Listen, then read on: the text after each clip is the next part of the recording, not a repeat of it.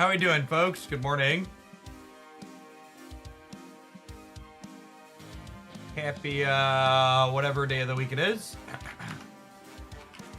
Monday? It's Monday. Welcome to Monday.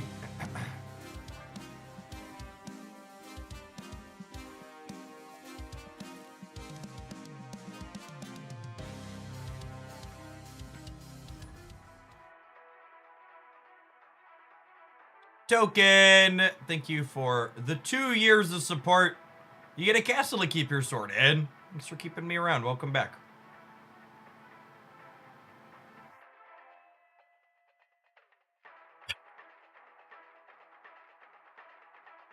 Yeah, I'm looking forward to new pocket cards tomorrow. I wish we knew when they were coming out. It's weird that we both don't know most of the cards in the set and that we don't know what time they're releasing it. I am going to save this for turn 2 so we can play it into Feast to play a 4-drop on 3.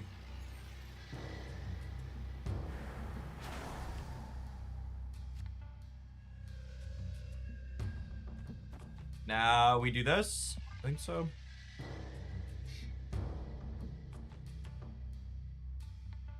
How many cards are coming in the pocket set? 80 to 90.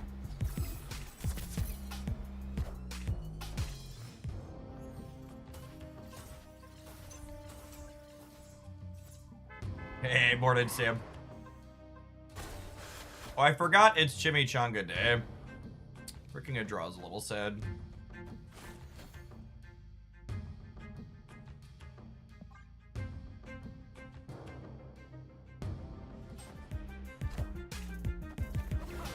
Oh, that's so unlucky. Can we hit the 50-50 here? Can I get some coin flips and shit?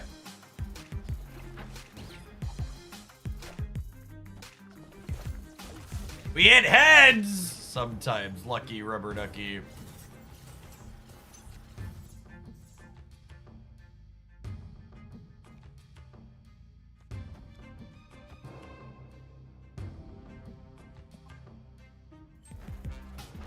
will release 16 hours from now. Yes, I am aware that there is community speculation on when the new set will release. But what I would really appreciate in my chat from all of you is that if you wouldn't share community speculation without making it very clear that what you're saying is simply speculation. There is currently no official confirmation. Oh, well, that's insane. The Odin gets to send the Hobgoblin back. There's currently no official confirmation on when the new pocket set is releasing.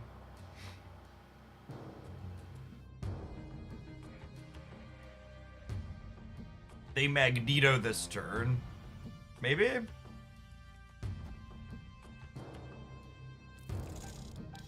think it's this. Play for left and right. Morning, Lucas. Thank you for the 22 months. I appreciate the tier 3.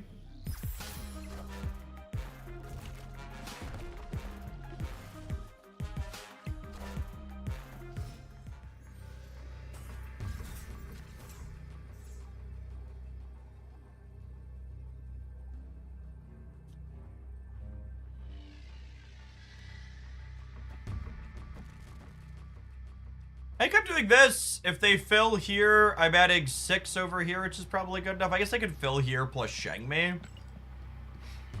Is possible. I want to play Acid Arrow as opposed to the King because the Acid Arrow pumps score up.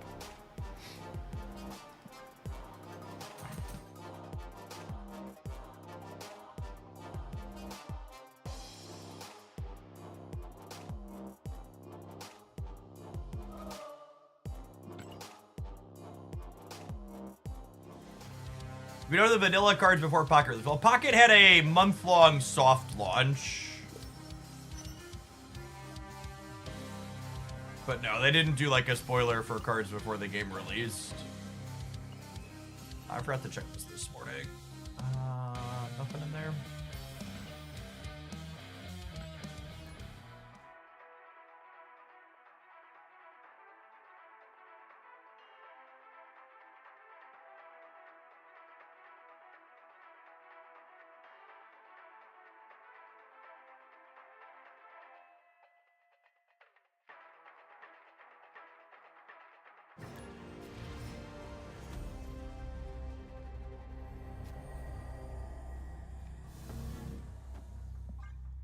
Solid opener. Turn 3, Bojack Norseman. Starvid 1, thank you for the 10 months. I appreciate that. Welcome back. Is King Eitri pretty much essential in the Thor's deck? Yeah, I think the Thor's deck is you just have to play a less consistent deck if you don't have King Eitri. Basically, every Thor Bojack deck from here on out is going to want the king in it.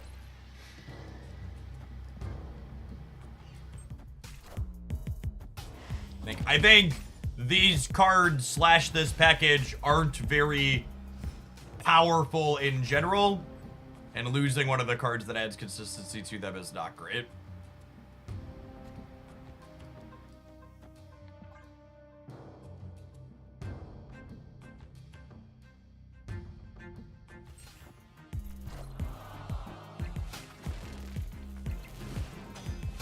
They copycatted my Gore. Yep.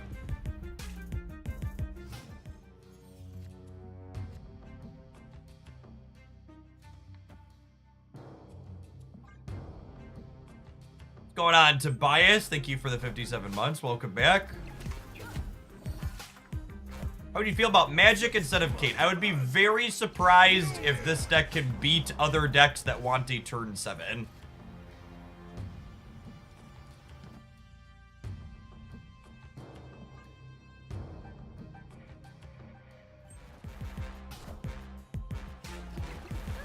You're looking for my suggestions on decks to play, you should always check out my best decks roundups that happen every week. Oh man, I don't have to play around Goliath on the last turn? That's great.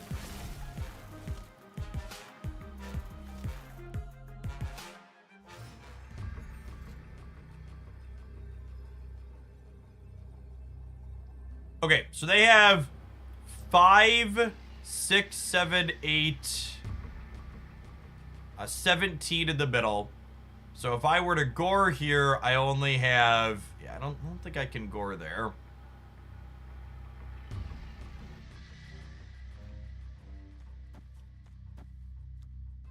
I think it's just this. Or you punt the right?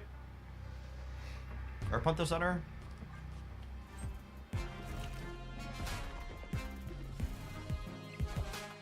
Oh, come on. I'd have literally won with Wasp here. I should have counted them having their own Gore. Although I guess ultimately it's just a flip, yeah. If they put Gore on the left, we lose anyways.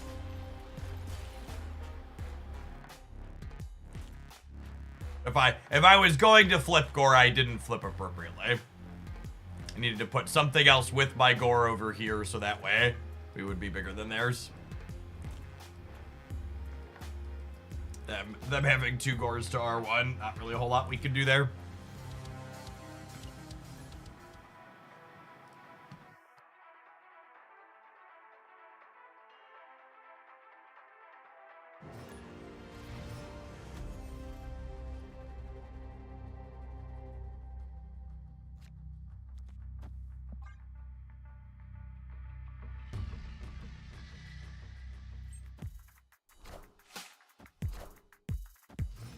No, Mjolnir's been a 0/0 since the card released.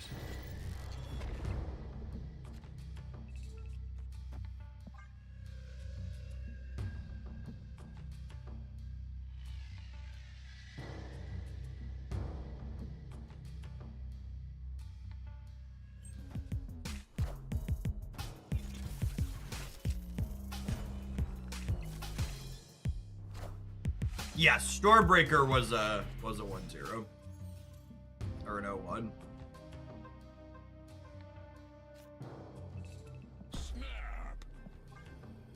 We take those freebies. I have a couple of win games with the snap missions, so get those work done here when there's a freebie.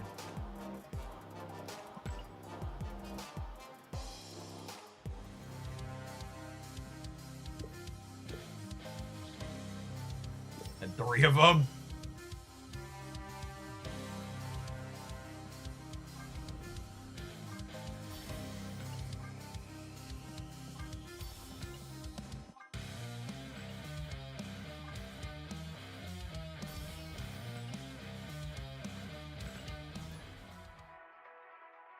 Mjolnir could be an 0-3 too, maybe. I wouldn't be surprised if the Thor deck ends up getting more points added into it.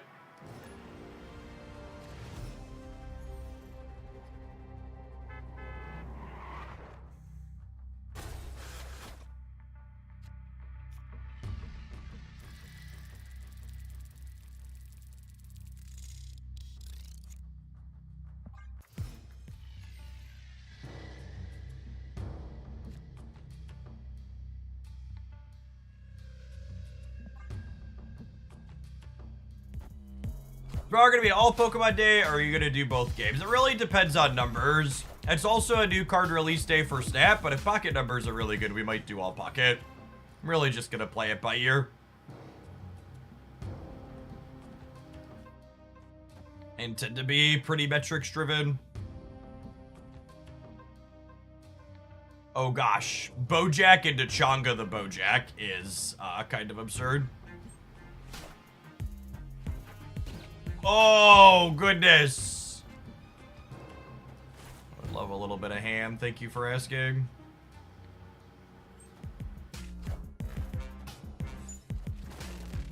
This is like a draw that normally discards very scary on Sinister, but without Apocalypse and us having double Bojack or triple Bojack. No, we have no official confirmation on when the Pocket Stuff releases. There's speculation it'll be in like 15 hours or so, but nothing confirmed as of yet.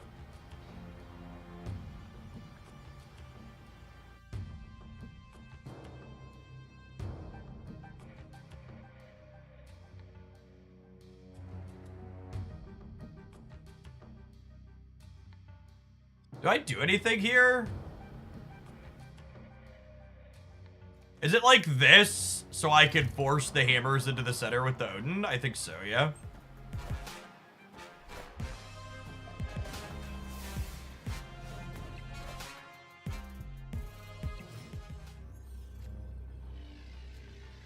Well, golly.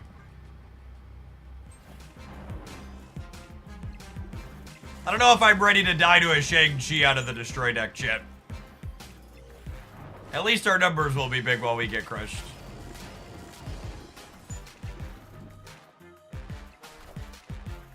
Are ye worthy?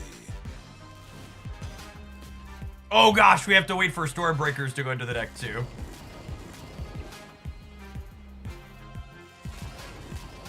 I think there is a chance we are worthy.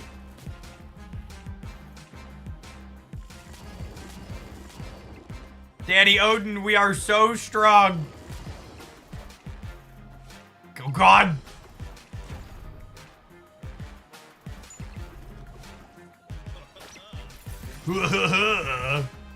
This freaking guy.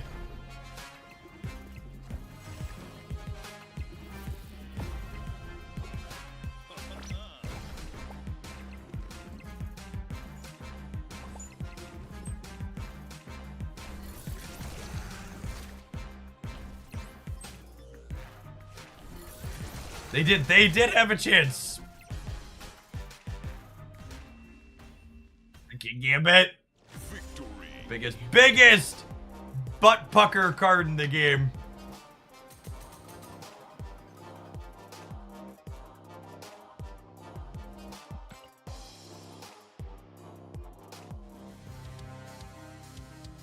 Win a location with 20 or more power. Check. Got that one done.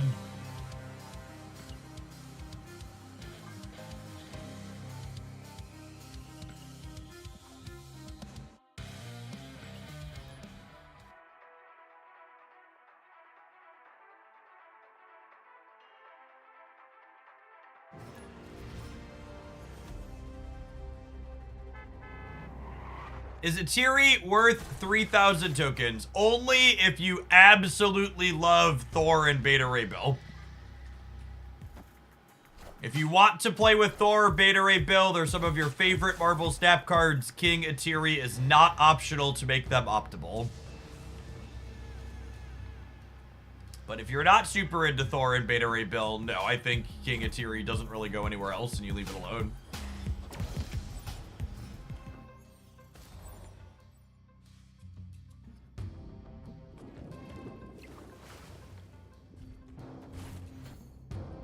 Shit's not great for us, obviously.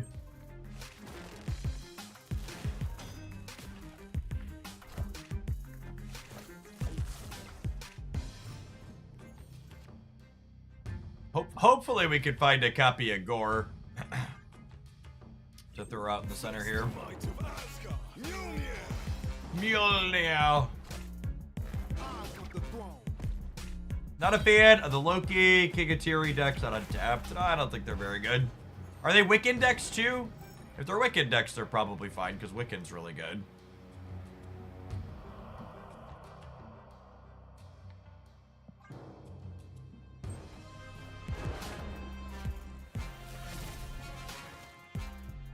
Yes, they're Wiccan decks. Okay, yeah, they're not. That's not. Yes, you can shove 2 bad cards into the best deck in the format by a wide margin. That deck will still be good. Were they Galactus, maybe? That felt like I'm playing Galactus and then conceding when it doesn't work retreat.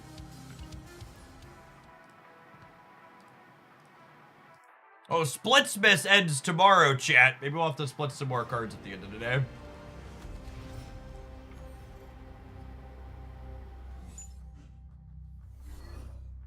A fellow Thor enjoyer.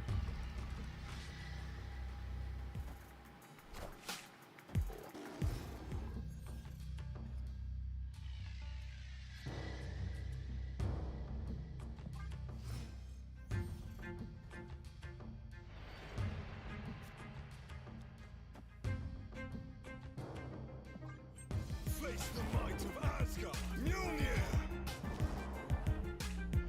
Quick pocket question. Do we have to use our pack points before the new packs are used?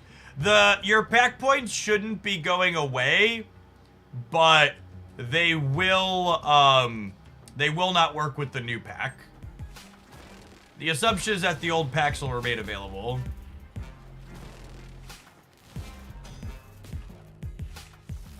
Unfortunate that Bojack and Thor are gonna end up in the same spot here.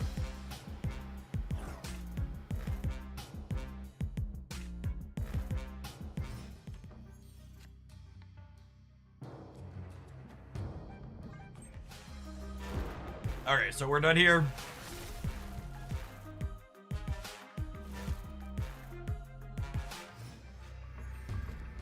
So the way Lockjaw works, you want to put the things into him first that you want to get back out the most. So I most want to redraw Stormbreaker, then Mjolnir, and I don't want to get Wasp back out. So we end on Wasp, but we lead on Stormbreaker.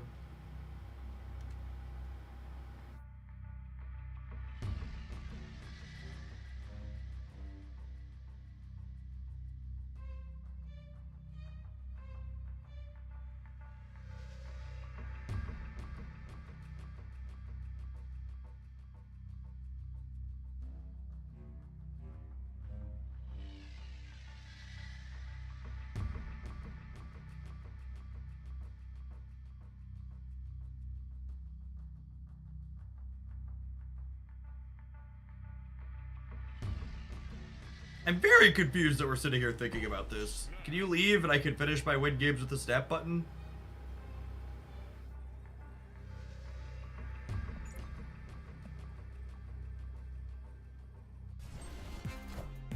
It's kind of scary, honestly.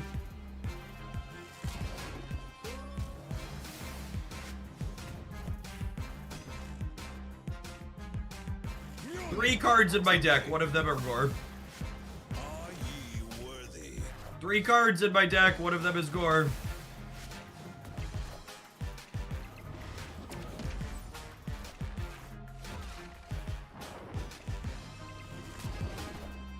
Oh, they're the Hitmonkey deck. Okay.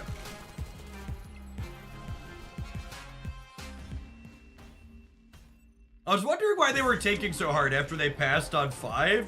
The Hitmonkey She-Hulk deck makes a lot of sense.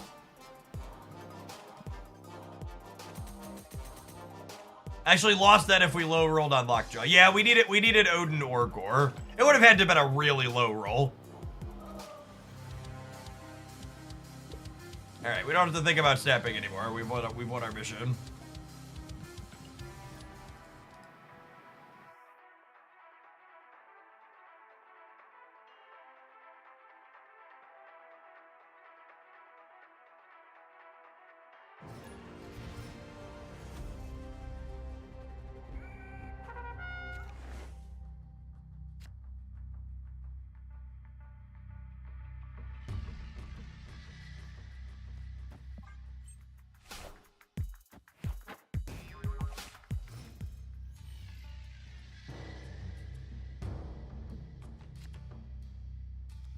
Turn 3, Bojack in the kiln. That sounds lovely.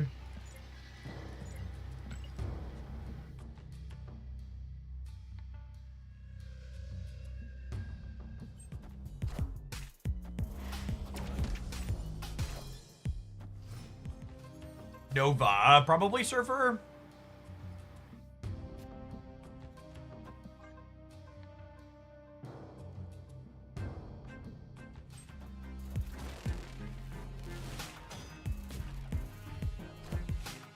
Definitely Surfer.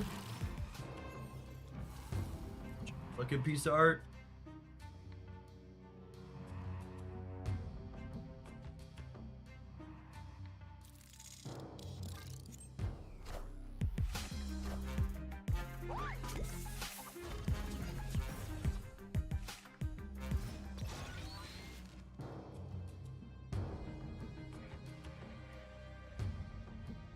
Would I rather contest the left or the right?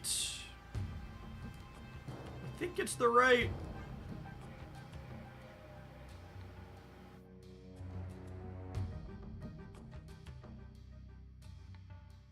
We'll go Stormbreaker Odin here for a total of 9, 11, 20 over there.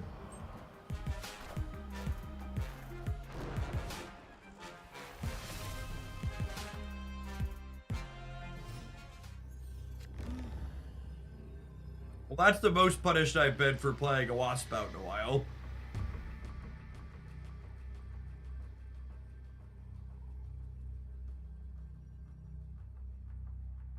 They probably can't beat us on the right, though, yeah? I think I just need to beat... Killmonger plus Surfer is 16-24 here, and Bojack is 24 on his own, so...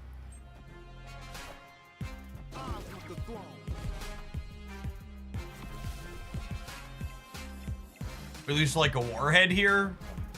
Yeah, we beat this. Bojack Norseman, I choose you! Are ye worthy? Are ye worthy? Victory.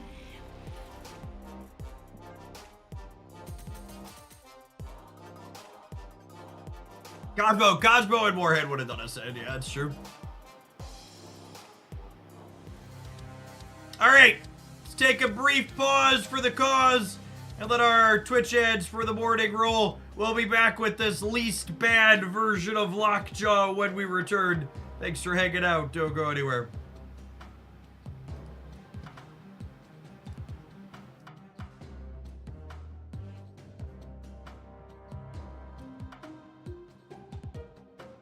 Yeah, I'm working hard not to oversell the deck, okay?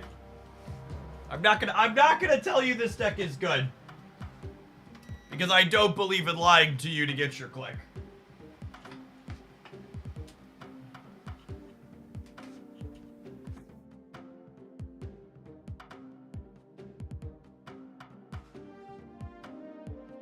Hop on the peddler this morning, huh?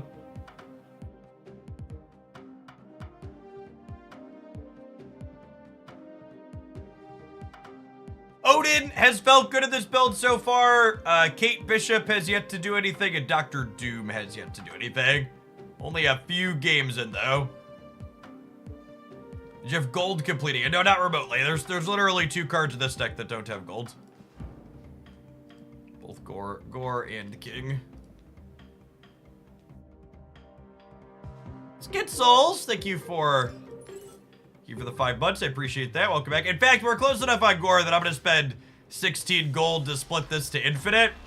And then we'll use the custom card. I'll probably start upgrading Gore in my free booster shop moving forward.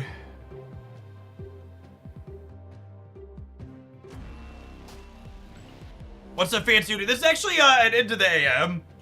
They do a small number of their designs on sweatshirts every fall. I don't believe this one is up there. I think it's a different range. I think they rotate them every year. And it's not all of them. Oh, I should update that command.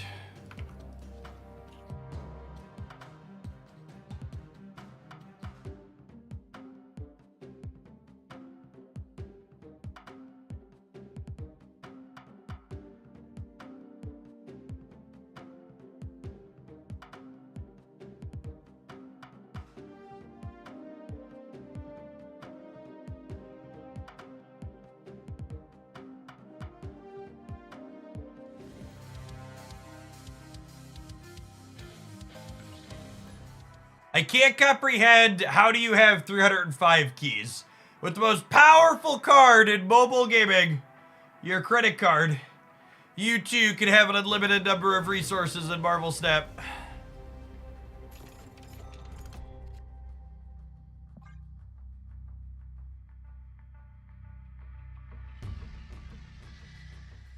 Don't think, only spend.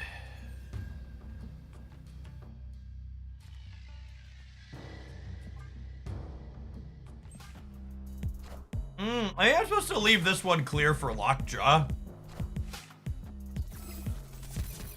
Very possible. Zatako truck.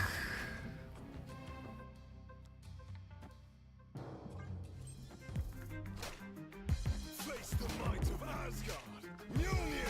Oh look, for once my opponent's copycat didn't take my gore. Lovely. You would snap on the Jade Foster draw if you were someone who was playing for keeps.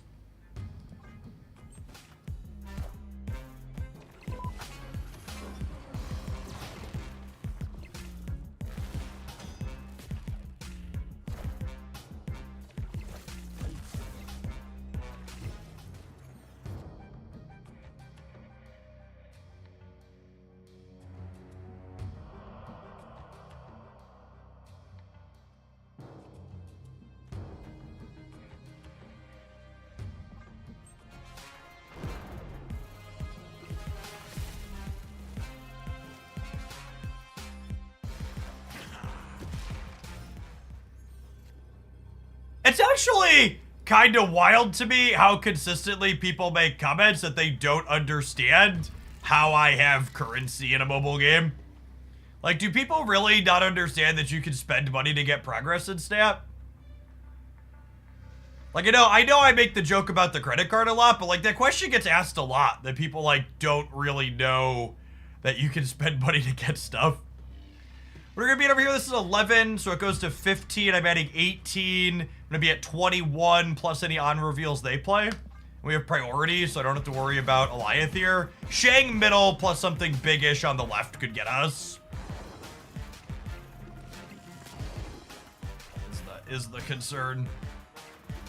Mjolnir, to me. Power must be controlled. Yes, that is 100% the case. Most people don't understand the Snap economy. It's why you get a lot of comments that are just objectively wrong about it. Victory. The main ad is, what if you couldn't spend money to get all the cards right away? So yeah, but it doesn't mean you can't spend money to get stuff, right? Like, there's a difference between you can't just spend to instantly get what you want and you can't spend at all.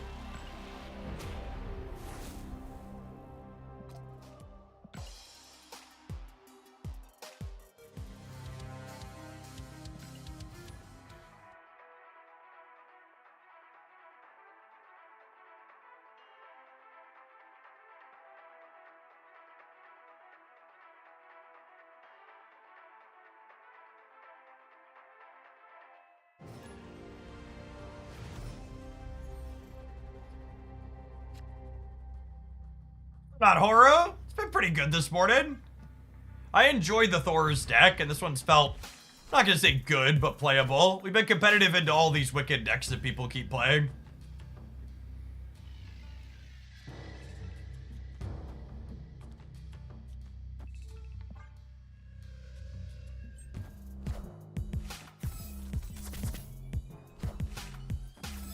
You think they could buff the hammers to make Thor and Beta Ray not be destroyed?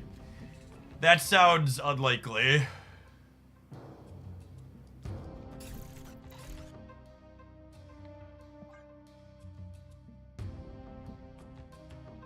I'm gonna fill this, and then we'll Bojack Norseman on the left.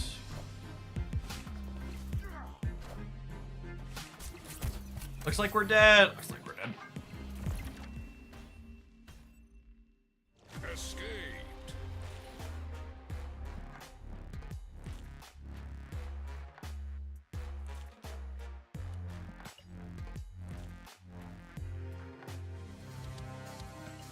I honestly, after seeing them push Stormbreaker to 3, I wouldn't be surprised to see Mjolnir get a point eventually. Sailor, thank you for the 58 months.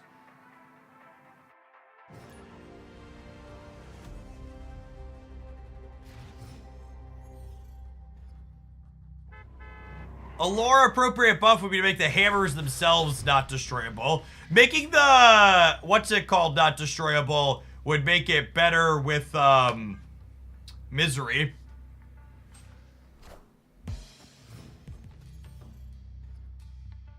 Fun fact, because everybody knows Marvel Snap Season Pass cards are incredibly pay to win. Did you know Thor was originally a Season Pass card and he released as a 4/6? Is Wicked worth tokens? Absolutely. One of the best cards in the game. Very, very, very good.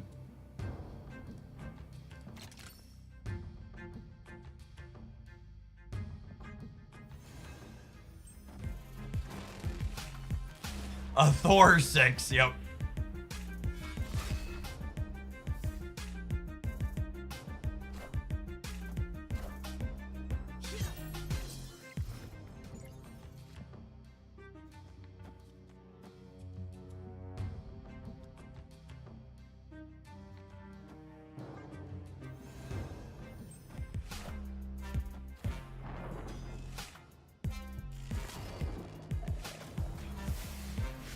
Are ye worthy?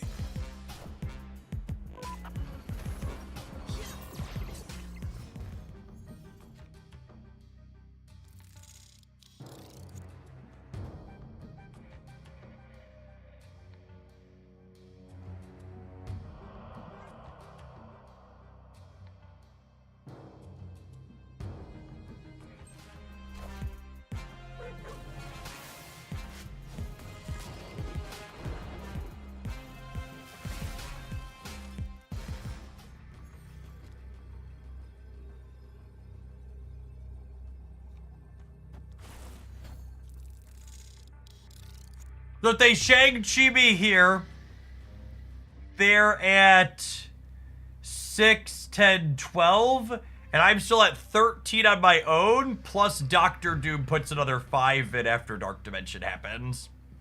And this will be 50% to tap Gore on the left.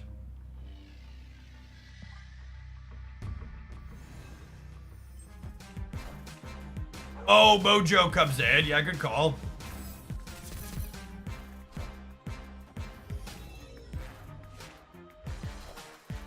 Doom rules all.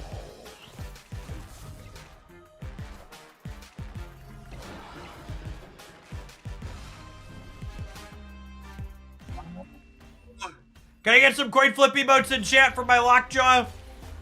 Please and thank you. Ooh, that's a good shout out. We would have beaten the Red Skull if I would have put Chimichanga before the Doctor Doom. Is a good call. Would have also won if we hit Gore on the left, but Chimichanga first would have won the center. Non-Doom line would have won the center too, and honestly, with the Mojo on the right, I was probably supposed to take the non-Doom line and just fill with Thor and stuff, yeah?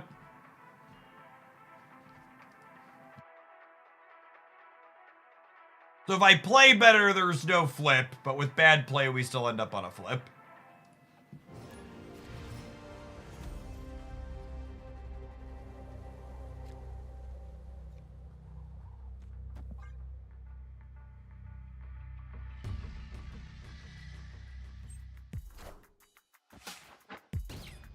Good night, Proxima.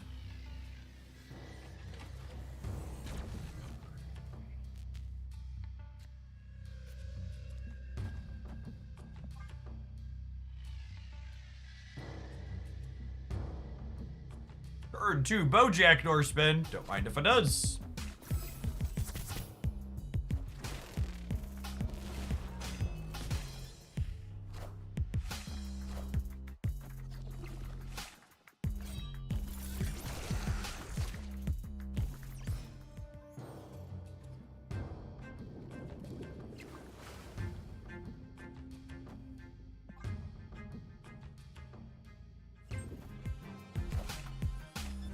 Face the might of Asgard. Mjolnir.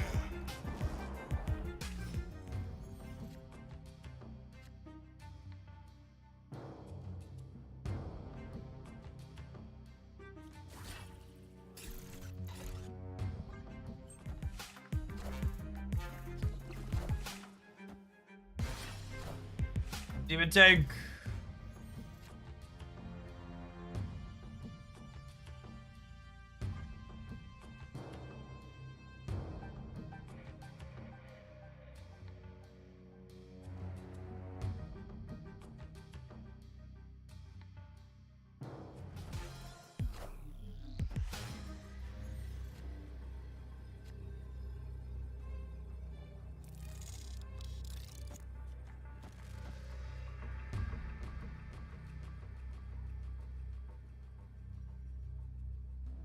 I think it's this. I think it's this.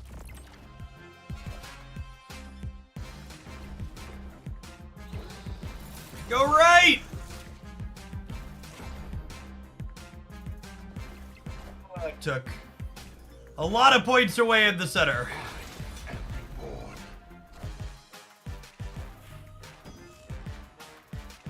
I don't think it mattered. Oh, I'm dumb. I should have put the Mjolnir on the left, right? Worthy.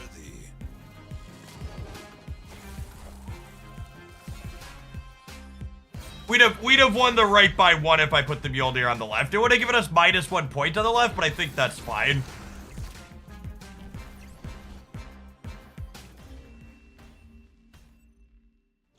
And instead, we end up losing by 1 point.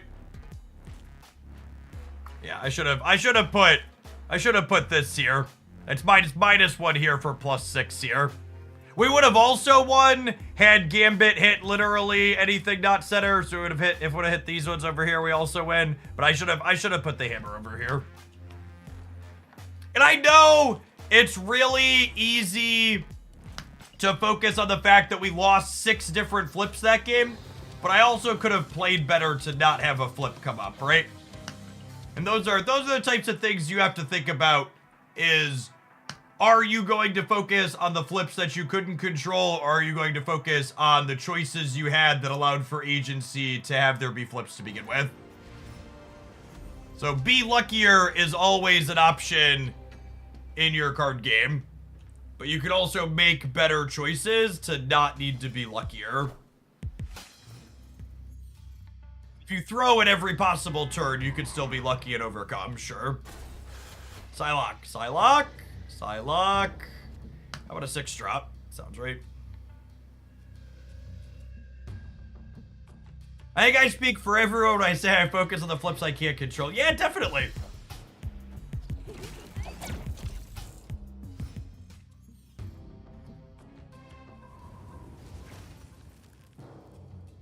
That's one of the reasons why you see that very particular type of attitude in games like Marvel Snap.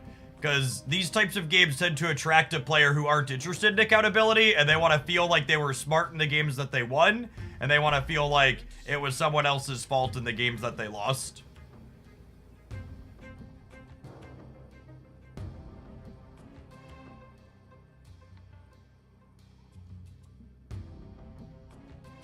You create your own luck. I don't know about that.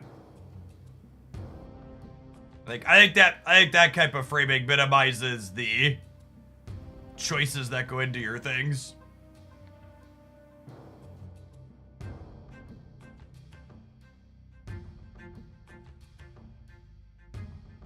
It's kind of clunky. I'm gonna leave.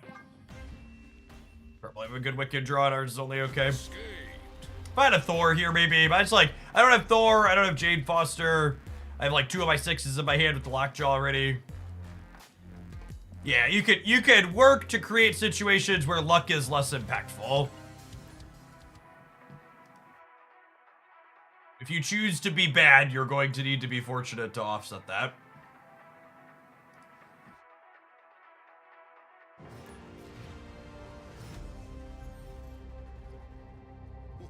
This land is always changing. You think the Pocket Mini set will be more than $100 to get on day one? How lucky are you?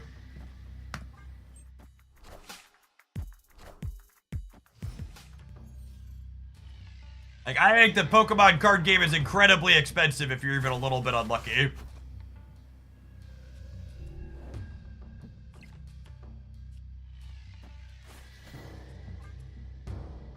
On average, I'd expect about 100, yeah. It took about 300 on average to max the full set, and the mini set's less than a third of that.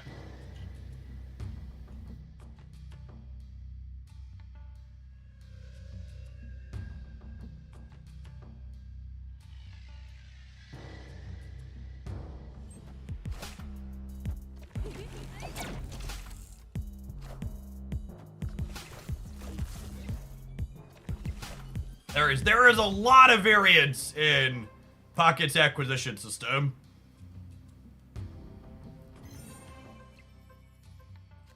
For as much as the low rolls get bemoaned in Marvel Snap, there's something to be said for the fact that the maximum you could low roll is 4 keys, right? There's a very, very visible upper bound on how bad your variance can be.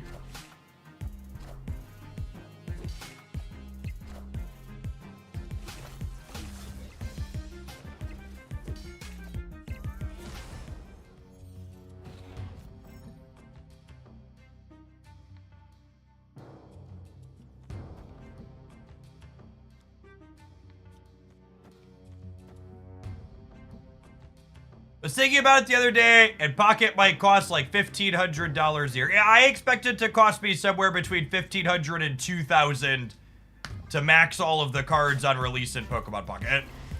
And for reference, it costs around $1,000 to $1,200 or so to max Marvel Snap on release for all the cards once you're end game.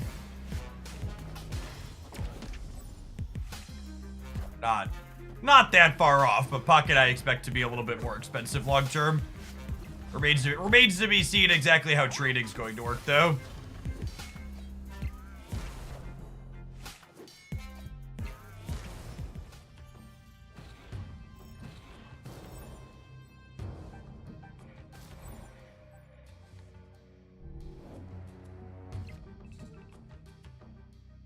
I have the power. Ooh.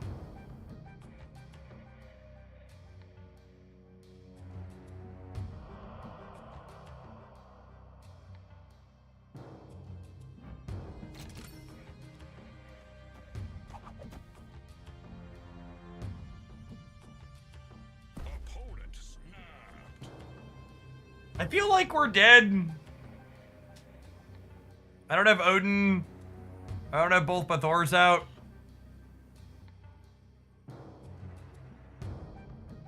Medic Butters, thank you for the 14 months. Welcome back. If 6,000 tokens, you get Gore or Doom 2099. I would wait and see how good Doom 2099 is. Odin comes next. Yeah, but even if Odin comes next, I don't have both my hammers, right? I can't have both my hammers and Odin. Escaped.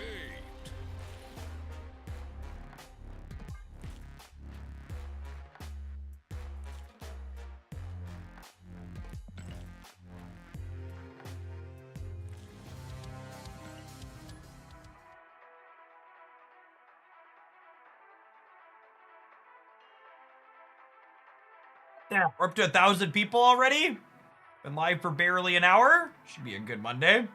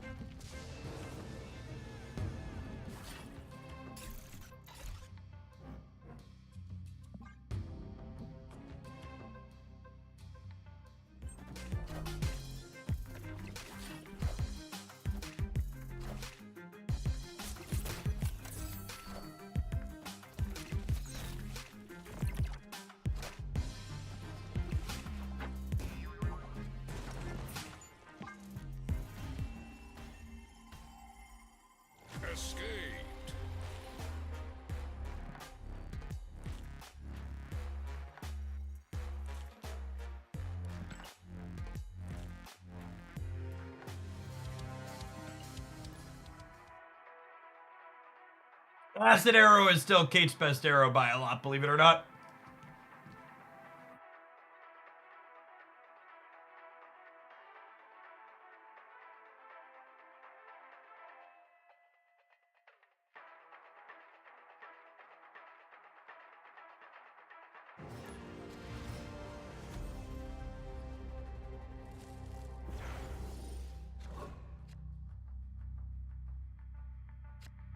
Former poop eater. Well, at least they're reformed, I suppose.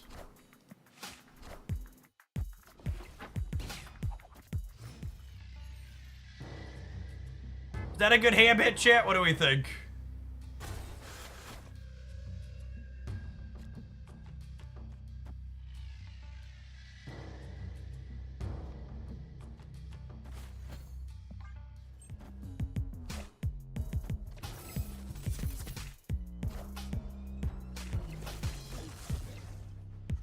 We hammed Wicked for those at home. Watching super closely.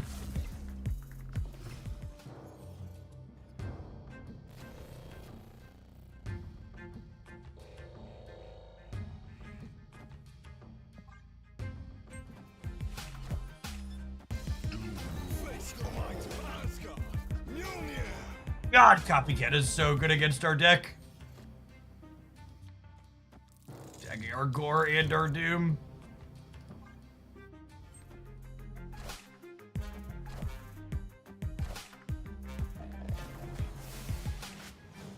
Mjolnir. To me.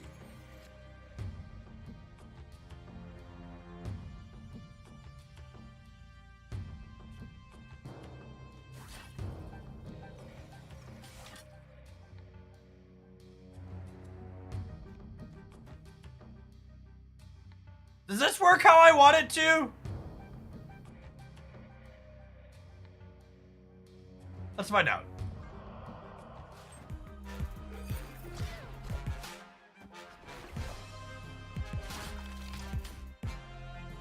Does not work how we want it to, said.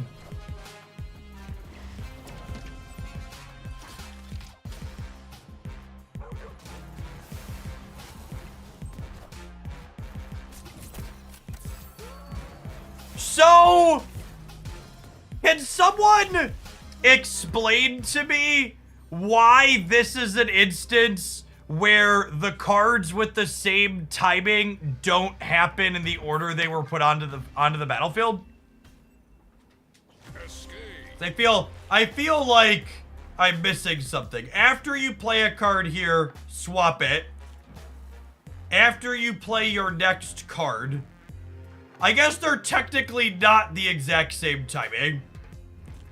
After you play your next card, after you play a card here. Weird.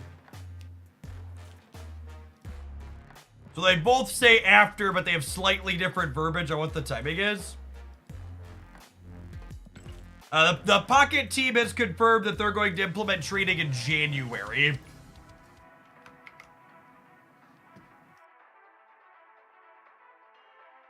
But before the next big set.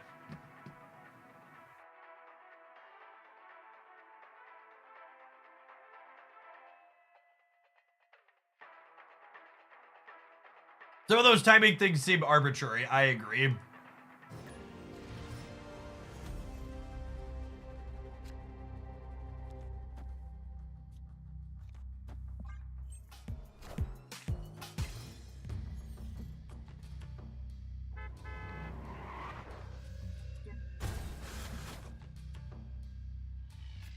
Will they let me trade in myself for someone better at the game? Asking the real questions.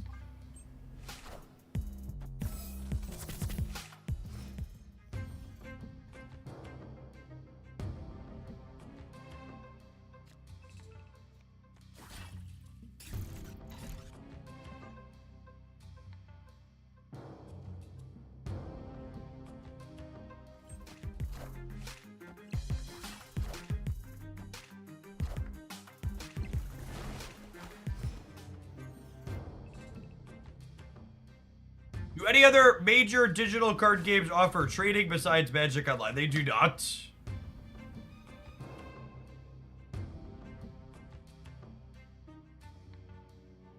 Gatorade Bill is a very fun and sweet card, and I hope they continue to work on trying to make his thing playable.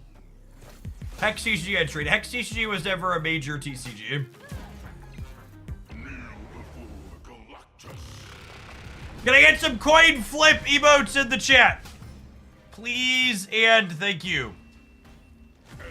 Can I get my coins in the chat?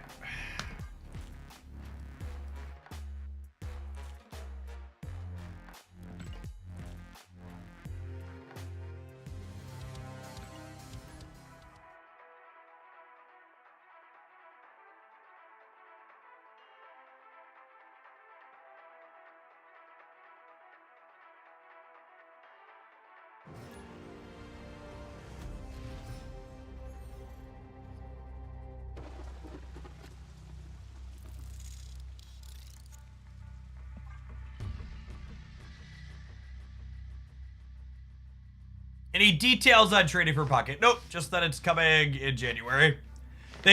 Well, I guess they've technically confirmed not all the cards in the game will be tradable.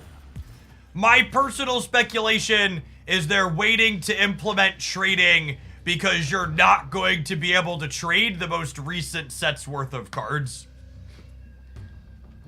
I would bet they want to structure it in a way so whales still have to buy booster packs to complete their cards the latest set right away. And that trading will largely be a mechanic through which you can mitigate variance longer term.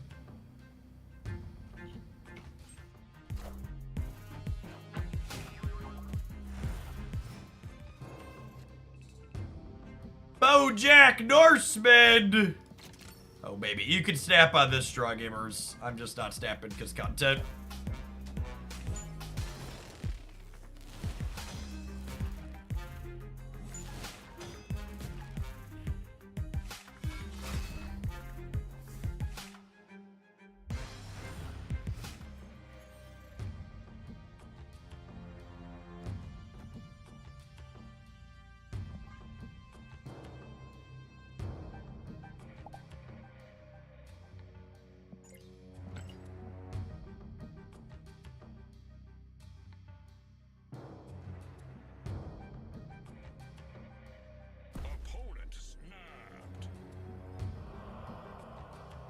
Alright, they have some kind of tech card. Mage Cub, thank you for the 67 months. I appreciate that. Welcome back.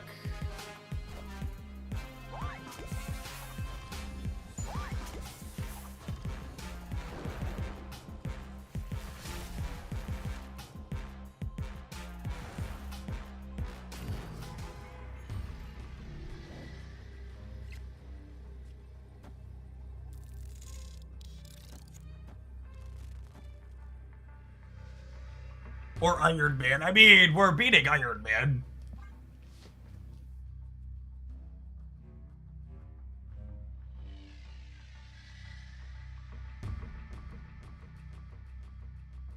Dodge, and Goliath, we can dodge them all. I'm staying in for the fans.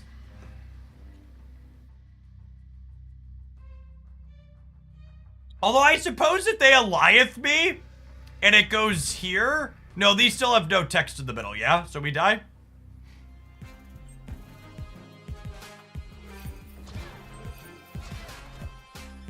Wakanda forever. Oh, honey.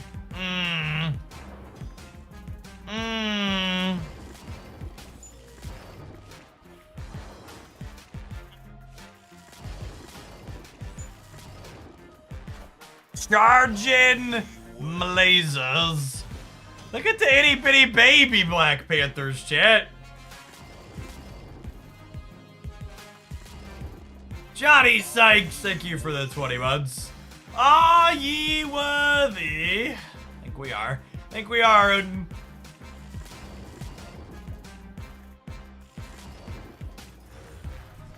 They thought they had a big kitty. Little did they know. Victory.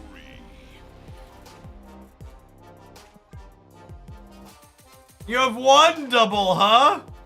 Cute. cute. What an adorable singular double. They're gonna have to change their motto to Wakanda is for sometimes, I think.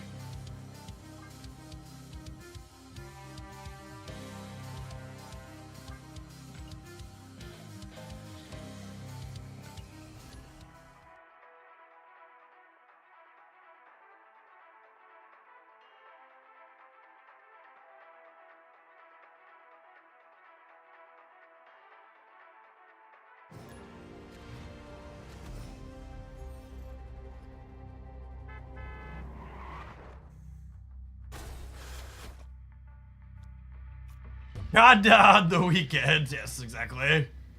Nailed it.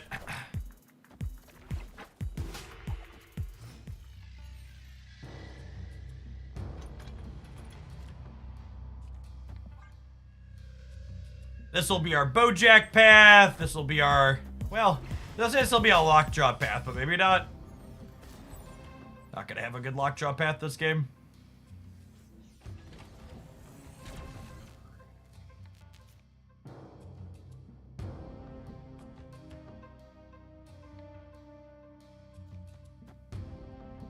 Super awkward.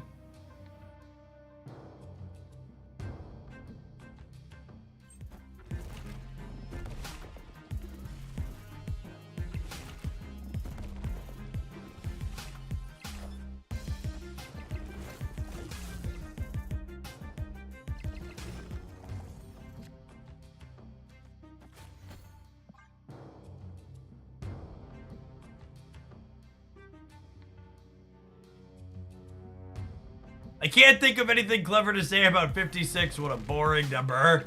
Thanks for hanging out for so long, Stiggy.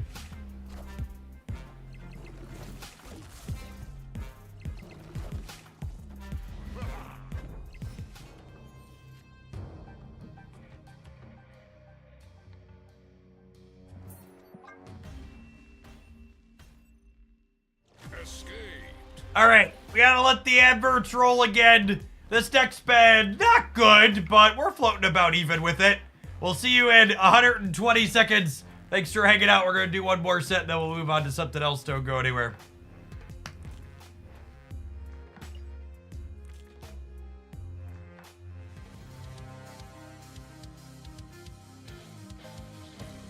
Yeah, Kim's stuff is really good. This is Kim, right? Yeah. Kim's up there for one of my favorite artists.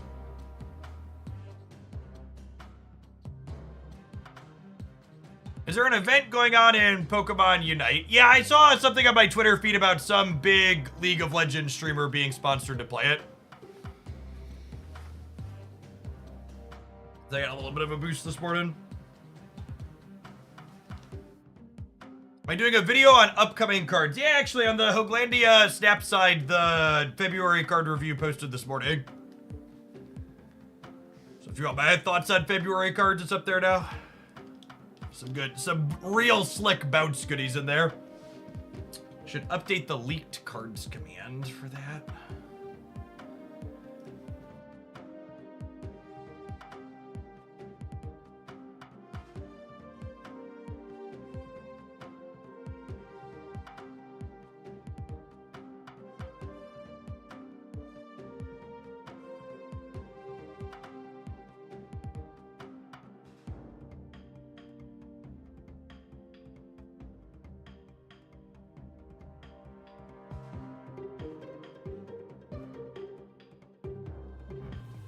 Thor and Dr. Doom are twinsies, chat.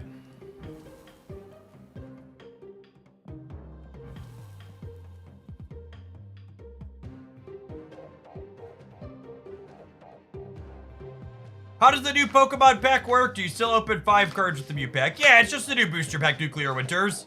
It'll actually be very similar to collecting a single booster pack out of the full set, is how the math will work out. It'll be about 80 to 90 cards.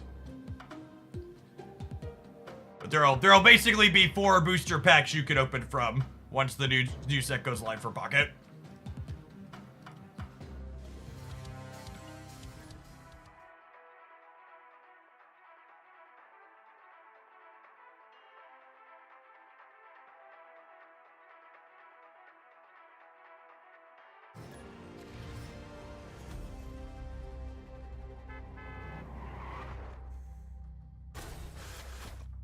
Speculated that hourglasses will work on the new pack, but that's not confirmed.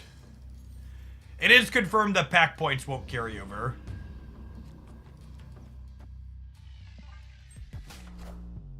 Get him, Dairy. Thank you for the 15 months. Callaghan, thank you for the 7 months. Bojack is loving him some chimichangas this morning, gamers. He is a hungry boy.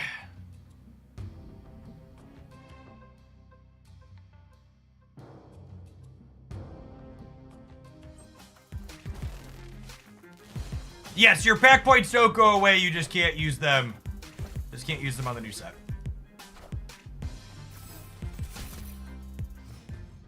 Yes, the pack points you have are only for the current set. That's exactly right.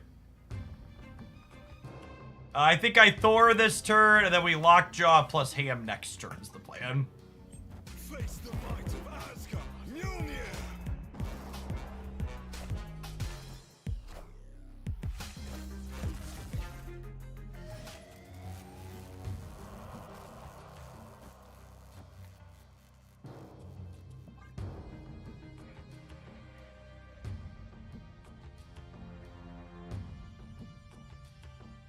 Apple is apparently working on a foldable to regain market share that they lost. Do foldables have a big market share?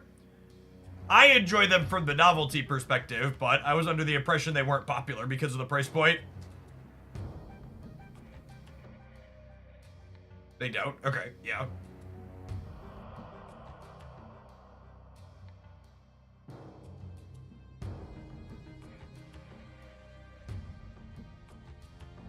Like my new OnePlus Open I bought was much cheaper than the Samsung, and it was still 1,200 bucks.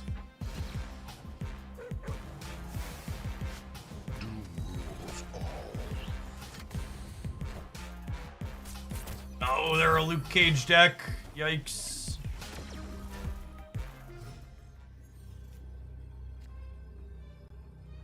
Oh, drawing gore is so sad. Means I can't roll into him.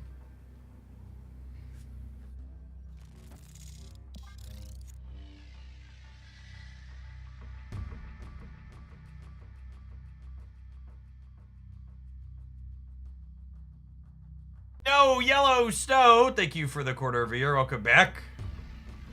Like in 5 to 10 years, they'll come down. Maybe. I think foldables will basically always be a percentage or a multiplier higher than non-foldables.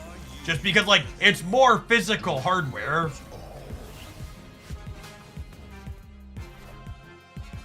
Wasp first and came a hammer. No, I want to Odin first in case I pull the Odin back out again. I assume we're dead here.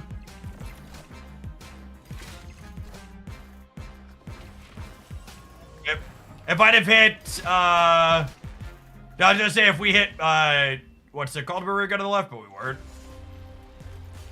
We definitely had permutations of Lockjaw that won us this game. We would have hit, Stormbreaker and then Odin back out again. We'd have gotten him. Would we have won if we just jammed Gore on the left? Yes. Yes. We would have lost to that line if they would have put Ajax on the left, though. So basically we had to commit power opposite their Ajax.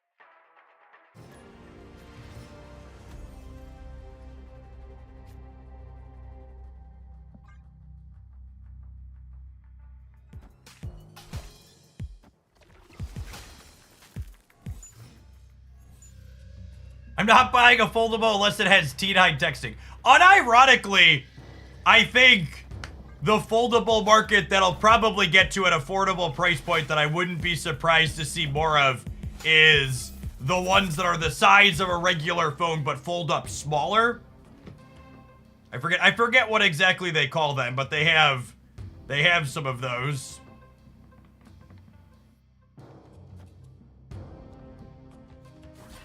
The flips, yeah.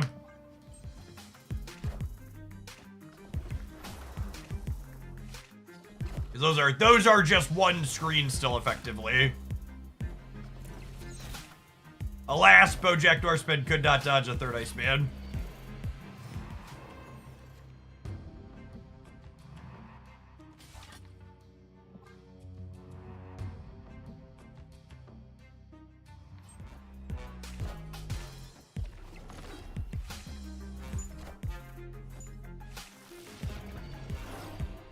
Oh man, are we gonna win this? A low CL player? Relatively.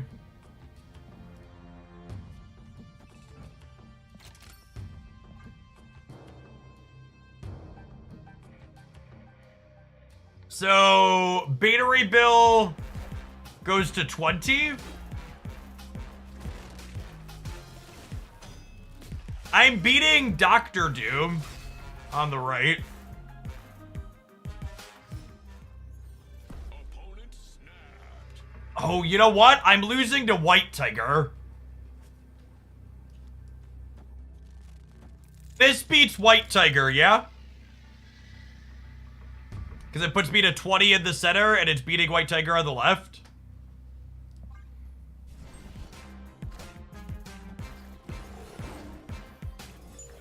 I don't know if this was a terrible snap from the opponent, but we sniffed out what they had.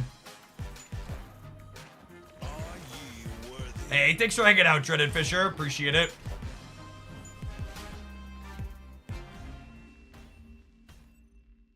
Victory. Against the average Marvel snapper, that's probably good enough.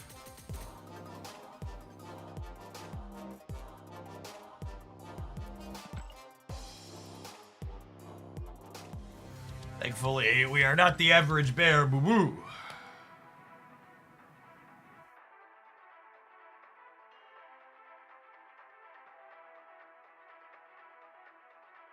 Why are you playing Snap a bit little than earlier? I need you to re-English that sentence, Vostok. It does not compute. Hey, what's going on, Nick Those? Thanks for the Baker's Dozen. Welcome back. I agree. The format feels like it's in a pretty reasonable spot overall.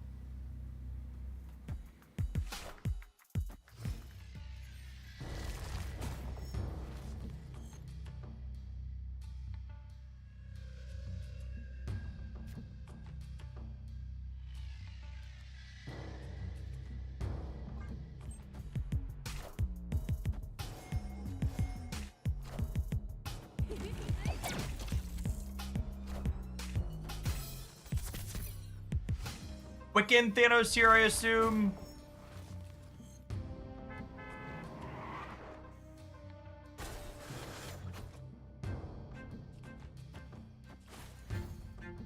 See if we can fill them up over here on the left. Although I guess they're probably putting Spider into here, so they'll be able to move something out.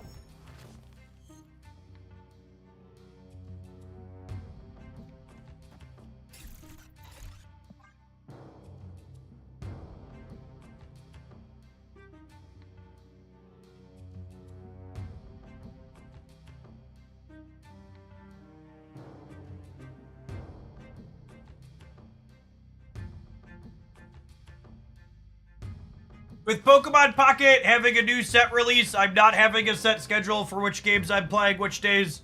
We're going to do all Snap today as the last day before the Pocket set releases, but how much Pocket and how much Snap I do the rest of the week is going to depend on what numbers look like. We'll definitely be starting with Pocket tomorrow morning when we have new cards.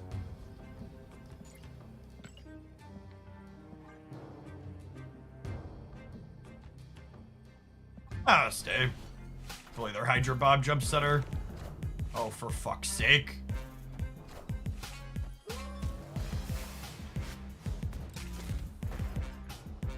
Wish granted, I suppose. Am I opening packs on stream? It really depends on when the cards release.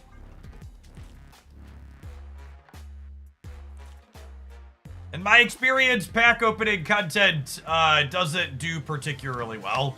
So I don't know that that's something I'm going to spend time making.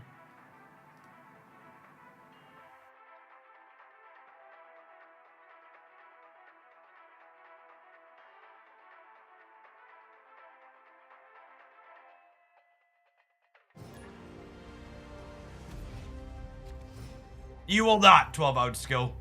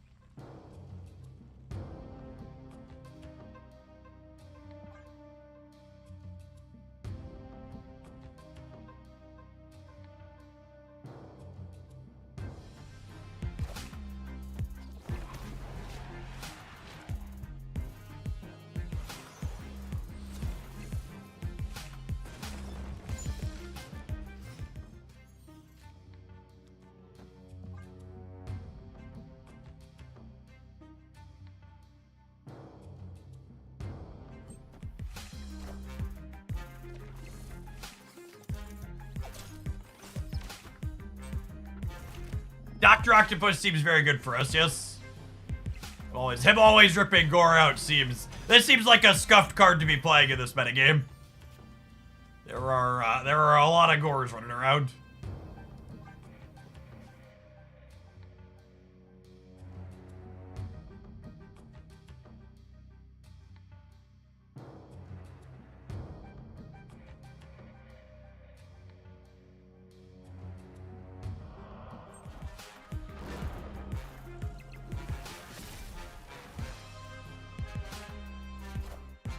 Hey, Dale, thanks for the entire year of support.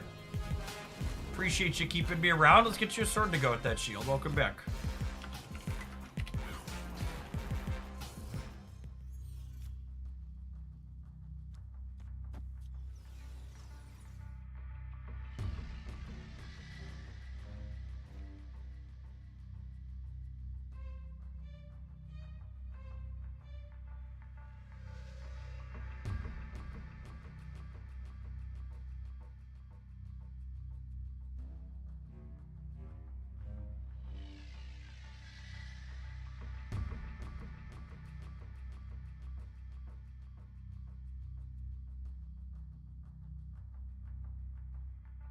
I don't know if I want a Lockjaw here.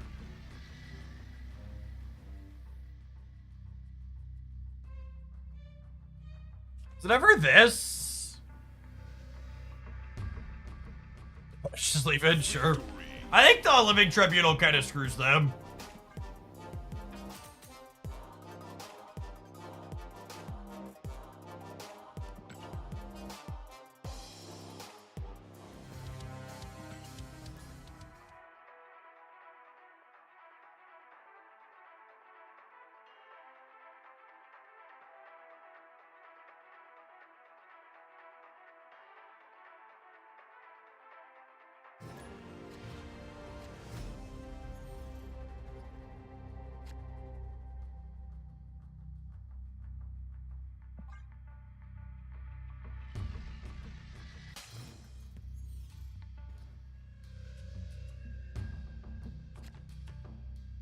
Every one of our Sinister London games has been insane so far, so... hopefully that continues. Just looking for a copy of BoJack. Geez, how often do you face this opponent? One of the reasons why I hidden Conquest for so long is because the opponent range when you're playing High Infinite is not wide. There's no global matchmaking in Marvel Snap, so you hit the same people pretty constantly. We've been playing Snap for like 90 minutes this morning. I think this is the 4th time we've played against this opponent.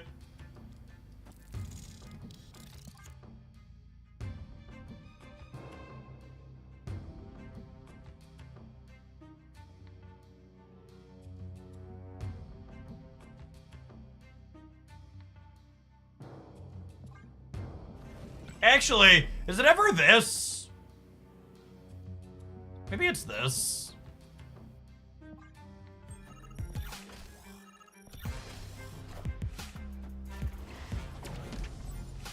Second Inter has no reason to implement global matchmaking. My understanding is they wanted to implement it and they hit a technical hurdle.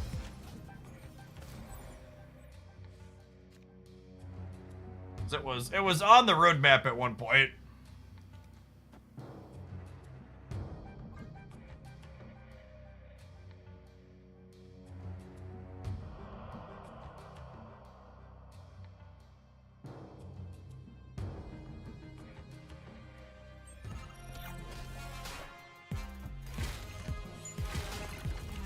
Ajax Sage is interesting.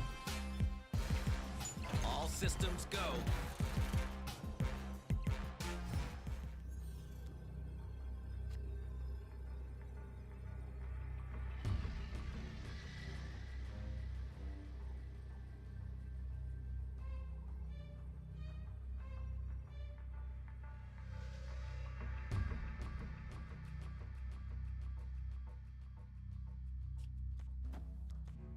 It's just this.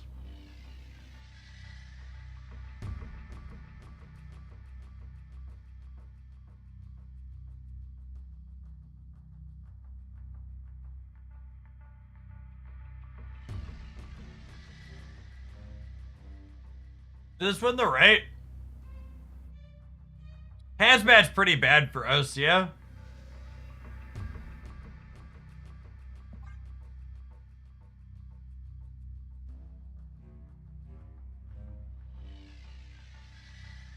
Can't you double trigger Lockjaw somehow? What does triggering Lockjaw do for us?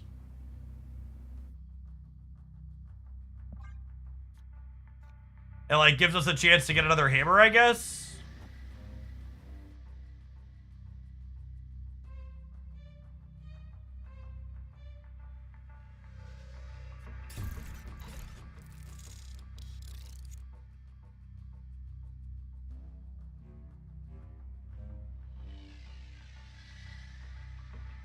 I don't know. All right, well, we won this 50-50. Let's see if it's good enough. Union to me. Are ye Okay, this puts another Mjolnir in my deck, which means my Lockjaw trigger in the middle is likely to hit it.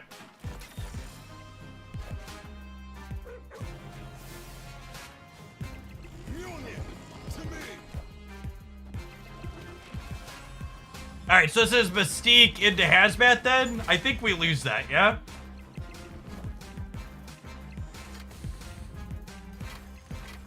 Lose the left assuredly, yes? Actually ended up being pretty close. If we'd have had Bojack Norseman instead of Thor, we'd have won the game. But Thor only getting to 22 was not quite enough.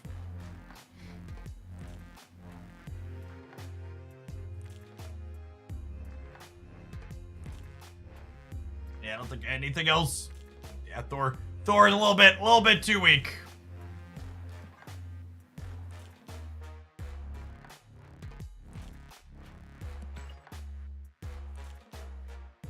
To the 19 months north. Welcome back. Good morning, good morning.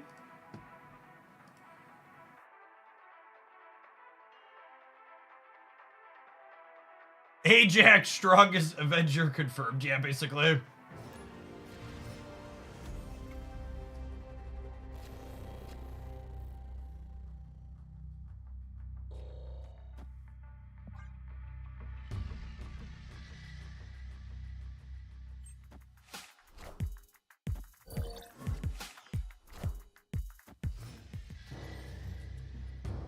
It's time to stand up for a little bit, gamers.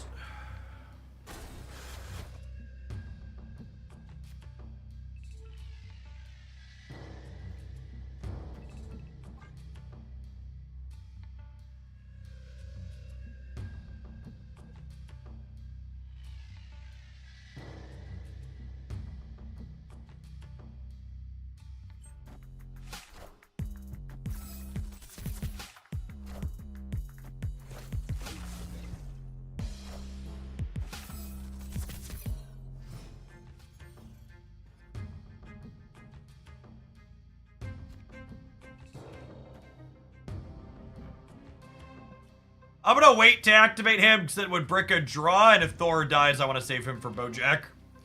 McFatty, thank you for the 7 months. Appreciate it.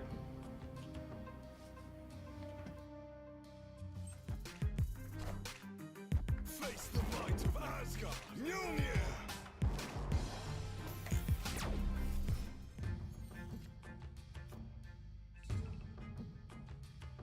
I think with losing this and not drawing Bojack, we're just dead here. Escape. Why not play Thor in the middle? Isn't it safer? Because I'm not going to give them the danger room for free. So I'm going to need to play into it at some point. So I might as well play into it on turn 3 anyways. Danger room's a pretty uninteresting location because you just like, you're supposed to just play like it doesn't exist and then leave when it gets you.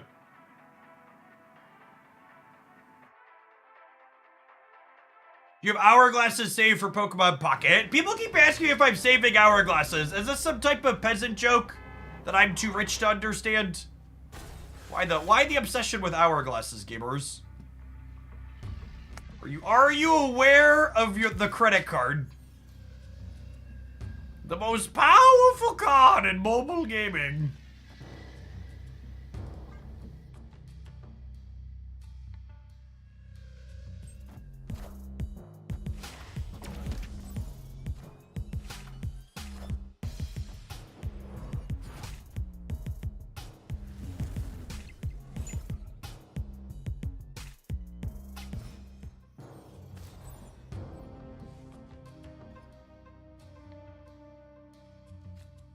You have a video on card placement strategy. That's not really something you can boil down into a single video.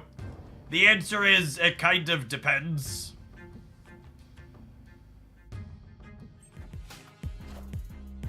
Face the might. No worries, Dale. Mjolnir.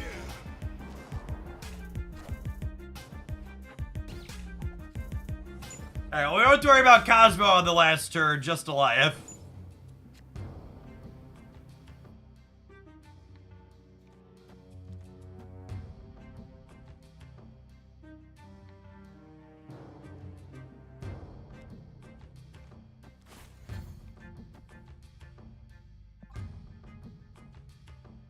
We are probably dead, I agree.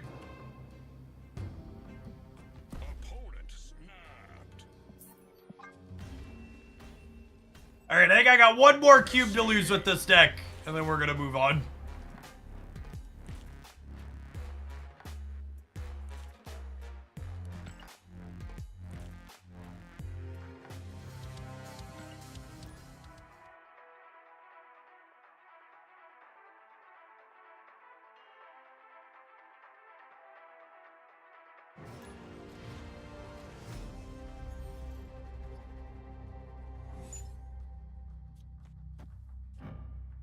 Trying to draw a rock. I know I am.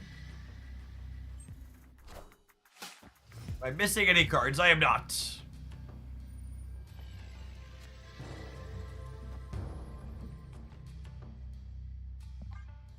I have 90,000 collector's tokens and 300 spotlight keys sitting and waiting.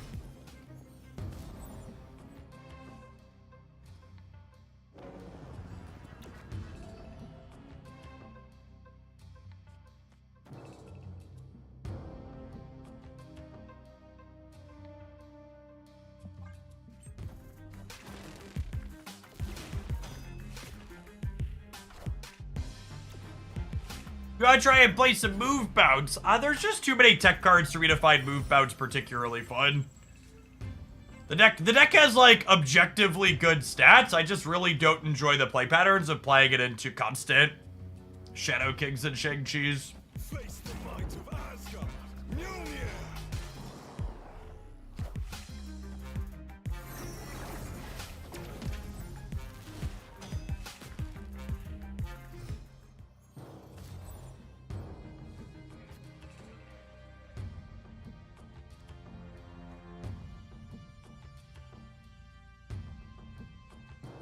So this is gonna draw 2 Mjolnirs, a Stormbreaker, and a Wasp.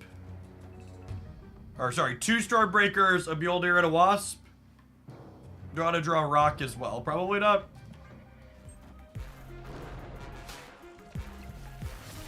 DXTC, thanks for that brand new Prime support. Appreciate it.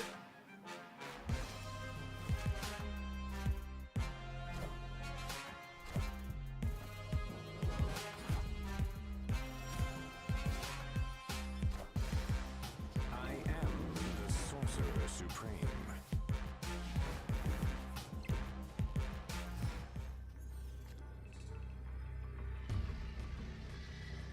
Victory.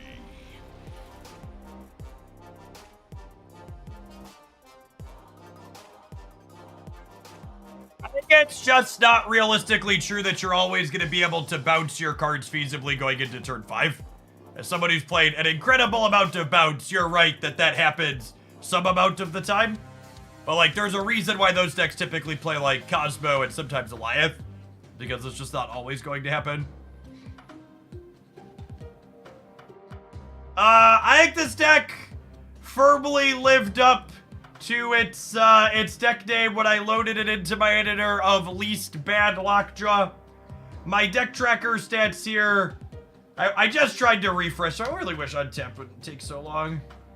All right, there we go. We finished 11 and 15 while being slightly cube positive. It's worth noting I don't really snap when playing a deck, so like my total number of net cubes tends to be lower than if you're snapping and retreating appropriately. I think my big takeaways from thoughts on the deck are Odin definitely felt like one of the most important cards. We had tried another build that I put together, and it wasn't playing Odin. I think that was a big mistake. Kate Bishop and Dr. Doom both felt kind of mediocre in this deck list.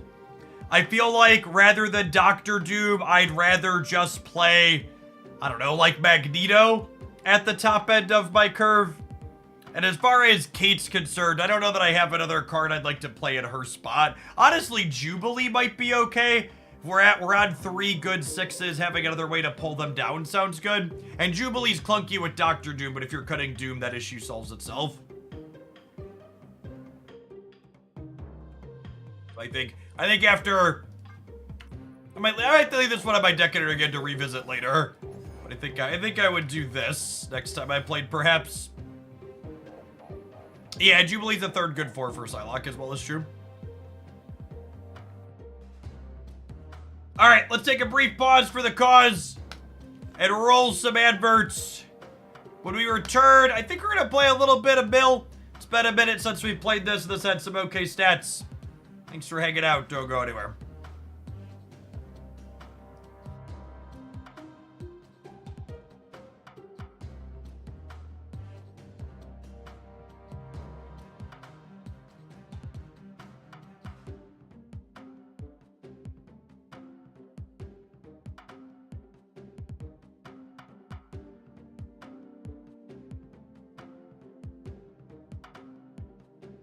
Now, Iron Lad's pretty bad in the Thor's deck. You don't want to Iron Lad into Thors, they don't get bigger.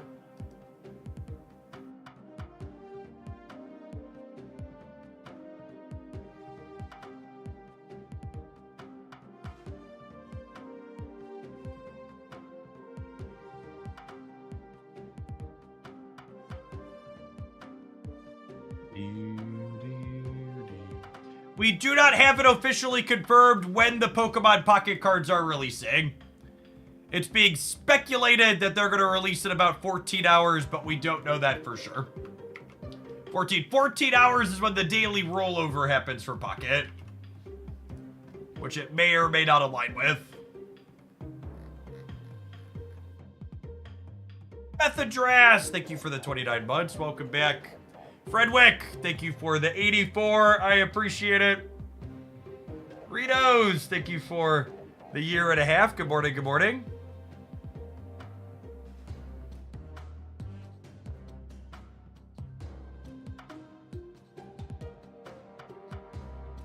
Beep, beep, beep.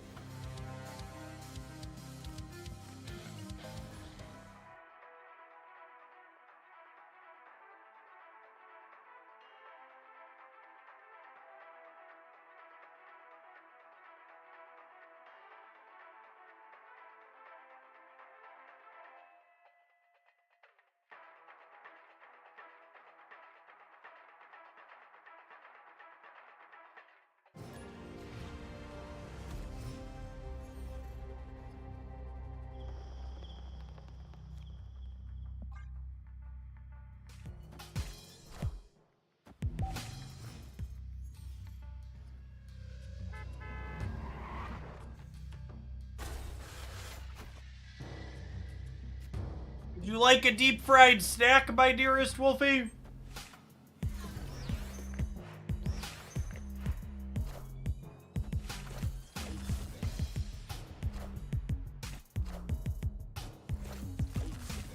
Just watched an ad, but I could have easily played around it with the resub. What's going on, Viridian? Thank you for the 21 months. Welcome back. Warren Smith, thank you for the 71 months. Good morning, good morning. Okay, so they have 4 cards left in their deck. If I go Yondu into Cable, we get rid of 2 of them. Then they draw a card next turn, and then Baron Zemo takes the last one away.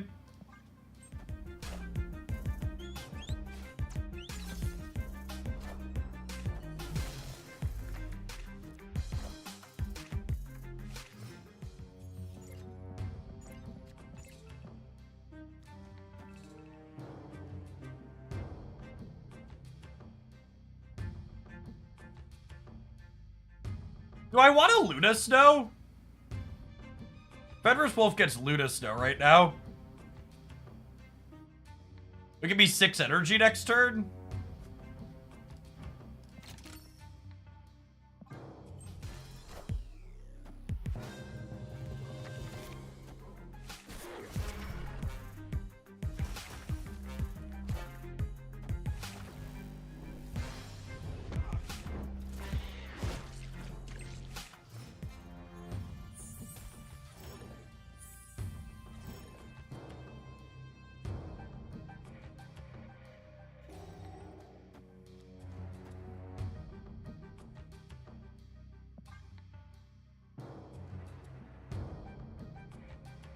And then I get Stature plus Juggernaut plus Shadow King on the last turn.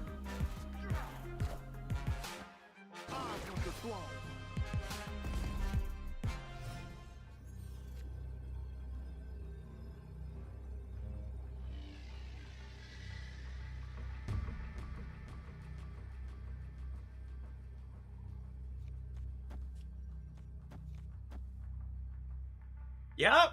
Yeah.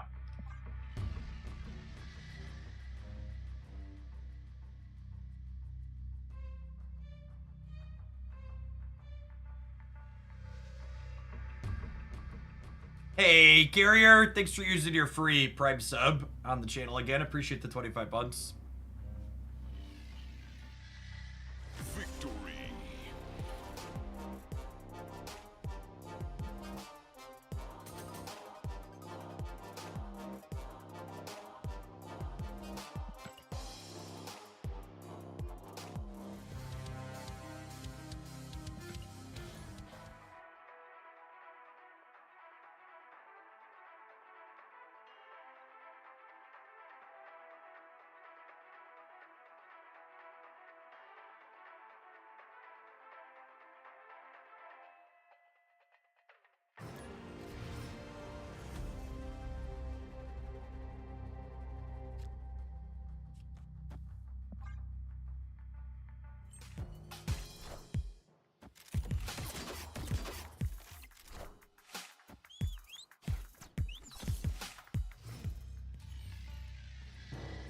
Fellow Yondu enjoyer.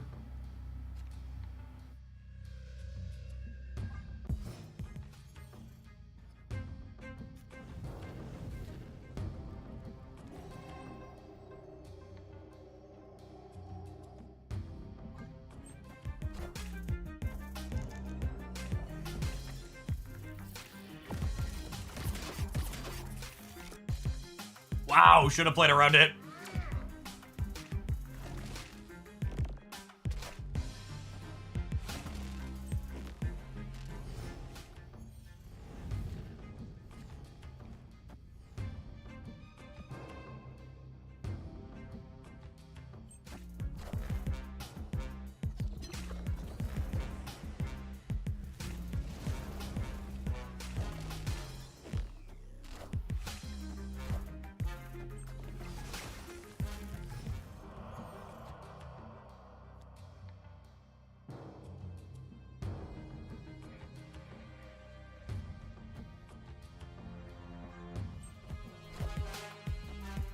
I want the throne.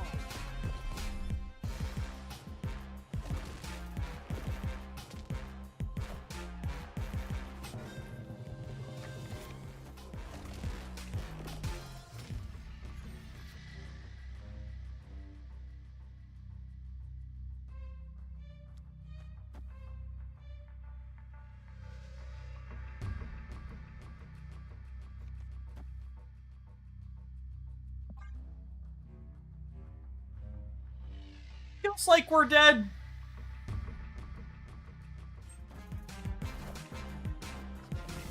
Scrolled in. Thank you for the over 3 years. Welcome back.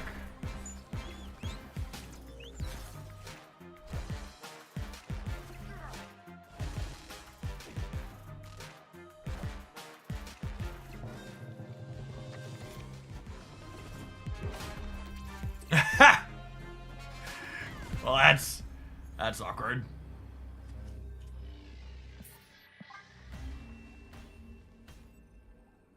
Escaped.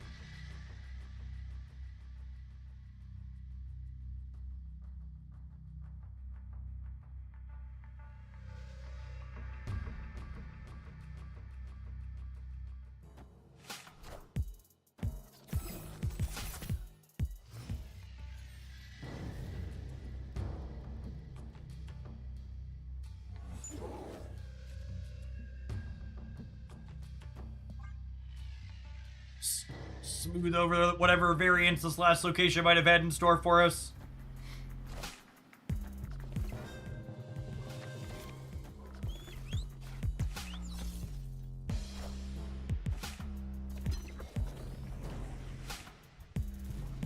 It's weird to compare Teenage Warhead to things like Shuri, Rescue, and Jessica Jones.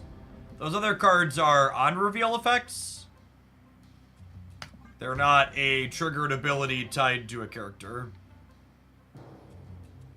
Wow, switch to Mill. Oh, I just say we're playing another Mill deck, but actually they just copycatted our Baron and then took our Yondu.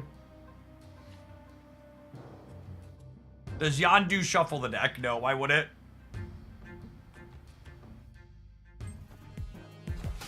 Anecdotally, I've still seen a fair amount of Ereshib in lower ranked Infinite. Ereshib is the highest play rate post-nerf card Marvel Snap has ever had, in my anecdotal experience looking at data.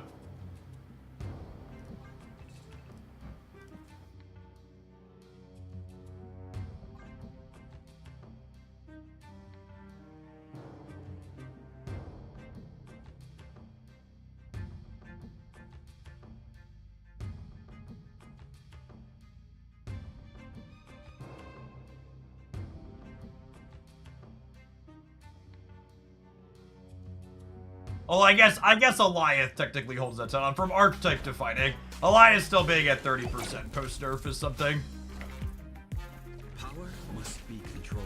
Airship's around 10% depending on how you slice the data. Power must be controlled.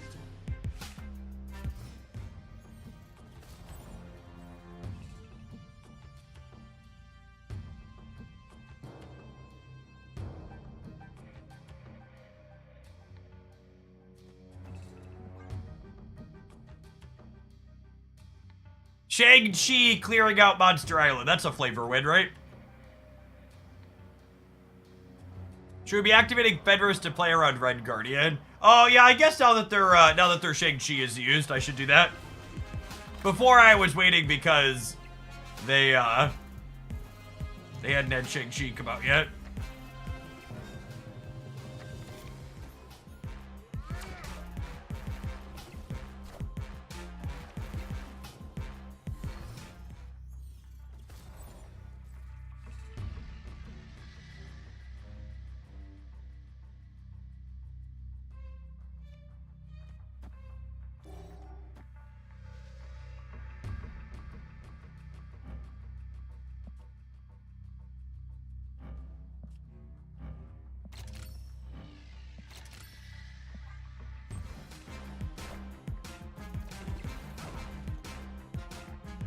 Could have played around that. Armed with the throne.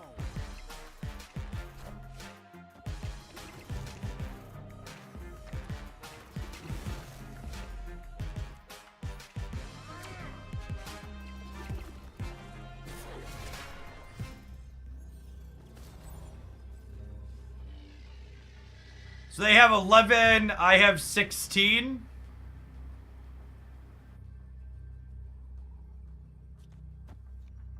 I guess it's just this. Yeah, we hope that 24 is enough to hold here. Probably is. Beats Magneto.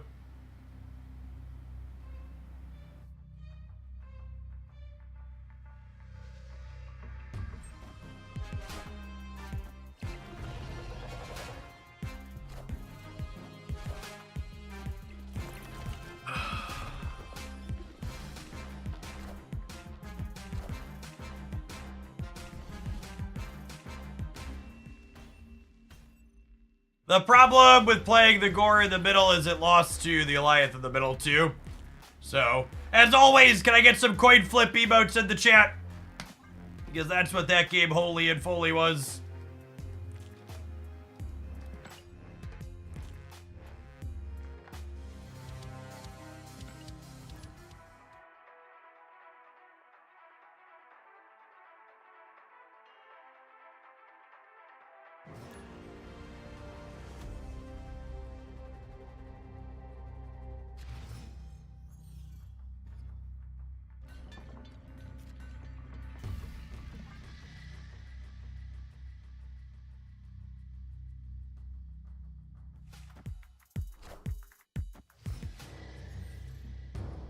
They unbanned Splinter Twin. That can't be real. Post a link in chat. Okay, I don't care much about Magic the Gathering, but this one deserves a moment.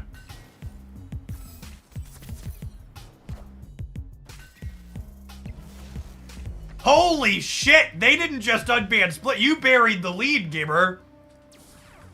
They unbanned Mox Opal, Green Sun Zenith, and Faithless Looting on top of it? Holy, I haven't cared about Magic the Gathering in a long time, but that makes me feel something.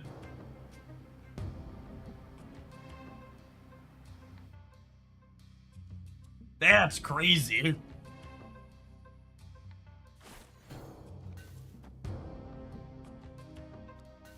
Technically I only need one thing here because I'm gonna shag them, yeah?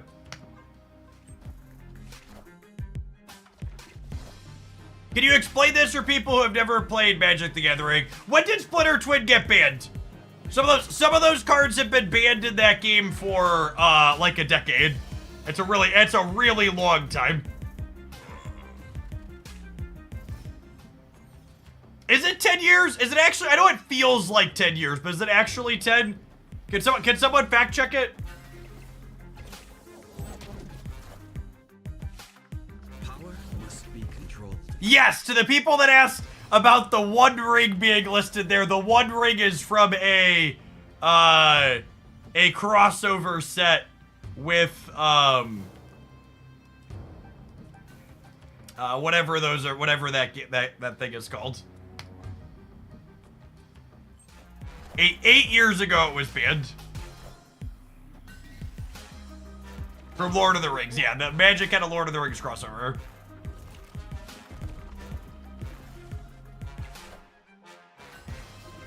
Green Sun was banned 11 years ago. Yeah, I don't think I ever played Green Sun in Modern. I'm pretty sure I never experienced that card. Yeah, it was legal for like one tournament, then they killed it. I want to finish this game. I want to pause and tweet something about that one. That's kind of wild.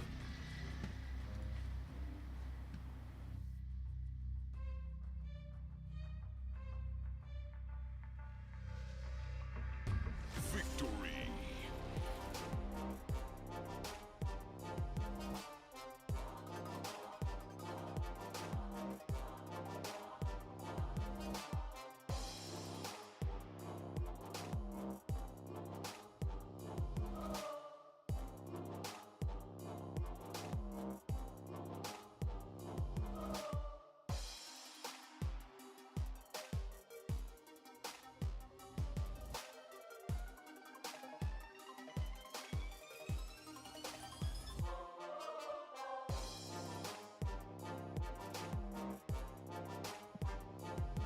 Retro Stream Jeff's plays MTGO. I don't think I have access to cards anymore. I don't have $1,000 to figure out Magic Online. Truly, the people who are leaving Twitter for Blue Sky and other platforms thinking that they're gonna be better somewhere else are some of the dumbest people on the planet. I just want to let you know that all algorithm scroll-based social media is the same. And my Twitter account is older than my children. It's older than a lot of people. And I'm not moving to a new platform so that one can die too. If they eventually shut Twitter down, I'll go nowhere and never touch that type of social media again. The types of problems Twitter has are not Twitter specific. They're large social media platform specific. And if Blue Sky ever... Yeah, but Musk is scum. Sure. And so is Zuckerberg, and so is whatever billionaire has stake in Blue Sky. It's 800 different flavors of the same shitty people.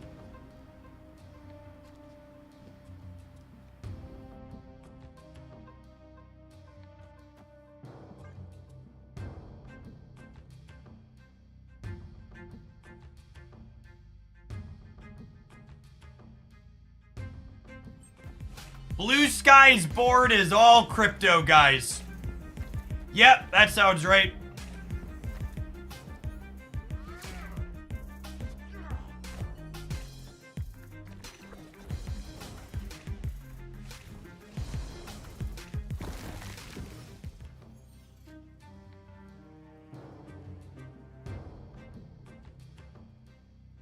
I don't know. I'm gonna stick to what I usually say and tell you that if something else like Blue Sky is sparking joy for you, you should go find your joy wherever that is.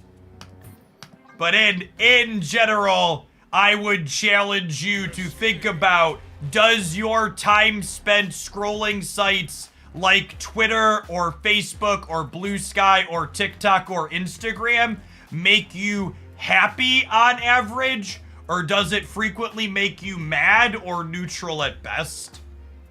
And then reflect on, is that a really good use of your time? Is it worth investing your energy and time into something that's probably neutral at best most days and a net negative on others?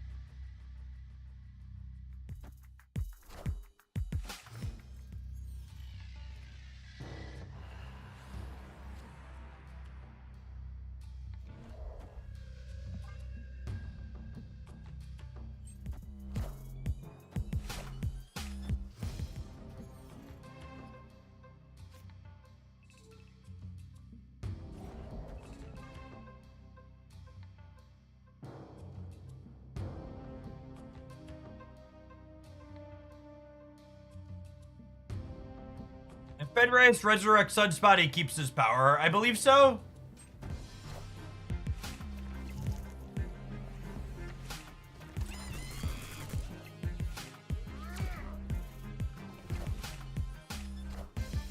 All right, well, now we'll make sure to Fenris on a turn where we play some cards.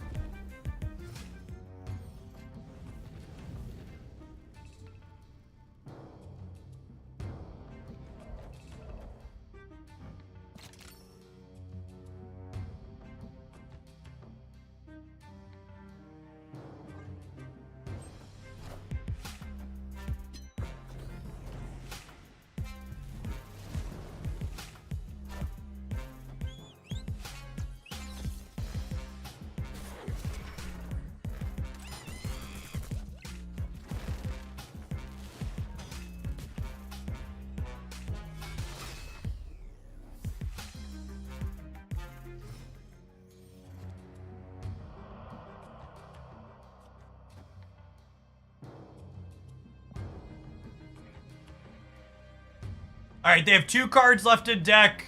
Black Bolt takes a card out of their hand this turn. They draw. Cable takes the last card out of their deck next turn.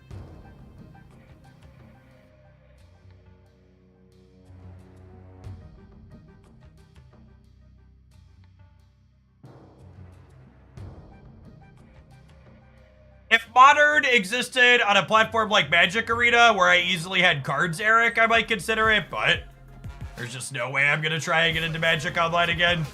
Mjolnir.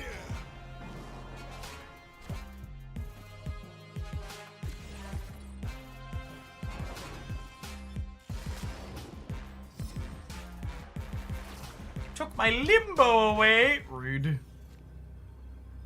Rude. Ah, and the Big House Shuffle saves their Bojack Norseman from my Shang.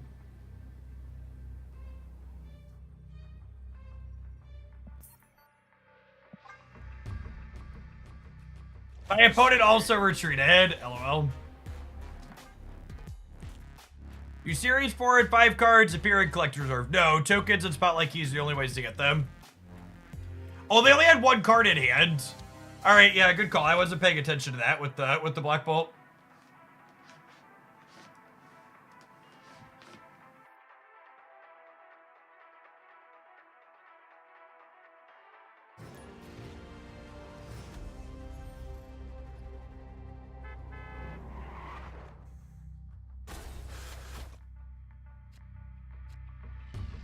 Just one more Magic the Gathering related question. It sounds like there's people in chat that still play Modern. Stoneforge Mystic and Jace the Mind Sculptor have been legal in Modern for a little bit right now, yeah? Are either of those cards playable? Or are they fully and wholly power crept out?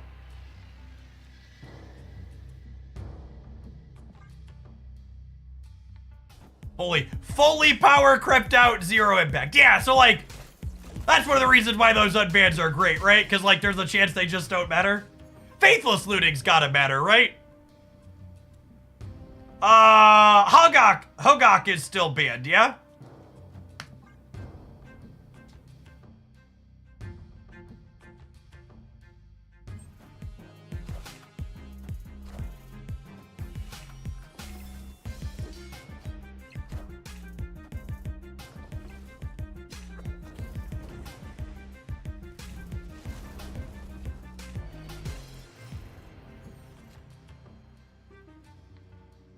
They added insane graveyard hate. Can I get, like, context? Like, better than Rest in Peace? Is, like, incidentally main deck playable graveyard hate or what?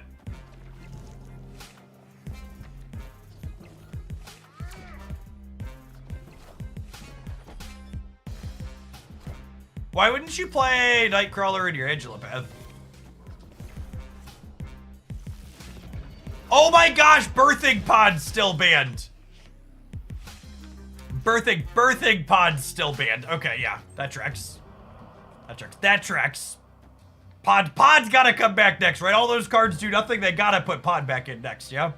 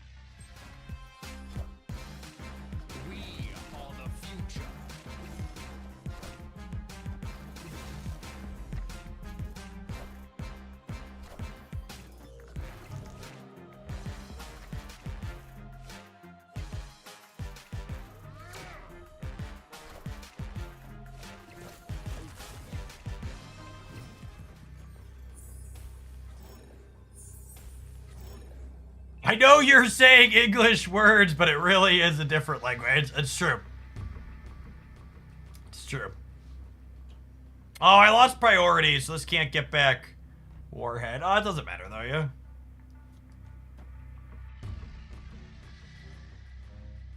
Do they ever try and compete for the center? They're probably a Shang-Chi deck, yeah? Let's do this. Call it a day. No, I'd probably put this on the left, yeah? I'm beating Shang center.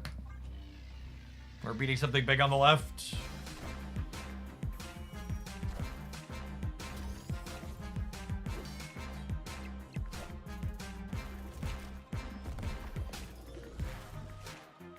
We'd have lost to a gore of their own in the middle. It's a good looking Magneto variant, gamers. Make sure you finish your drops by tomorrow night.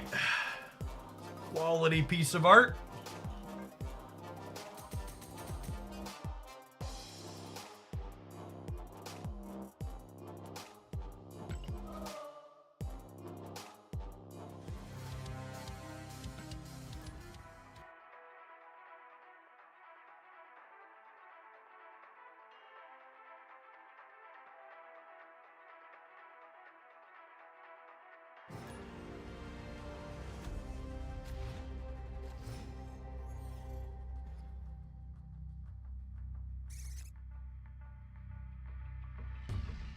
I did have a swell weekend, Rat. Good morning. Lucas! Thanks for the over 6 years. Welcome back.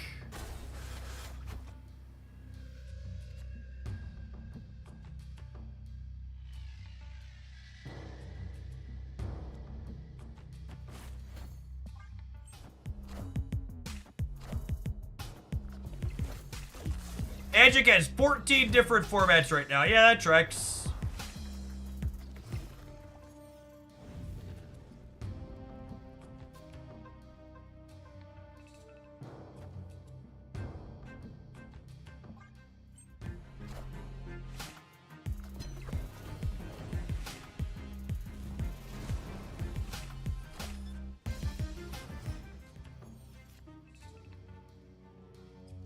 Jack scheming for our opponent here.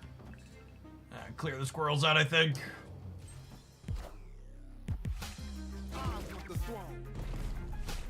Hopefully Black Bolt catches Hazmat here. Would be ideal.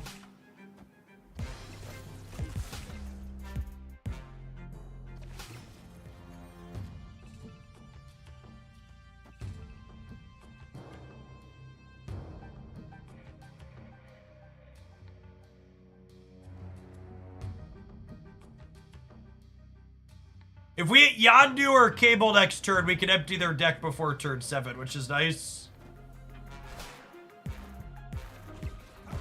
My poor bumper. Show me Hazmat.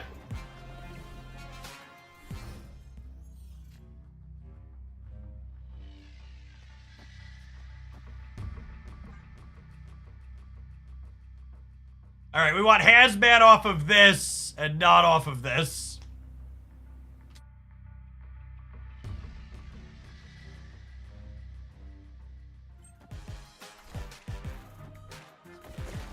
Oh my god, give me your 0 cost card. Oh, goodness!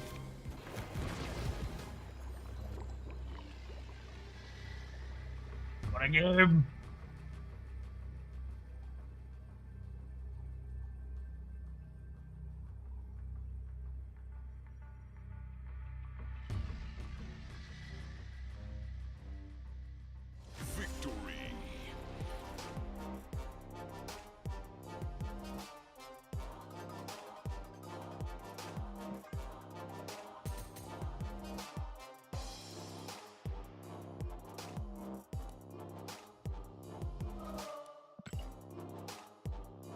I don't know the answer to that, Dance. I think I'm off of this deck. It's just, I don't love the games that it plays. Let's roll some ads and maybe we'll dig through some untapped stats and see if there's anything new in there when we get back. Otherwise, maybe we'll play something else. We'll build something. Thanks for hanging out. Don't go anywhere. Are you and the family still having fun with rivals? So, unironically, my youngest son and I had been playing some ranked, and we played strategist and vanguard, so healer and tank, and in 5 ranked matches, 4 of them we were the only healer and tank on our team. And after the 5th one, he was like, I'm gonna go play some Fortnite. And I was like, yep, I don't blame you, kid. I'm gonna go get some other stuff done. So, yeah, I don't know. The lack of role queue, I think, is gonna kill my desire and experience to play more of that game.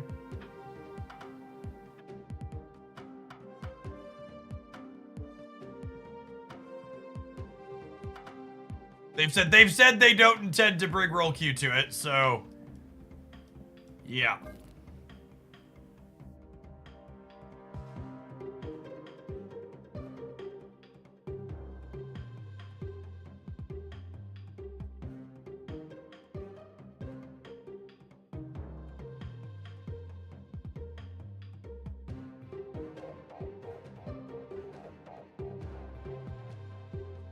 Lack of roll queue kills the bottom of the barrel, but it's not a problem at the top. Yeah, I just don't want to spend the time to get there.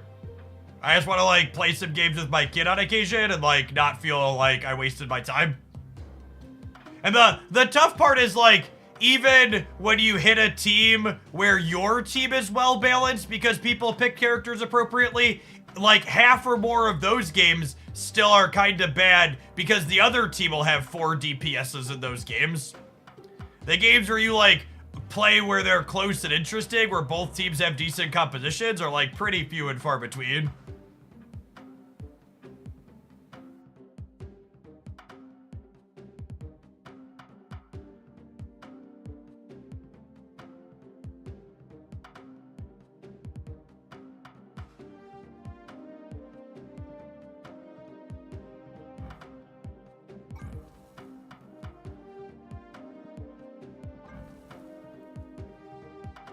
TJ, thank you for the 14 buds. I appreciate it. Welcome back.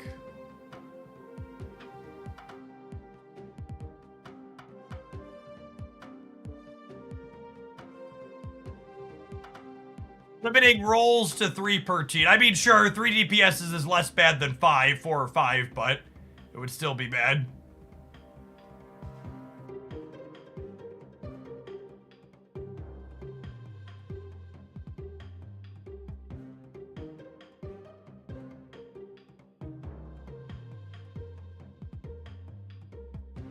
You want to put gold metallics on this deck, chat? I do kind of like this deck.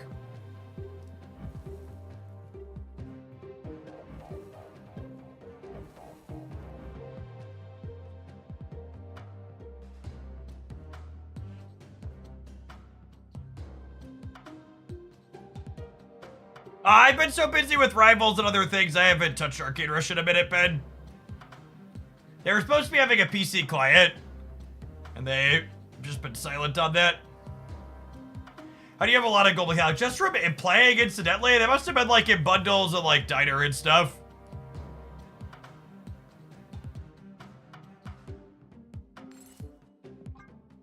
Let's do it.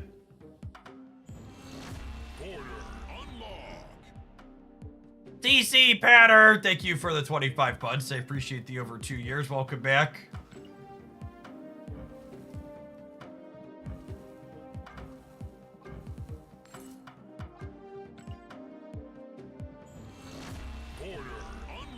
There are a lot of gold metallics on the whale track. Yeah, that makes sense. I haven't watched any of the Moon Girl show, actually.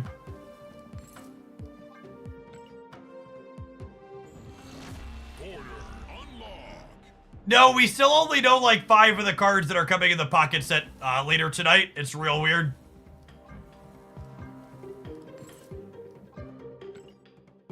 I have to rush to get a set review recorded in the morning after we finally know when things happen so the editor can get it up in a reasonable amount of time. And I can still stream.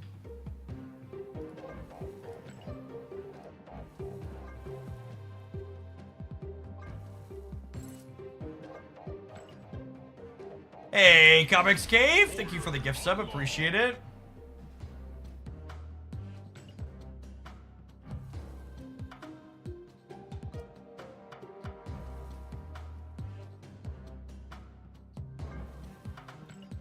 This is the real problem, is Black Swan's in both of these decks. So I have to manually switch her back and forth, depending on which deck we're playing. No, your pack points aren't going to disappear, you're just not going to be able to spend them on the new set. They're locked at only being able to spend to the current set.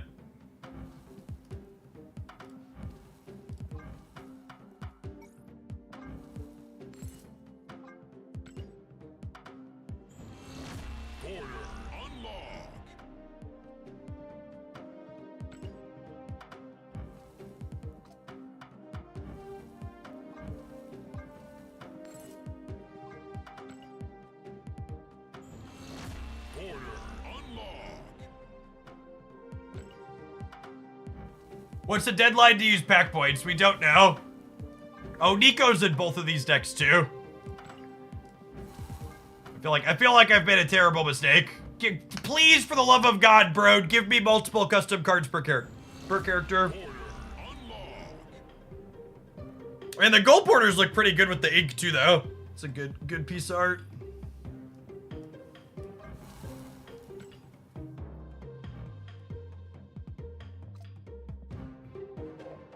Oh my god, I can't border the Atiri because I don't have a custom card unlocked. Fine. Take my blood money.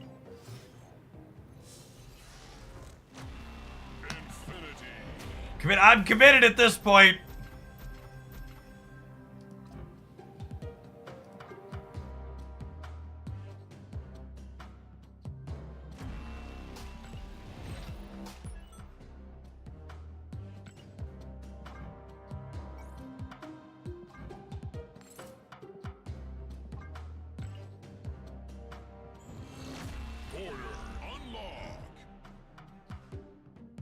Man, adding these gold borders to things is gonna be the beginning of the end of me keeping all my cards uniform. I can feel it. It's just way too much work. I'm just gonna like put all these borders on random things and just let everything be mismatched.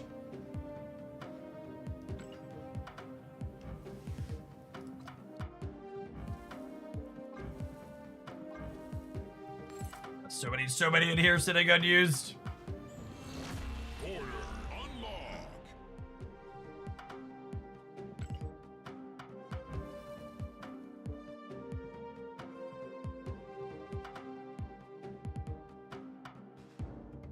I have 12 gold borders by the deck. Yeah, I had 19. This is the deck I've enjoyed the most, and I've got a nice split on this and this that go lovely with it, so why not? We're inked Crackle in here on everything except for the king. Maybe we'll have to start splitting him via the quick upgrade shop to work towards him eventually.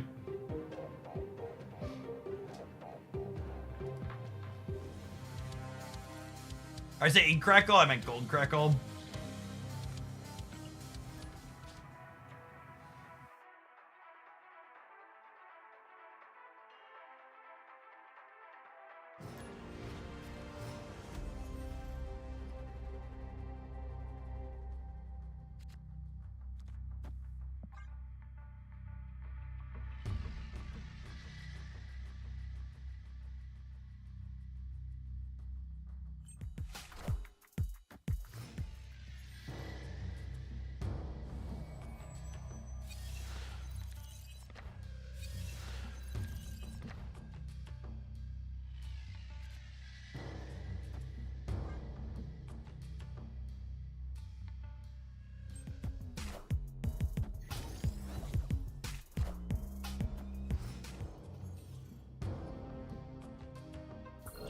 Sunspot Path, the Duck of Killmonger. Well, I mean, at least gives us something to do with the Nico Demon mode, I suppose. It would be nice if Broad would stop putting cards in my hand, though.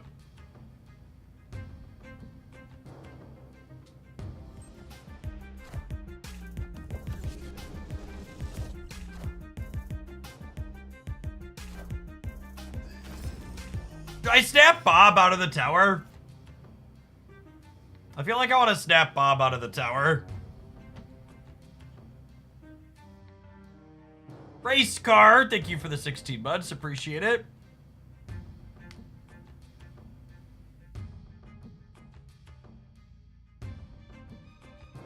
Oh, snap.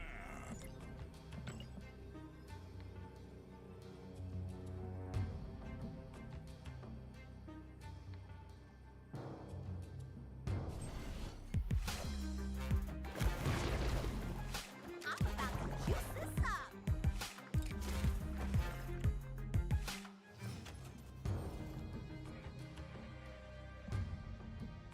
Similar to Crimson Cosmos, my decks are rarely happy to see a man thing.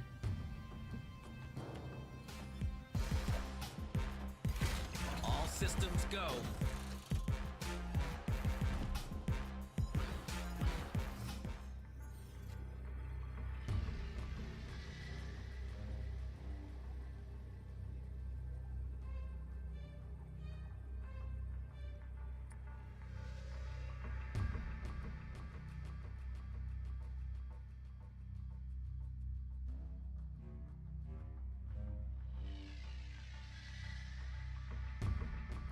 How big is Ajax if they Hazmat and Luke?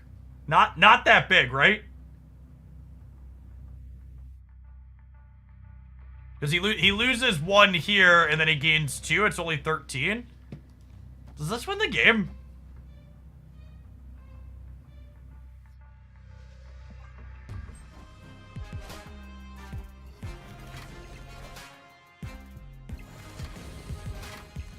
They just like assumed. They just like assumed Ajax Hazmat was winning the game.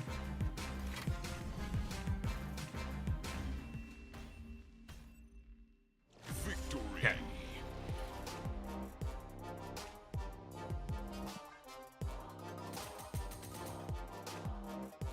I did forget that Malekith was gonna pull something that was shrunk though.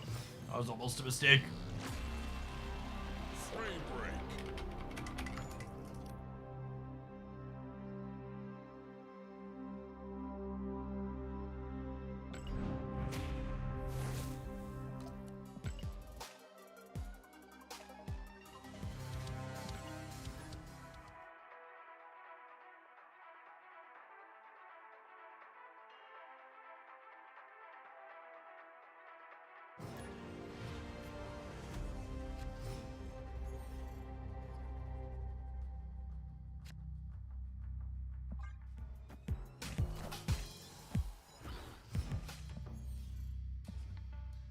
Good looking card.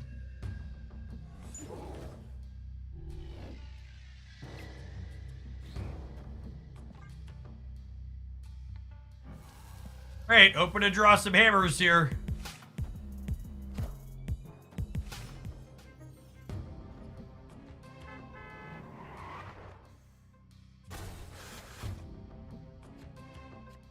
If you're missing Hydra Bob in this deck, you should play Ant-Man. Face the might of Asgard. Mjolnir.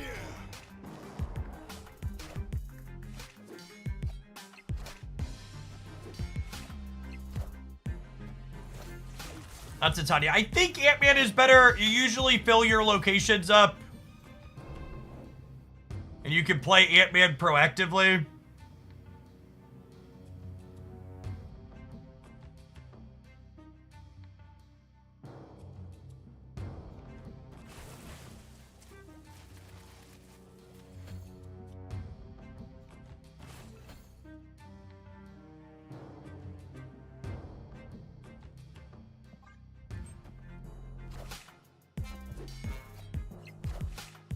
I'm about to juice this up.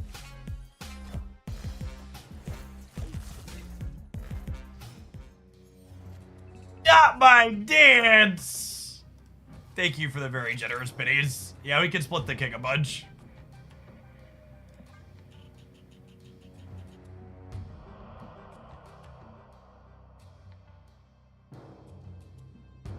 This will be 2 raccoons, 2 She-Hulks, and a Hitmonkey on the last turn, yeah?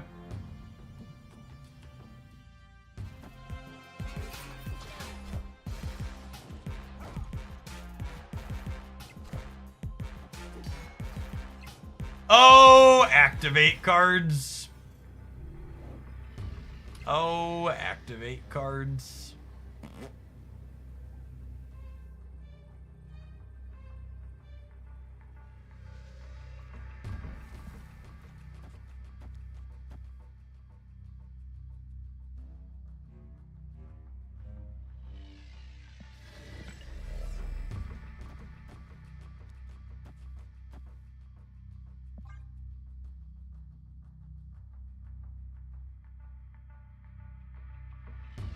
Middle. No, I don't think I'm winning middle. I think my hope here is that 14's enough to win the left, and that they put enough middle, and then 27 wins the right.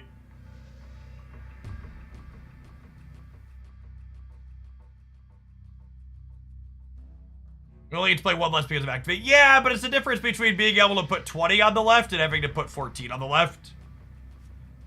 I think. So I would have been able to put 20 here. The Hitmonkey would have been 11, and these would have each been 5. So I would have been able to go 11, 21 here, and 20 here.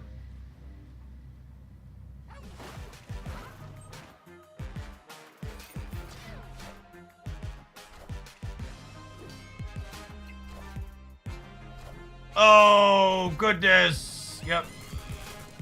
We lose the right to Captain Marvel. Higher, further, faster, baby.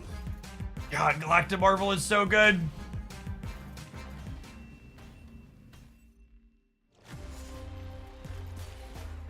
We win. We win this game with the activate.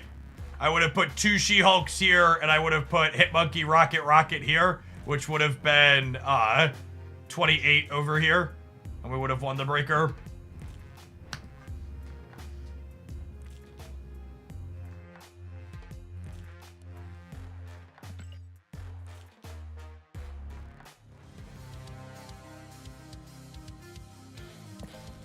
I really like what Galacta did for Carol as well.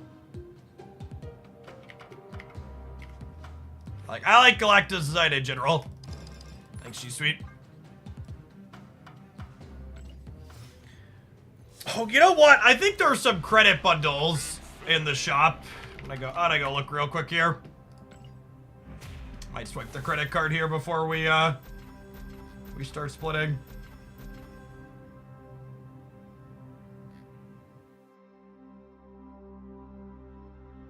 $7,500 credits for $50. All right, let's load that. Let's load that up. That way we don't burn all my gold.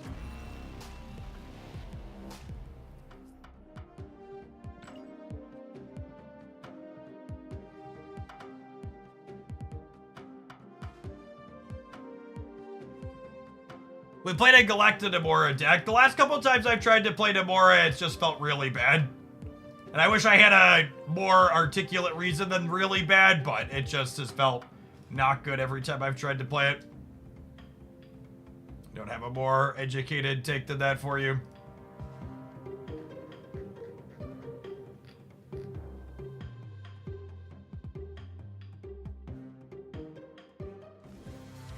Alright, I think if I try to split this, it'll give me a desync error and then I don't need to restart my thing.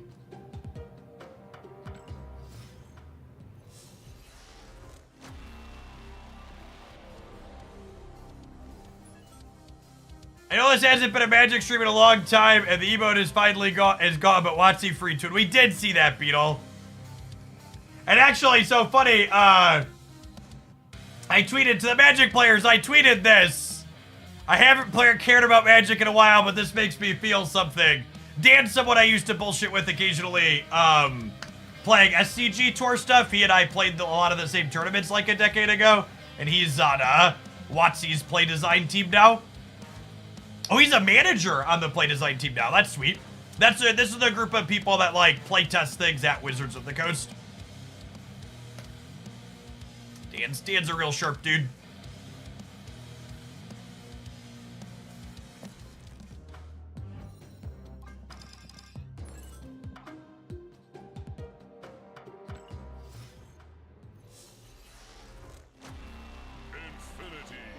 Infinity. What does one Splinter Twin League cost? Everything has a price. I don't know the answer to that because I don't know what it takes to get cards. Maybe at some point in the future we will fire up Moto for old time's sake, but not in the short term. We've got Twitch drops going for Snap today. We've got a new pocket set tomorrow. I'll never say never, but not in the next week or two.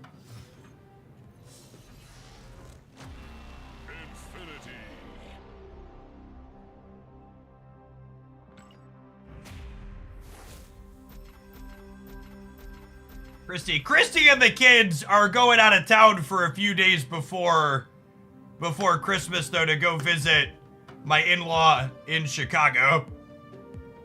So maybe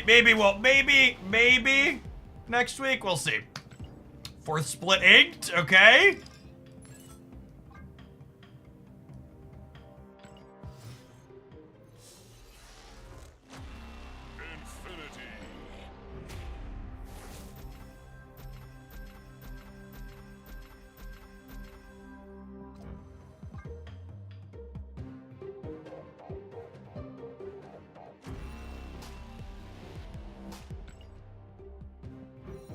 It's been a while, but I think we're getting close to the booster limit here, if I recall.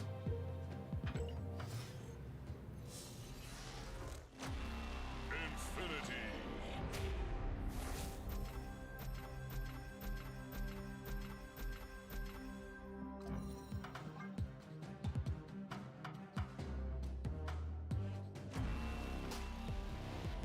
Well, we hit the crackle I wanted, not the gold crackle we need for this deck.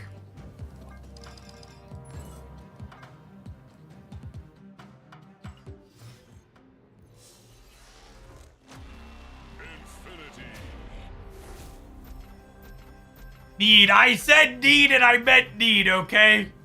Everything else is gold crackle.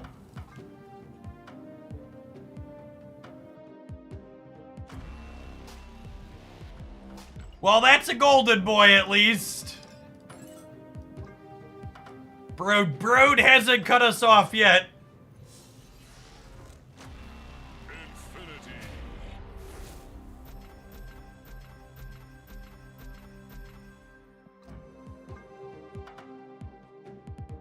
We're at the point where it has to be gold crackle. Not for most cards, but this particular deck has 11 gold crackle cards in it, plus the king who's not. Got it. Thanks, bro. That's fine. I didn't want to spend more money anyways. Joke's on you. The chatter who asked earlier, how do you have so many keys? Yep. All right. Well, they're all gold back now at least.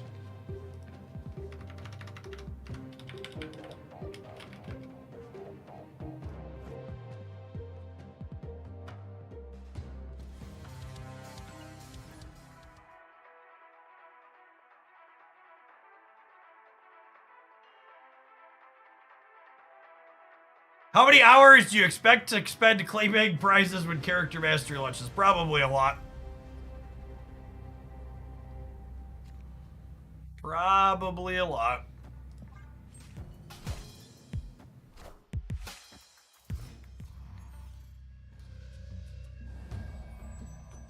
All right, they have a She-Hulk.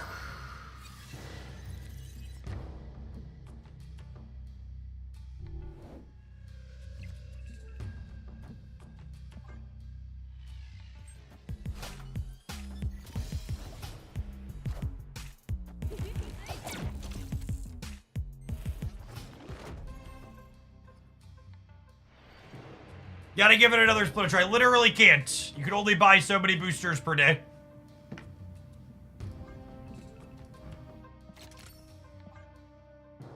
Ben said it's time to stop, Jeff. You've had enough. Face the might of Asgard. Mjolnir. That's true. We'll be streaming Snap past the reset. We're up to almost 1,900 people in here. It's probably gonna be a solid Snap stream. If we break 2,000 viewers today, my plan is to stream until we go below that. So, looking like we're on track to 2K.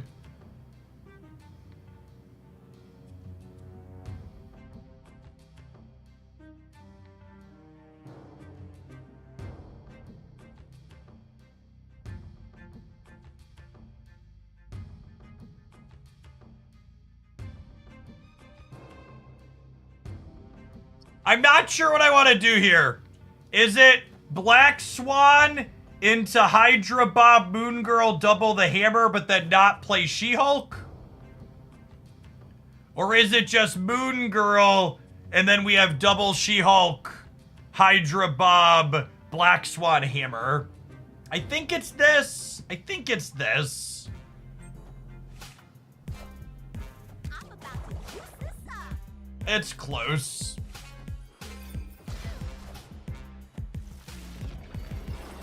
Yeah, we're doing Snap all day today. What we play the rest of the week, I'm going to play it by ear. If we have good numbers for Pocket, we're going to do a lot of Pocket. If we have only okay numbers for Pocket, we'll do a split between the two games. Yeah, this is one of the many examples of White Palace just like really making things awkward for us. Having cards added to our hand really sucks in these types of decks.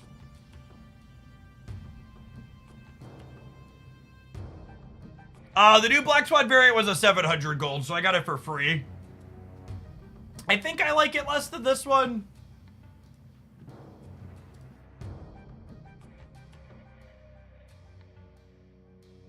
New Pocket set launches at some point in the next 24 hours. We don't know exactly when. They haven't communicated it.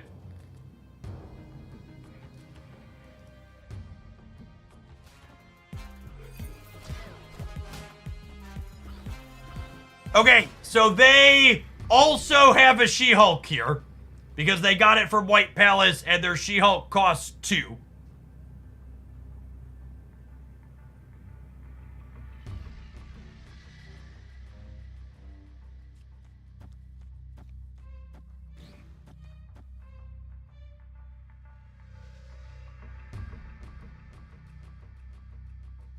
So people are currently assuming that the new Pocket set is going to launch when the rollover for Pocket's Day happens. That has not been officially confirmed on any of Pocket's public channels.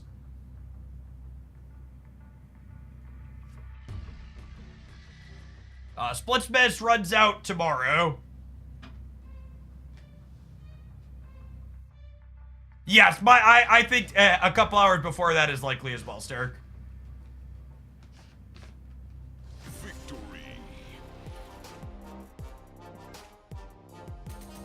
We'll see though. I really just wanted to launch early enough that I could record my set review before I go to bed tonight, and then wake up in the morning and just post it and stream once the editor has their way with it.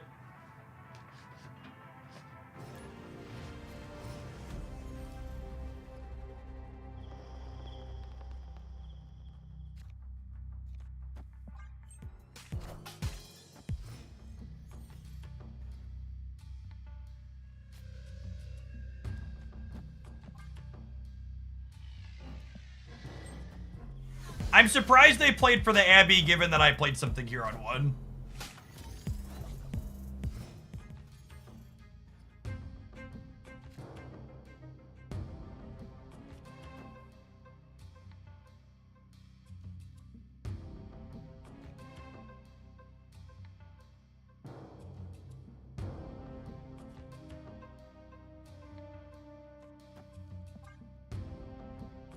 What an interesting set of locations. Face the might of Asgard.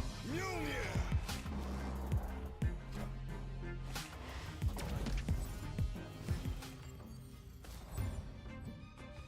So they're Mr. Negative.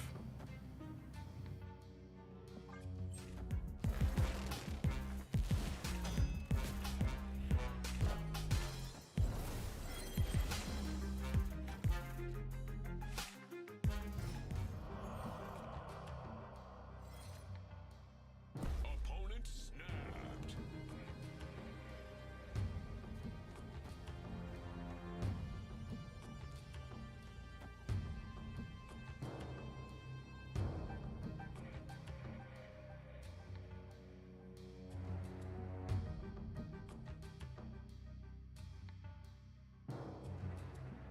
Probably dead because they're... Well, no, they haven't negative yet, right? I think it's this. And then next turn I just have like a bunch of hammers that hit Monkey. I'm about to juice this up.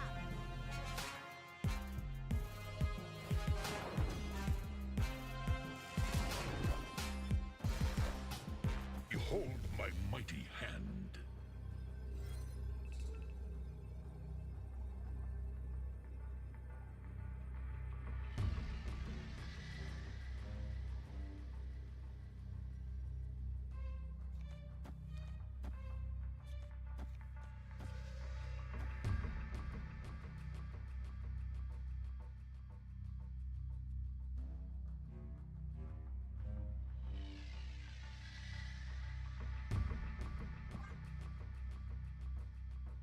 We recommend getting series 3, 4, or 5 cards with your tokens. It really depends on what your goals are. Long term, it's technically a spew to get series 3 cards with your tokens, but there's definitely value from an enjoyment perspective of having more series 3 cards to build decks with. It kind of depends on like what cards you want to play with and what you've opened. Oh. Mjolnir, to me.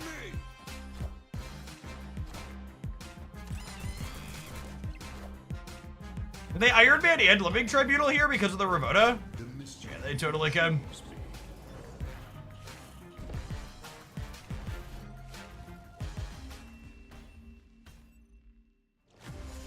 Yeah, because this is only...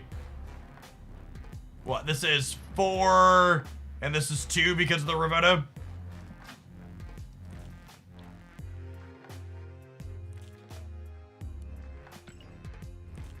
I could have played to beat that, right? If I would have put the rocket in the middle, maybe?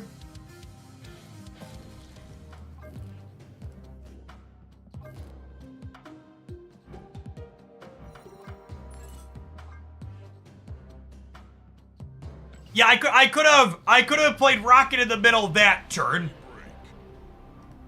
If I would have played rocket in the middle that turn, I could have played the Hitmonkey on the right on the last turn. Although maybe that still ends up short. I have to go back and count. I could have counted Onslaught, Living Tribunal, Iron Man in advance to know that we needed to beat 28. I don't know if we could, but we could have done the counting. Someone said there's a Play Store update confirming that the cards are coming in 13 hours. Can you link that to me? Can I look that up on their website? I would love a source.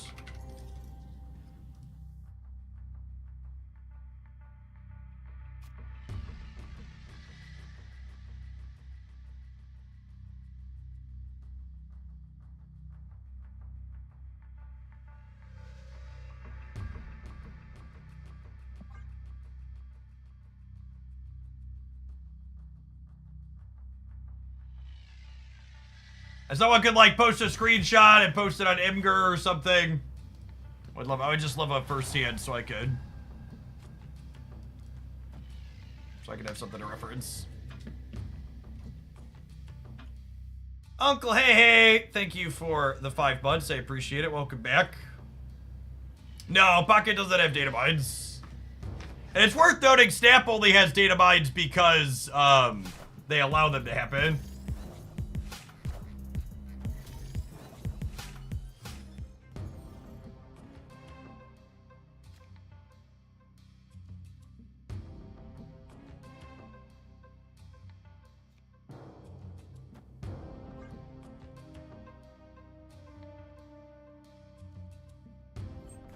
What time zone are you, Duck? Mjolnir.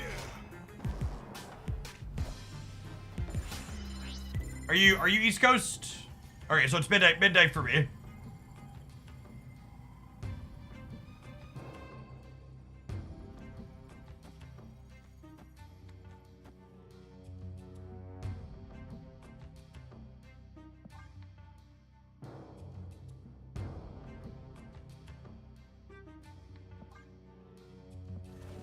Where do we think they're gonna play? Where do we think they're gonna play for this rocket, chat?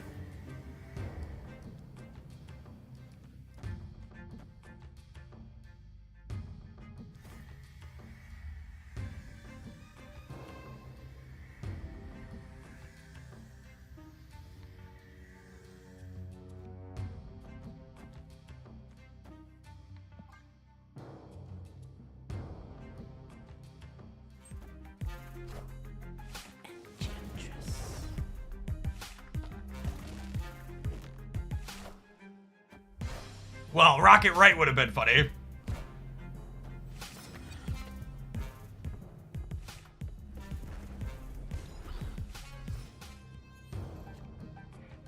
Hitmonkey's a great draw. Shame we don't have a Sunspot here.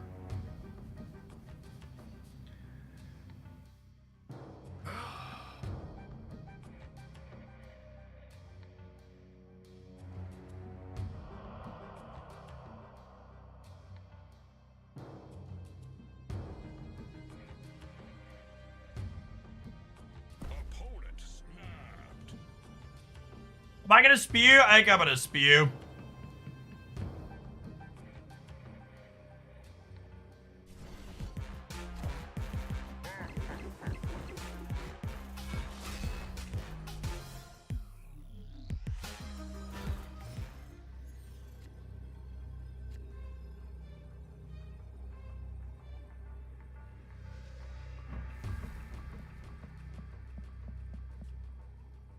Oh wait, have they been Aeroship this whole time? They have been Aeroship this whole time.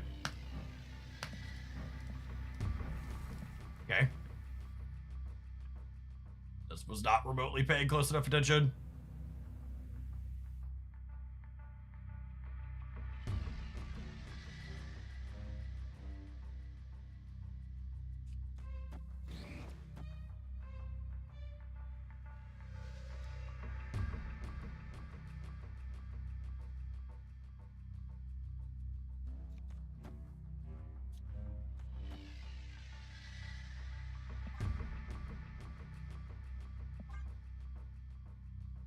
No, it's only 9 in the middle, yeah? So that's not enough. Okay, I have to leave.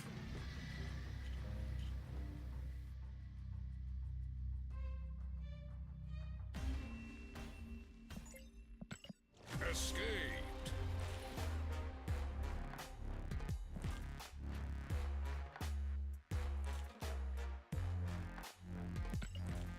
Alright, chat. I have some adverts. I'm gonna pedal. We're gonna play a little bit more of this when we get back. Thanks for hanging out. Don't go anywhere.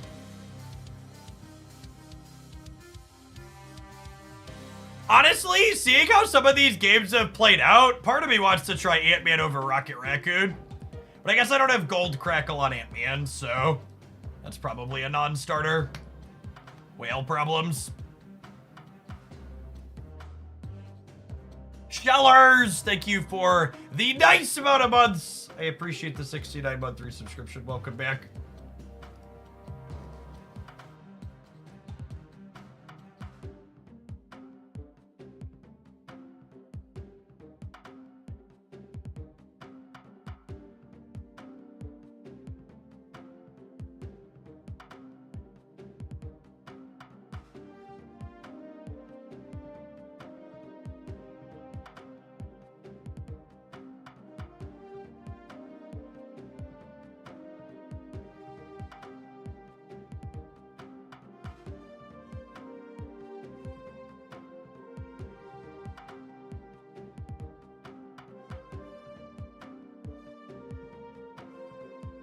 I'm not really a big fan of single-player card games, Wilco. Here's Nico had more variants. She has a good number of variants. Doesn't she? Yeah, I guess it's only 5. Still a better number than a lot of cards have. Poor King. Well, I wish a card had more variants. What about him, chat? None at all. None at all. They say he's the king, but second dinner sure don't treat him like it.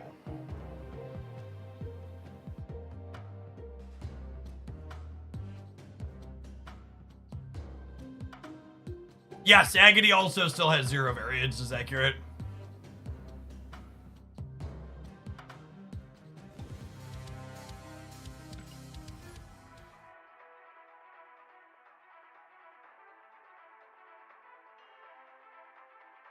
Eyes only! Thanks for the 3/4 of a year. Welcome back.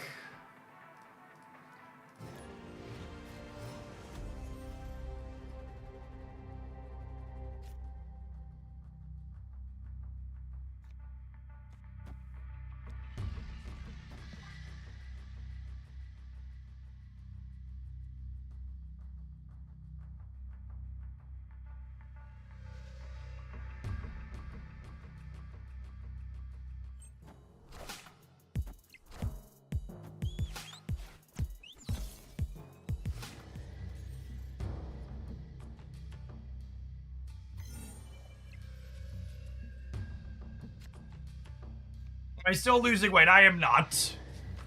I might try and cut another 10 pounds after the holidays, but I've been floating pretty solidly in the 170 to 175 range the last month or so.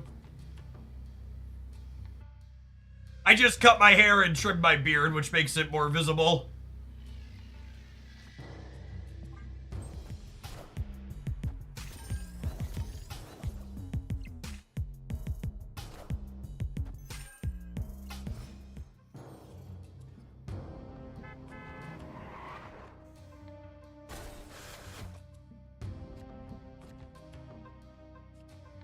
Hail to the king, baby.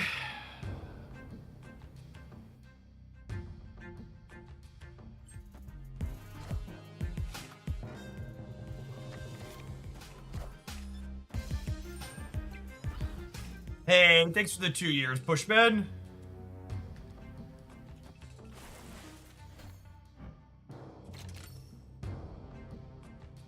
It's gonna be a hammer game.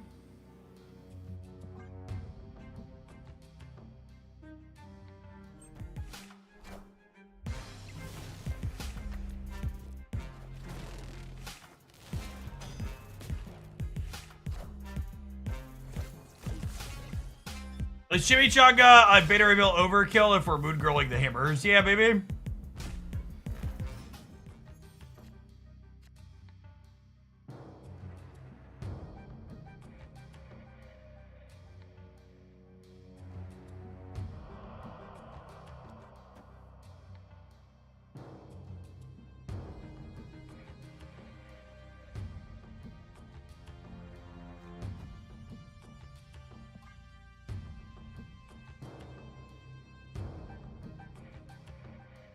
Chibi could have been an extra 0 for the monkey turd. Yeah, that's fair.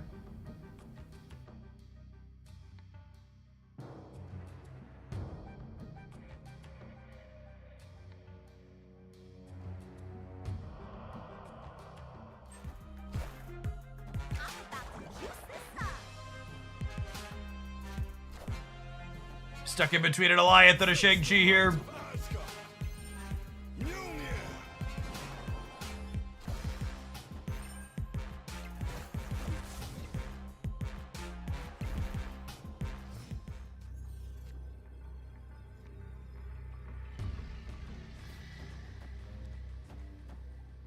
Hit monkeys are 9.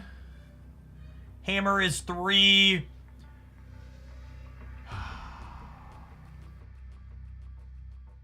They could get my beta ray back in the center after they shank me, because I have priority.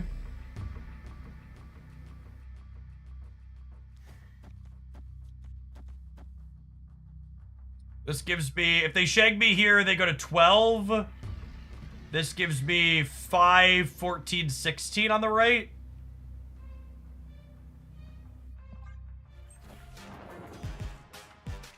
And we lose to Gore because I played around Shang.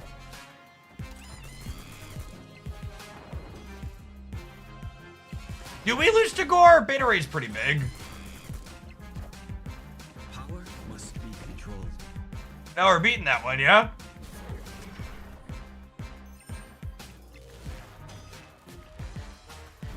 Right? Cool. Victory. That wasn't a flip. We won that every time. Right? How big would their gore have been? Hold on. Their gore would have been 2, 4, 6, 8, 10, 12, 14, 16, 18, 20, 22. And there would have been 20. There would have been 20. It would have been 23, and this would have been -2. So it would have been 23. Yeah, we were beating Gore. We would have lost to Gore on the left. Would have lost to Gore on the left, is accurate. We're beating Gore right.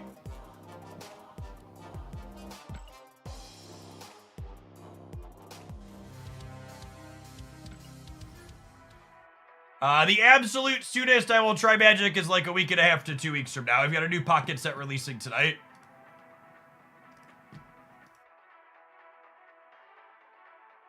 Maybe. I'm not saying no, I'm saying just not right away.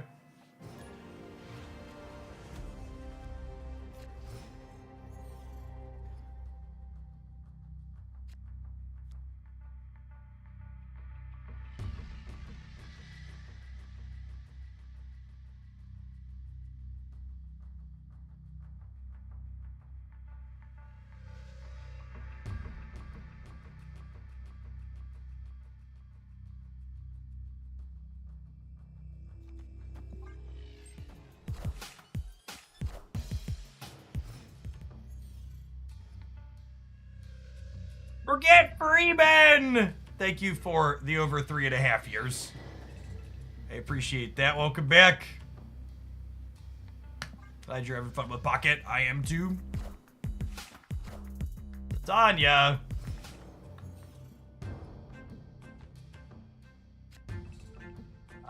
This location's actually quite mediocre for us.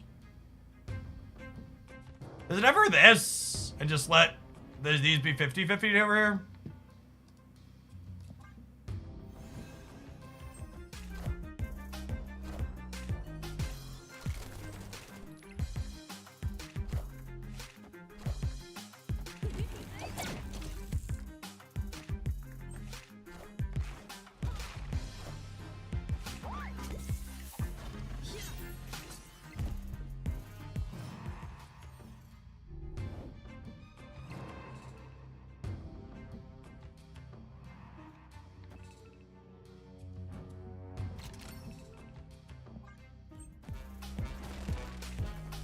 Ooh, did they play hard for the center? That would be really good for us.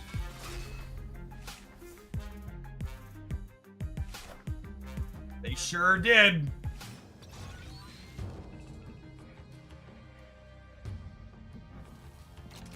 You should snap here if you're playing for keeps. FYI. I'm not snapping because I don't want the off chance that they're gonna leave, but the Monkey Moon Girl are pretty optimal draws. We want to draw Hydra Bob here, or Nico, or 50% hit one of those two.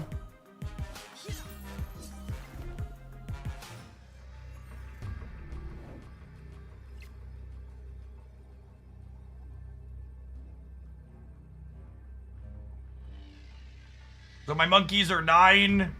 My Bojack is huge.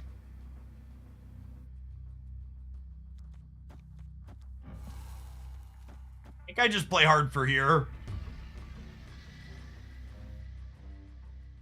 Yeah, Marvel and Cudlun's an interesting choice. She would have been 2 more, threatened 2 more into here otherwise.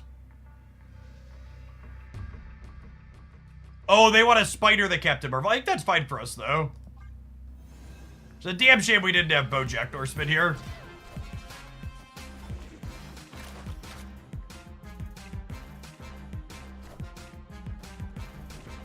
Nowhere to go, bud. Yeah, they're dead.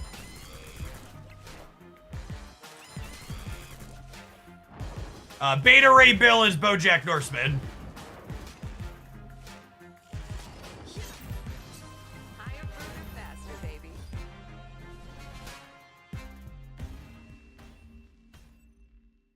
Victory.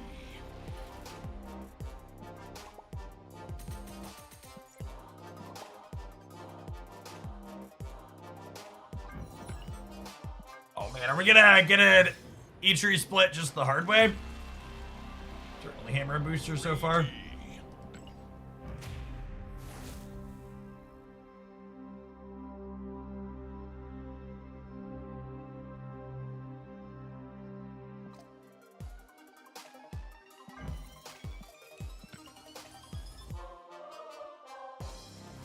Ravencroft, thank you for the 40 months. It's a long time. Welcome back. Appreciate everybody chilling here today. Marvel Snap's been a good time lately. I enjoyed the last OTA a lot. Aeroship's less popular, but still seems reasonable when it shows up. Really think their change of taking away the energy in the early game is super elegant. Like it a lot.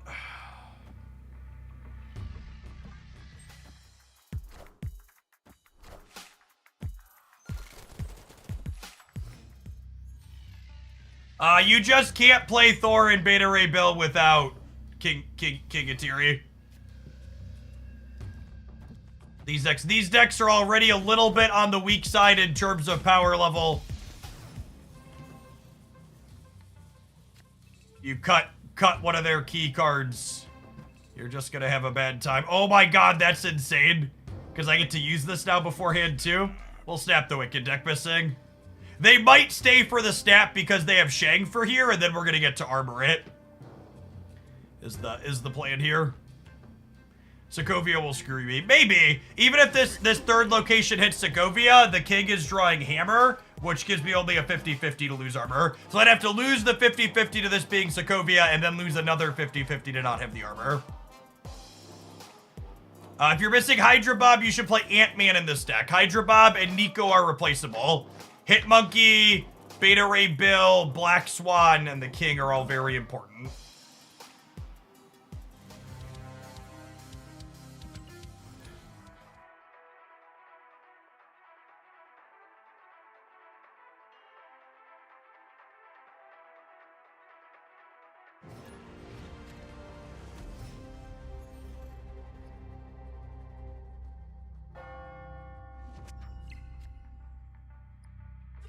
That's a piece of candy.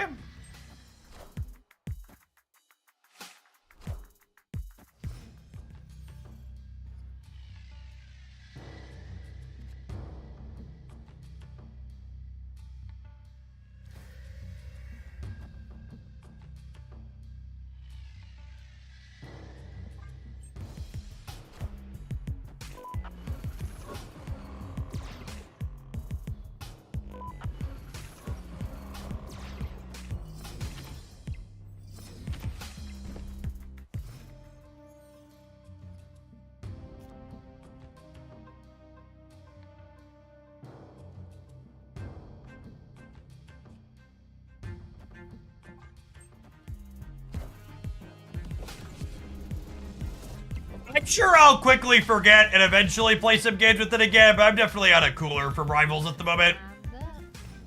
My youngest and I played 5 ranked games together over the weekend, and we were a tank and a healer, and in 4 of those 5 games, we were the only tank and healer on our team. And it was just like, yeah. We felt like we wasted an hour. Welcome to Overwatch. No, Overwatch has a roll queue. That explicitly does not happen in Overwatch, yeah?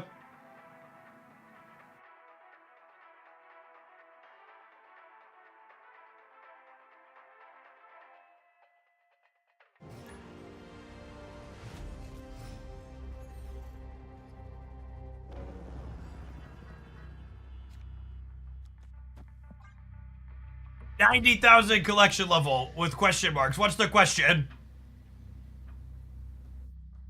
So there's no question about it. That's a statement. Welcome to Hoaglandia. We spend money on video games here.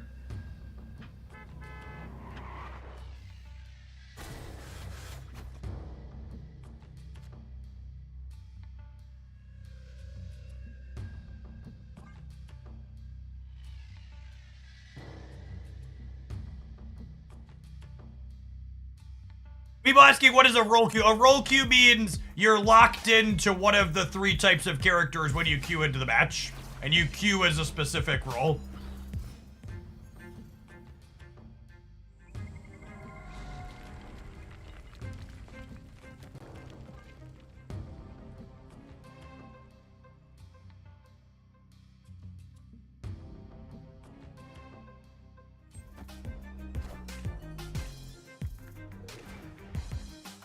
And buff gaming. Sweet Mr. Sinister Split.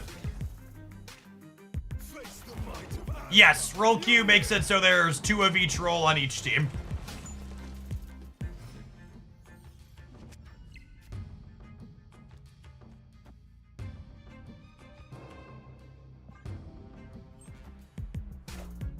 Hey, Wash Breaches, 6 for the 6 months. Welcome back. Yes, the downside is because everybody is the main character of their own story, it makes it so people who want to play DPS characters, which is most of them, which is why roll queue is needed, have to wait longer for their matches to fire.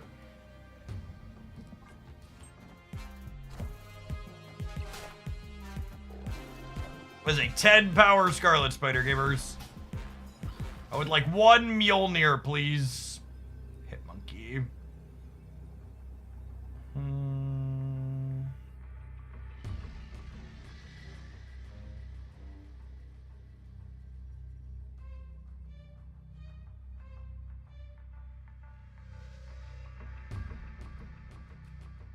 Make sure not to turn the chimichanga into a demon. Accurate.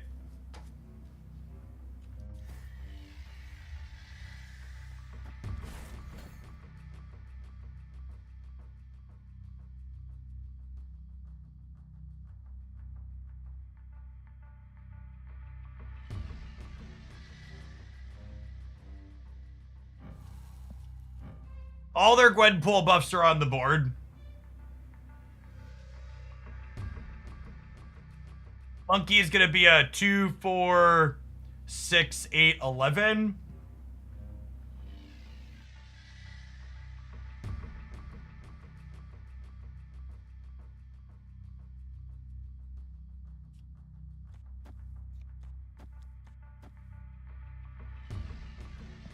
What's this?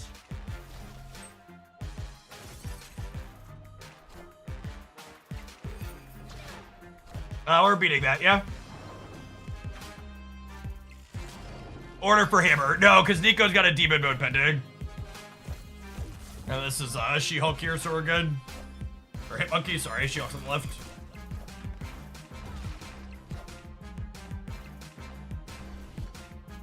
Hydration Robert here, functionally the same as Ant-Man or Rocket Raccoon. Noteworthy.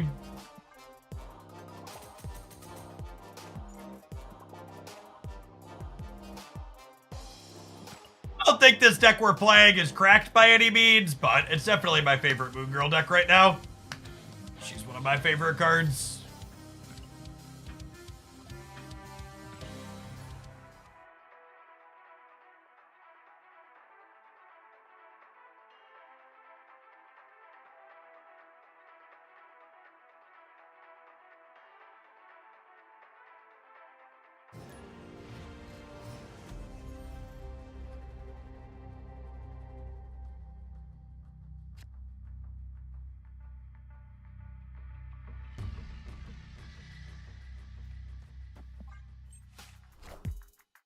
Yeah, good game, Fritz.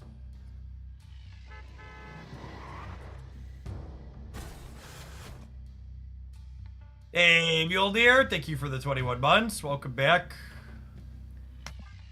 Chimichanga's real good in Shuri's lab. And redouble something over there.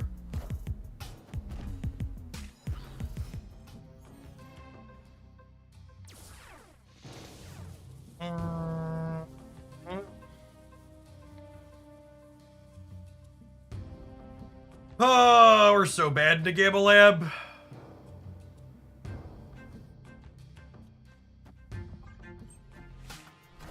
Well, they didn't play the Gamma Lab at all, so they just plan to like use their Shang there. Asgard, Mjolnir.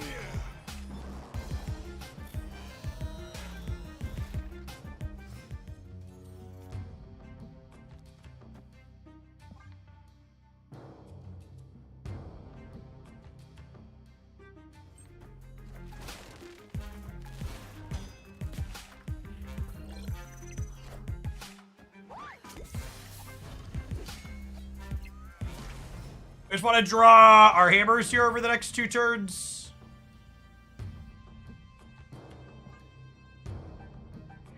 Yeah, I don't think this is an armor game. I think this is a play for all 3 and you can't shake me everywhere game.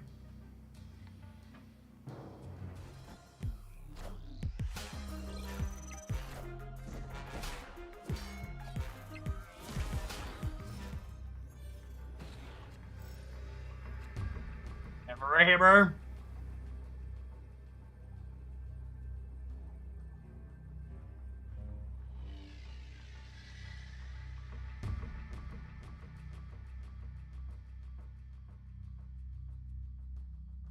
gonna play 1, 2, 3, 4. This is 11.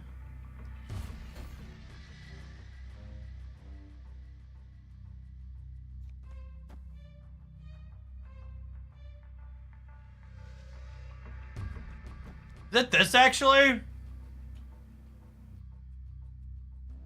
I think it's this actually.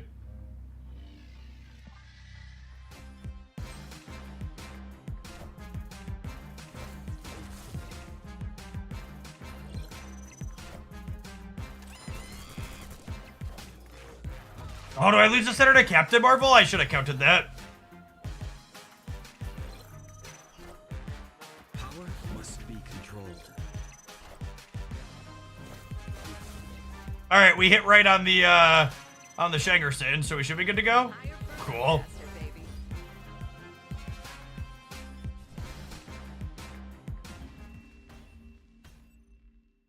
Victory.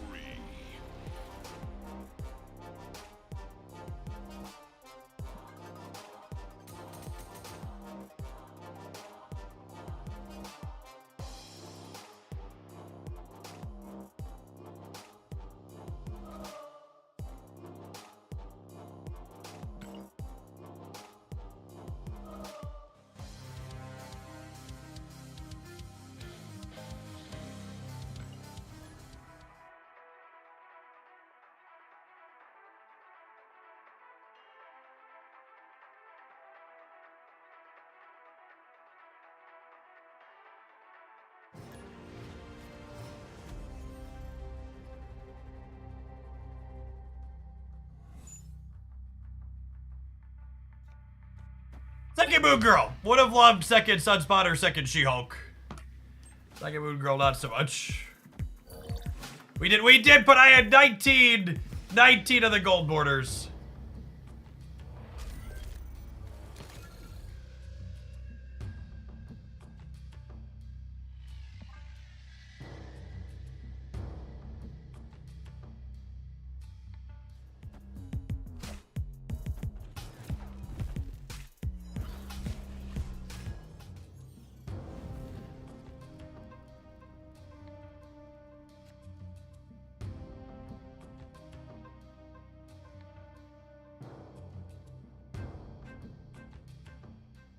Ah, it's gonna take a mulligan.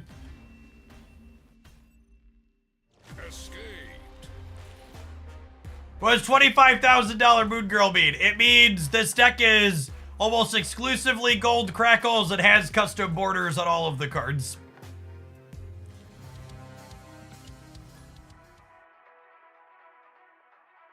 In fact, when the rollover happens, we're gonna split King Eitri a little bit more, hunting for the gold crackle. He's the last one who needs it.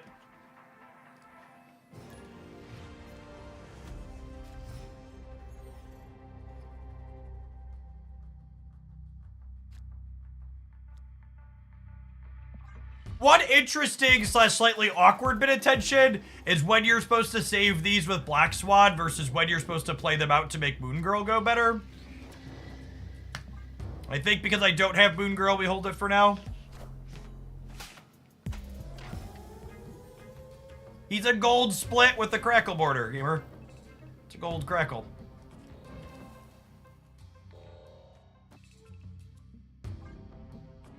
Face the might of Asgard. Arishem's play rate really didn't change with the patch on the public tracker. It's still very high inside of the bands that I play in.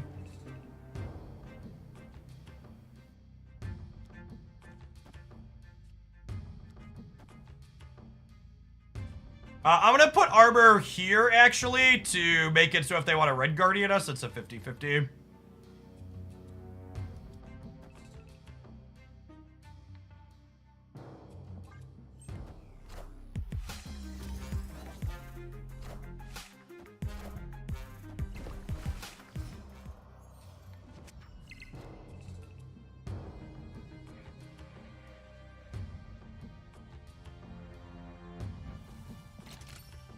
Kind of a mid spot. No Moon Girl, no Hammer. We're definitely activating. The question is, am I playing Bojack out or not? I think the answer is no, so I could draw She-Hulk. Also makes my Sunspot a little better. That guy in the corner, thank you for the 22 months. Yeah, we have a bunch of different plans in this deck. I just didn't draw any of them this game.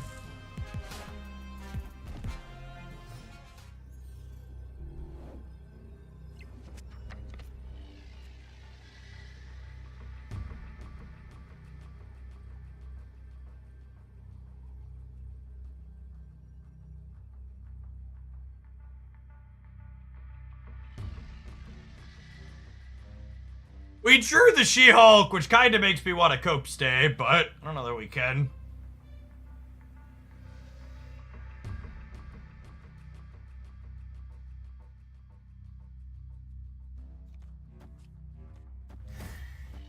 I don't know that 10's enough to win the left.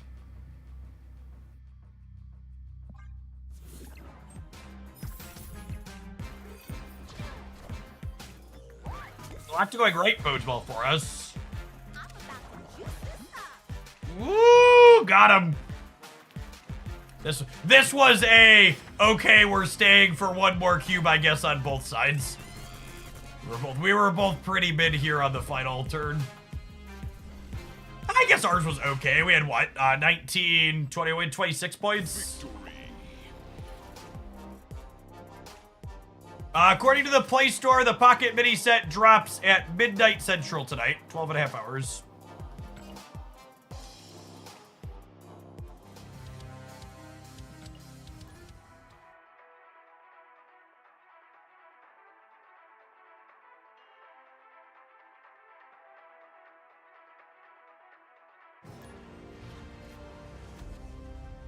Our stats with this pile today.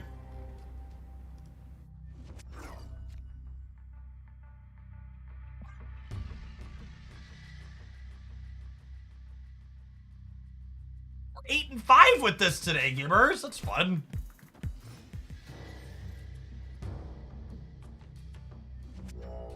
Is Pixie worth considering for tokens? I think Pixie is an excellent card to pick up for tokens. You should check out my Series 4 or 5 tier list if you want full in-depth thoughts on which cards I think are good token pickups and why.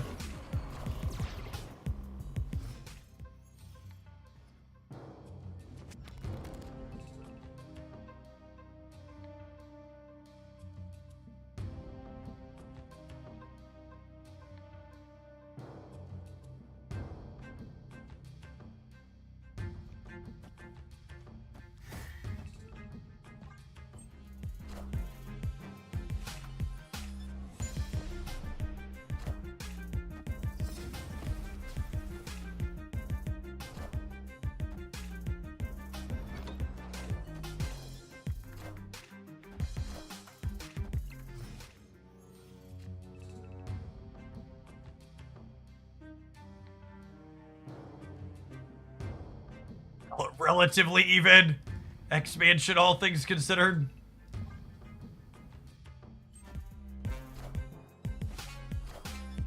So at least bad Valentina deck. She's fine at Ajax piles.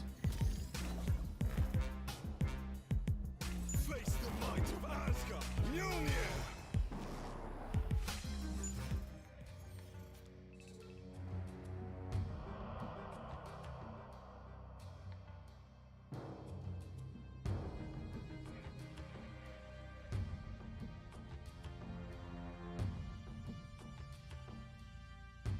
I think we're just dead. Our draw just did not work out at all.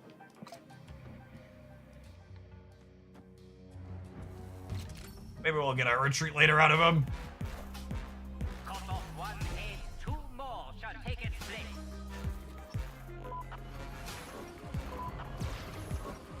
Jeff, when you compare Pocket with Marvel Snap, do you understand why my country banned Pocket due to gambling laws and not Marvel Snap? I would just assume the Pokemon Company is more risk-adverse to being dinged by gambling laws than Second Dinner / Marvel / Disney are.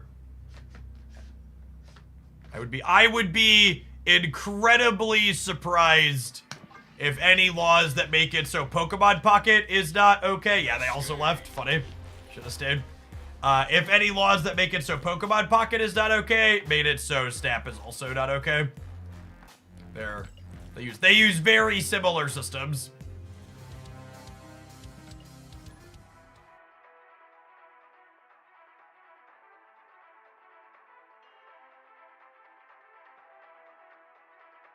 Oh, by the way, because I didn't show them on stream yet, people asked me how my weekend was. Haley had her ballet / tap recital this weekend. Isn't she adorable? She's great. Just absolutely no fear up there. Just hop up on the stage in front of a few hundred people and not mind.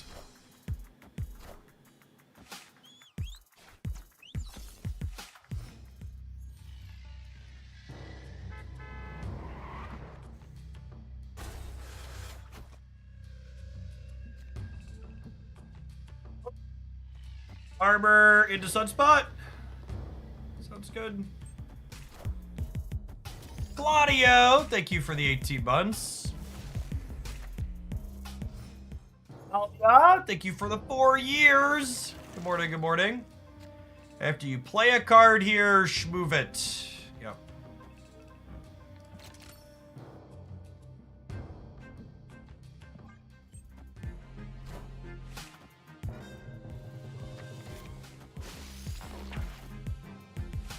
Face the might of Asgard. Mjolnir.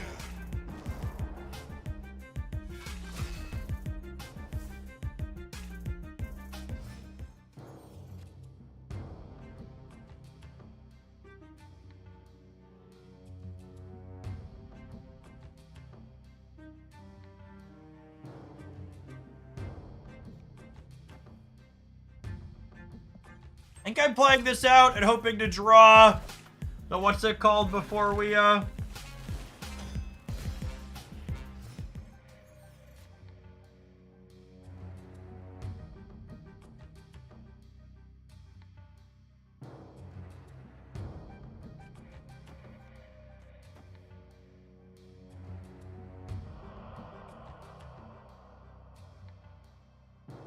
Would I rather have one monkey that's bigger or 2 monkeys that are slightly smaller?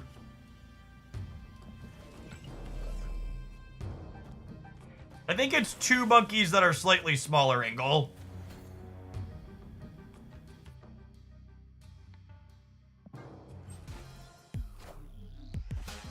Oh no!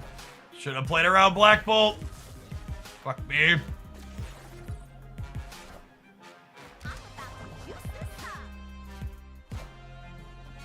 That's a big mistake. I know they're a Black Bolt deck. This is wholly on me. Could and should have played around that. Eric Tron, thank you for the 53 months. Appreciate it. Welcome back.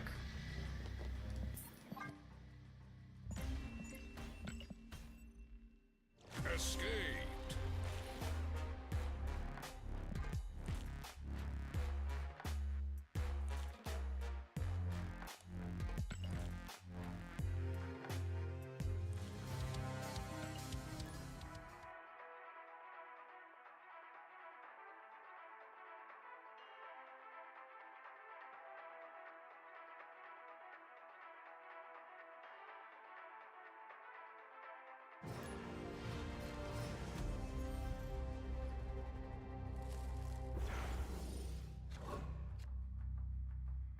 Ah, Nova Roma, the only acceptable location that adds cards to my hand. All the rest of them suck. By playing around Black Bolt, do you mean playing Moon Girl on 4 and Hammers on 5? No, I mean holding the Chimichanga. It's a good question, though. That way I would have had a guaranteed 0 to double up.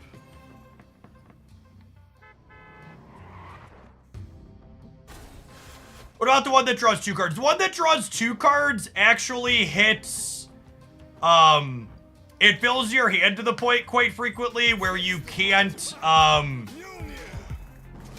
bounce or Moon Girl efficiently, so Nova Roma and Hell's Kitchen are the only ones that I find remotely reasonable. Thank you.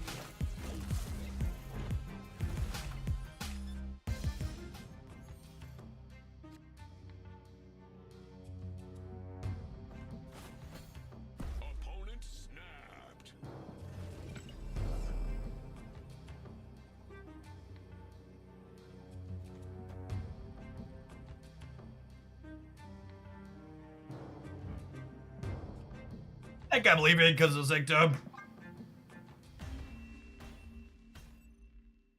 Escaped.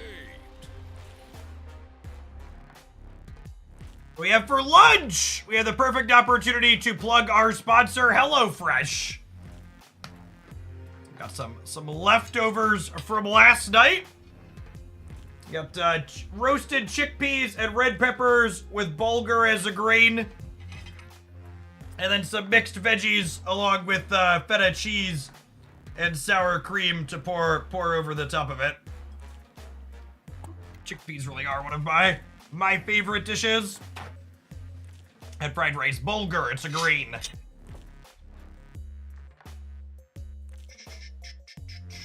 Yeah, it's very pretty and colorful with the veggies on top. A dash of sour cream in a second. I'm gonna go ahead and tap the adverts because we gotta do those while I prep my food here to devour. Thanks everybody for hanging out. Don't go anywhere.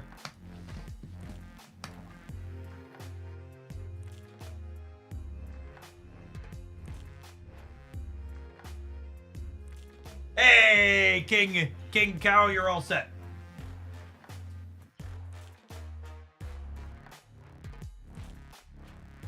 It's a larger grain than rice. So the individual bits are a little bit smaller than rice. It's a little clumpier though. If you're seeing an ad, it didn't work. That's also true. Good measuring stick. You know, if you have the sub icon next to your name, you're good to go.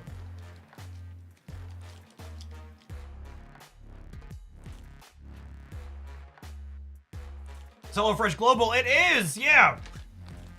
If you're someone that enjoys good food and you want conveniently ready to prepared meals delivered directly to your door, cuts a lot of the fuss out of meal prep. They're a service that my wife and I use non-sponsored too. We've been using them off and on for probably close to 2 years now.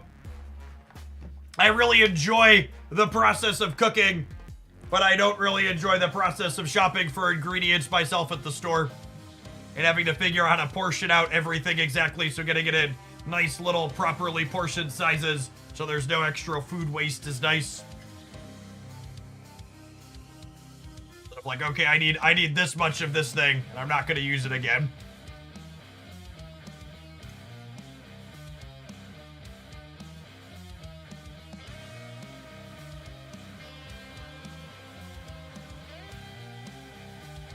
Yeah, it's a great way to explore new things to eat too.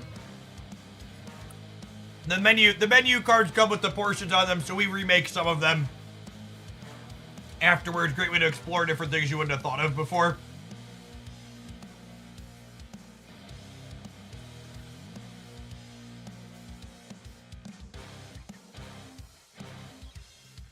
HelloFresh or Factor, they're just very different services.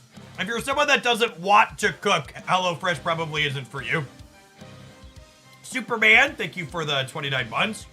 But if you're someone who likes the idea of cooking and you've always been intimidated by all the details that go into it, it's a super great onboarding for learning to cook yourself. You get these super detailed meal cards delivered to your door that have pictures with all the steps on them, are super easy to follow.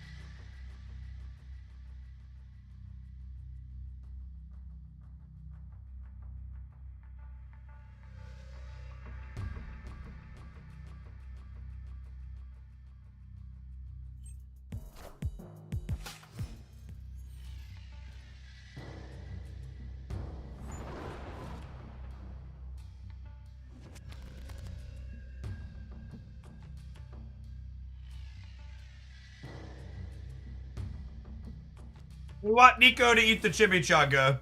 I think so. I think so.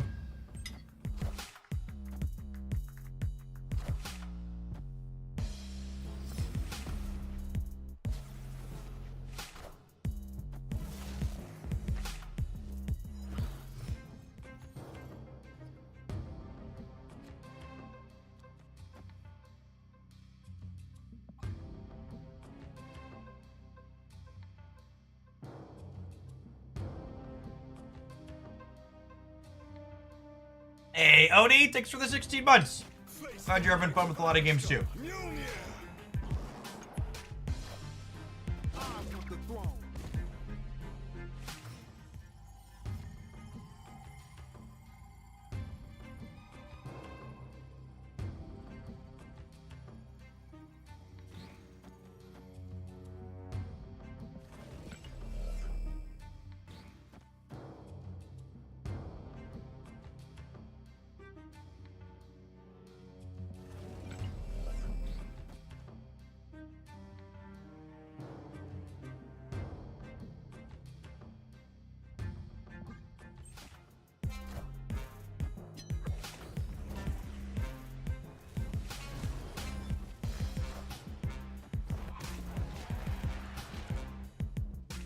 Hey, Franjana, thanks for the 15 months.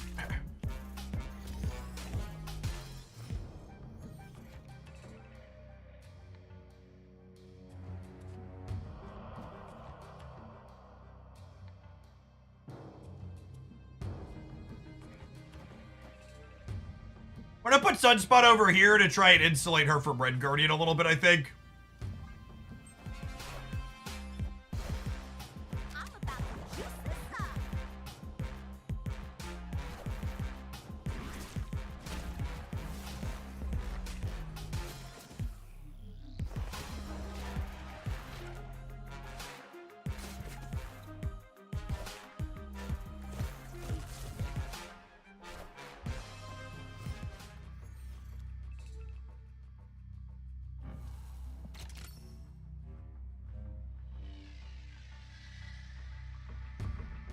You must have forgotten getting the base card, chap.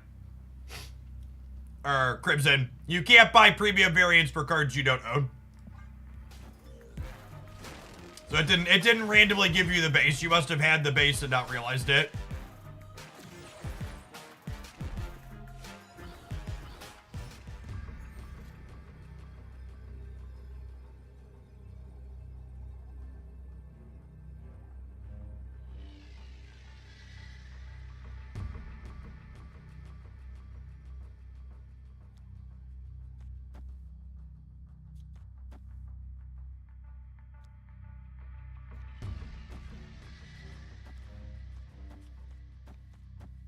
Is this overkill in the center?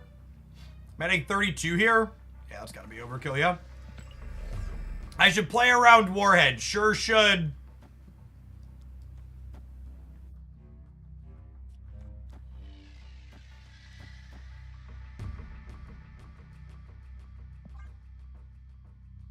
This deck just generates such fun games. I love it.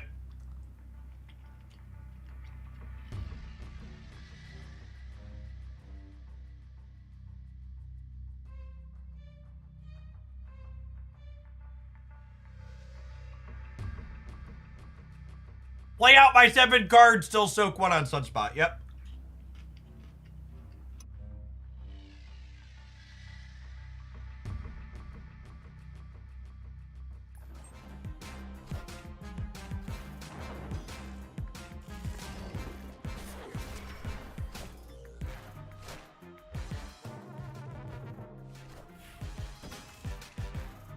Mjolnir. To me. Hey, Dante. To me. Thank you for the 3/4 of a year. Welcome back.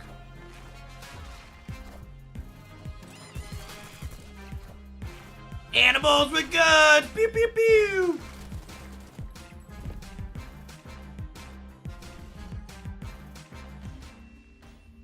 People consistently underestimate the output range of this deck.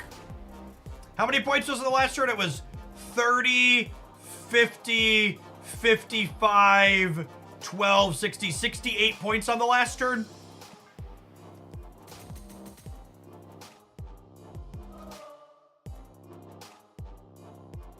You think Wiccan should go to a 4-6? Absolutely. I was shocked they didn't nerf Wiccan in this last OTA. I wouldn't be surprised if Wiccan went as low as 5 points of power in January. I also think Wiccan decks are still very good and playable if he goes as low as 4 or 5.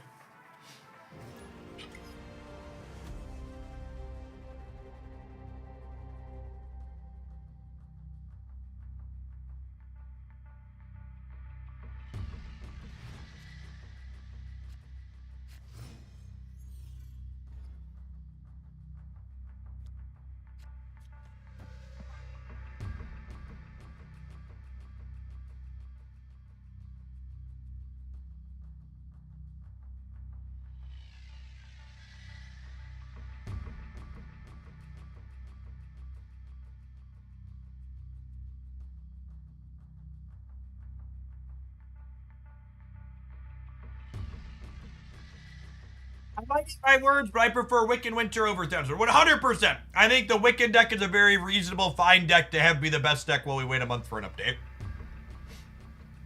And if anything, I would go so far as to say the most offensive and problematic card in most of these Wiccan decks is actually Alioth. It's not Wiccan.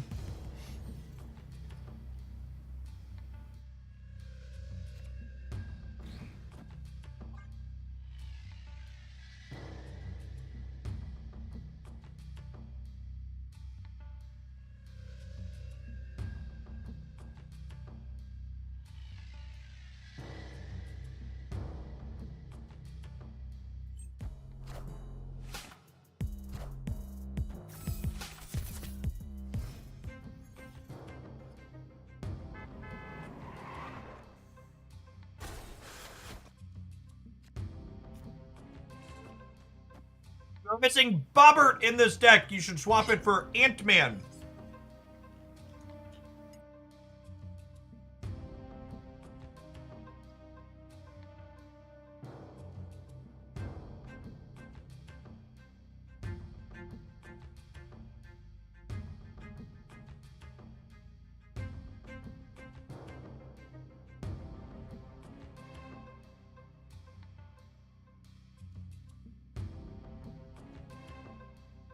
I'm surprised not to see more Suitor. I think Suitor is a very boring card. I think that the decks that it goes in, while good, tend to be kind of dry and uninteresting to play. Face the might of Asgard. Mjolnir.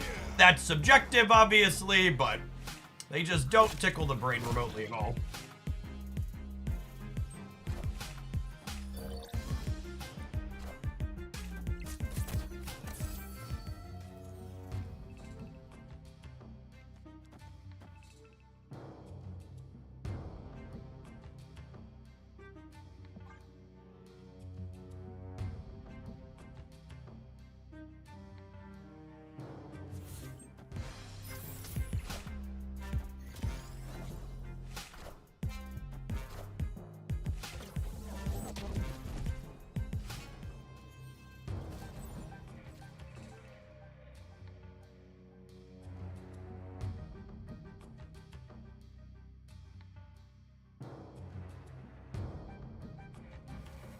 Would Monkey back to a 2-0 set the world on fire?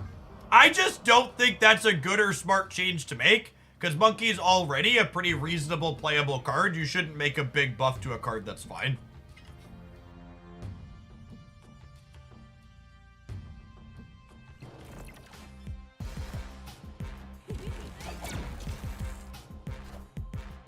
As one of Marvel Snap's primary Hitmonkey enjoyers, if I'm telling you the card probably doesn't need a buff, it probably doesn't.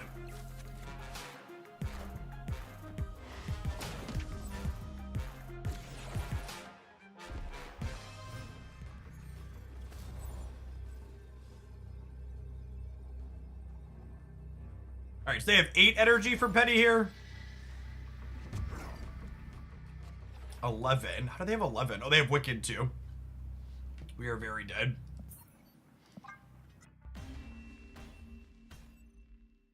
Escaped.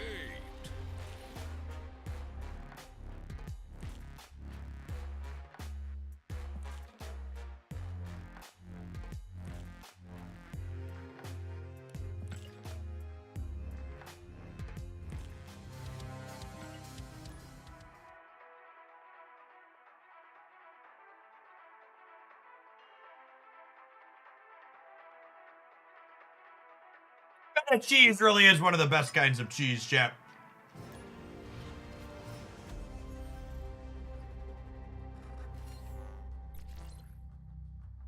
That's so good. Is Airship still viable? Yep.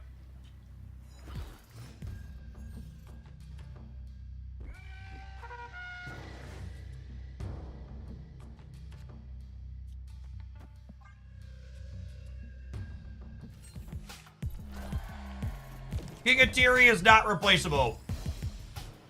These Thor decks are a little bit underpowered as is, and losing a Tiri hurts their consistency a lot.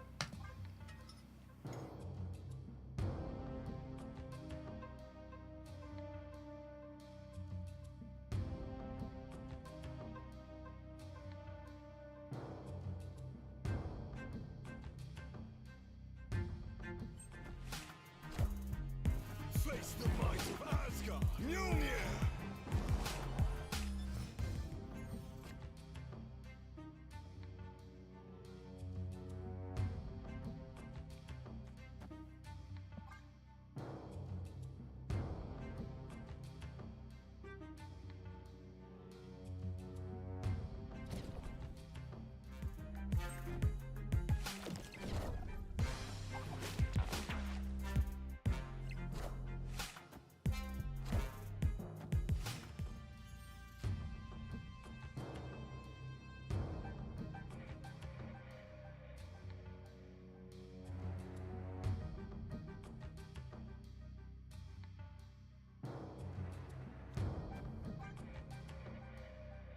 So sad.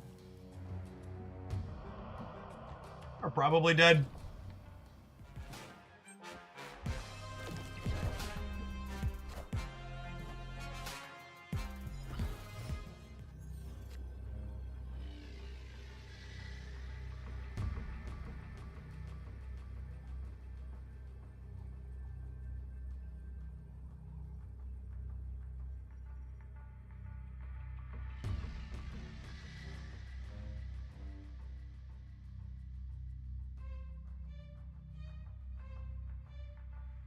What do we think of just bailing out on the left and trying to win the other two?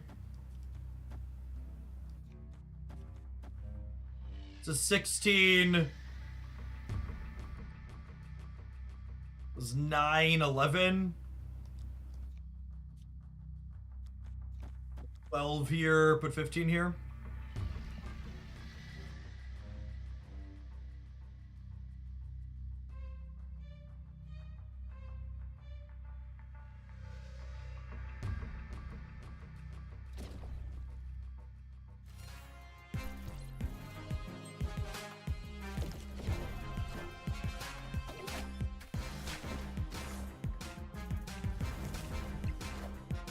I see the way. So close. I forgot that their Heimdall was discounted. Mjolnir, to me.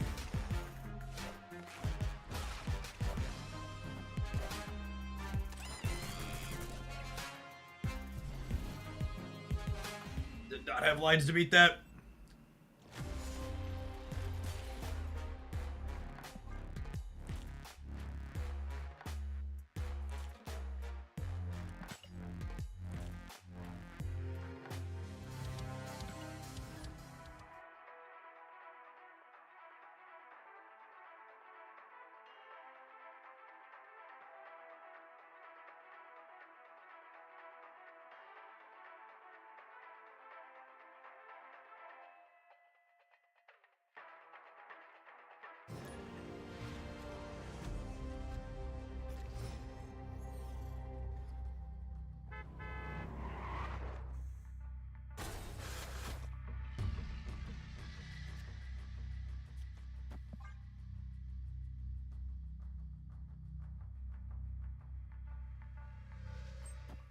Non-Aeroshin Thanos here. Looking at the deck size.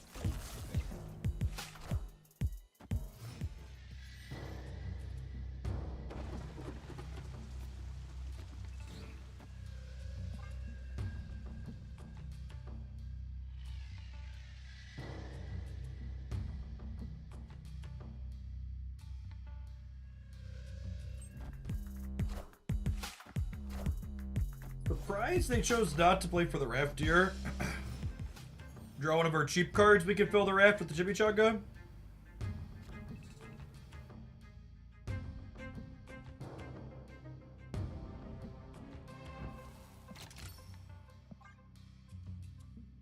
Assume they're filling this turn, which is sad. Would have drawn any of our ones or twos. Oh, they didn't fill. That's so good for us.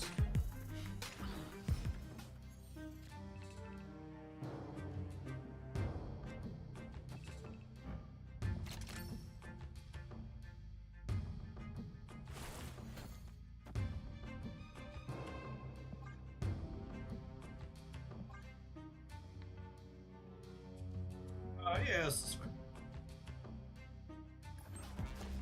Yeah, I can't get the chibi on what's his name, but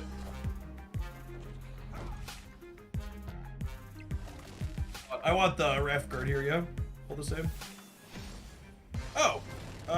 Thanks. I think. Everything worked out?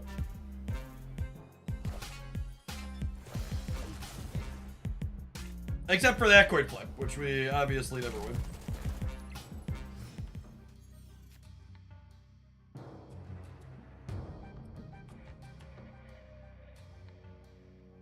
If I play Sunspot, I get 4 points of power from it this turn.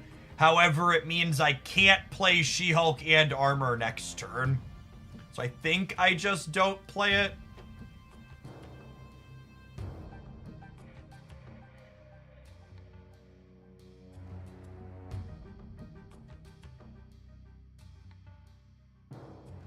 They also have a 6-drop from the raft, is noteworthy here.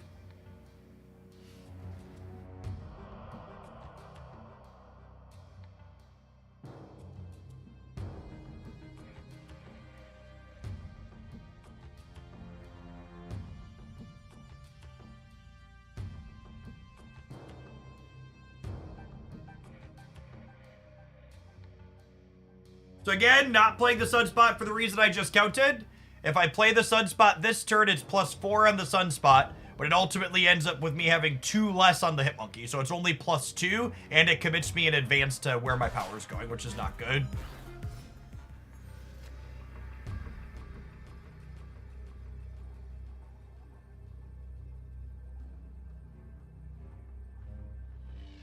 So now I'm playing Hydra Bob.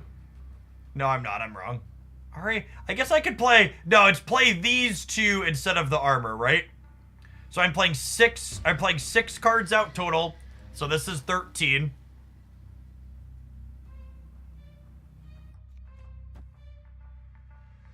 So 13... I want to spread my points a little bit so we don't just get completely shafted by an Alioth.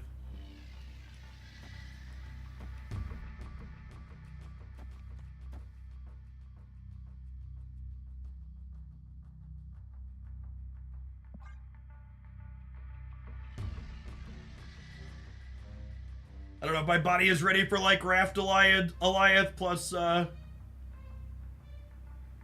plus regular.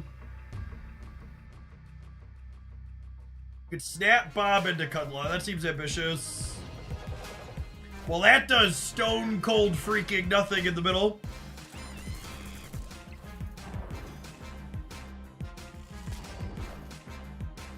You bobber. Behold my mighty hand. A better Raft card and still died. Lucky.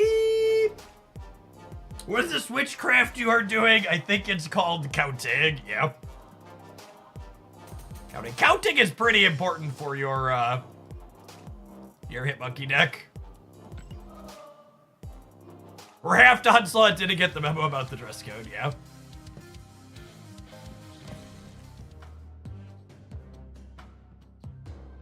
My untapped tracker here says, with that last one, we finished 10-9 while playing this deck. We ended up a few cubes while snapping minimally. I think if you're playing this deck well, it's quite reasonable and competitive. It's a really fun mix of cards. I love Hitmonkey and She-Hulk and Thor stuff. They're a bunch of great flavors that all taste kind of great together. If you're looking for card substitution in here, you absolutely should not buy Hydra Robert for this deck. He's replaceable by Ant-Man, I think, is my go-to. Titania's also okay, but I think Ant-Man's better. Nico Minaru could be another Titania or Iceman or something. The other higher series cards I think are pretty important for this deck in terms of power level. You need Bill, you need Hitmonkey, you need Black Swan, you need the King.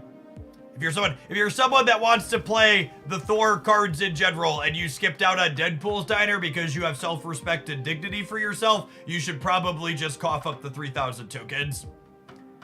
All of these Thor Beta Ray build decks want to play King Atiri moving forward. He's such a high bit of added consistency.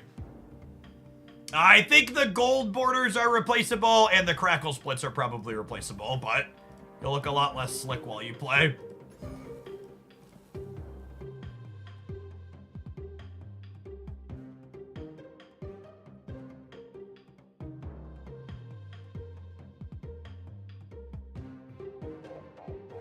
Self-respect and dignity in my Marvel Snap. Yeah, it's less likely than you think.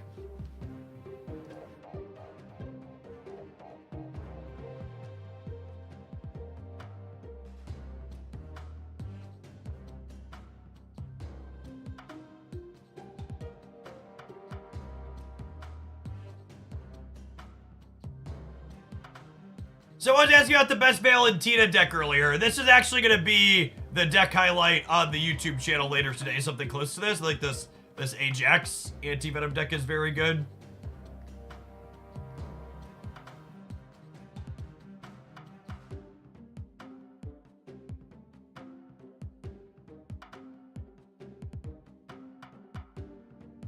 Wiccan Gore Mill. Truly every day we stray further from God.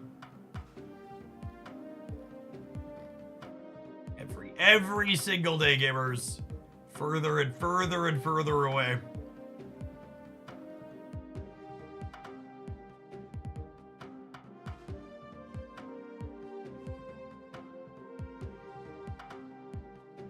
Someone was asking about Namora. Should we give this a try? We tried a different version that felt terrible, but I like the look of this with the Zabu and the Psylocke. Alright, let's lose a little bit with this.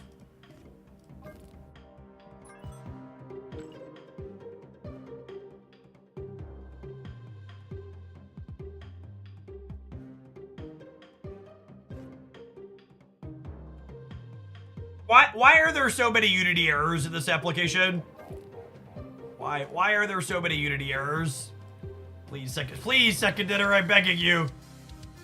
I've spent $25,000. Let me see my cosmetics, please. Hands and knees.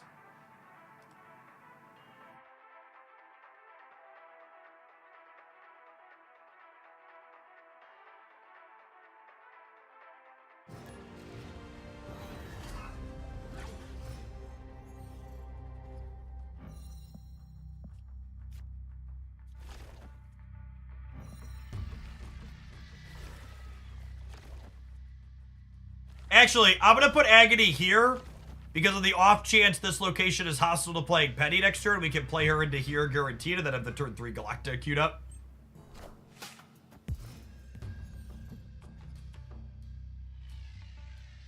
Sorry, you don't get to see your cosmetics until you've spent 30,000. Damn it. I don't know that I'm going to get to 30,000 anytime soon, chat. My spending slowed down a lot. We're not trying to gold everything instantly anymore, so.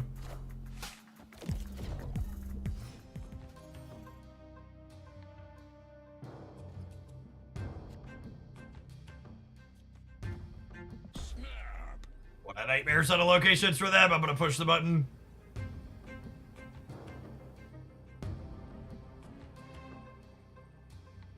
Waiting for the 2025 year in review, so I spent $10 in Marvel Snap. Nah, I'm still spending like a couple hundred a month. There's still shiny things I like.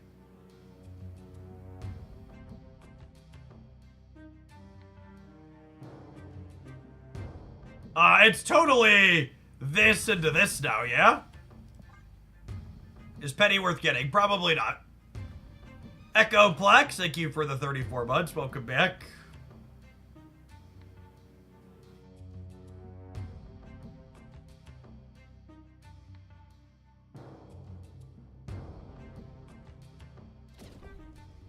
And then next turn, Galacta triggers on Namora and Namora triggers on Galacta. I think I read some fanfic about that one time. Wow, that's rude. Cosmo. Holy. Opponent's a hater. Imagine being that much of a hater. I think I just got a Namora this turn now, right? Bad dog. What a bad dog.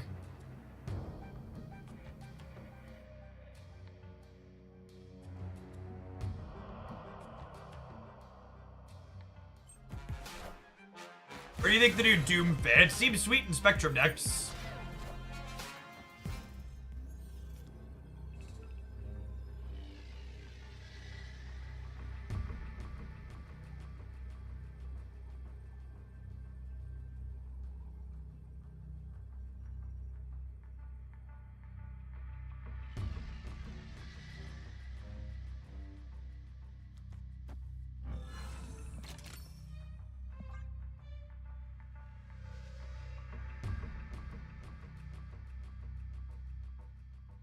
Red One on Amazon Prime was a lot of fun. You are the first person I've heard say anything remotely good about that movie.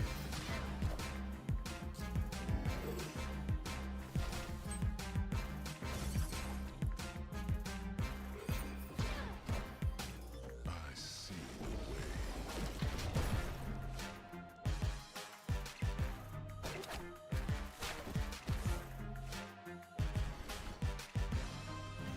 We were 100% there, right? Scarlet Spider hits here, we win here. He hits here, we win here.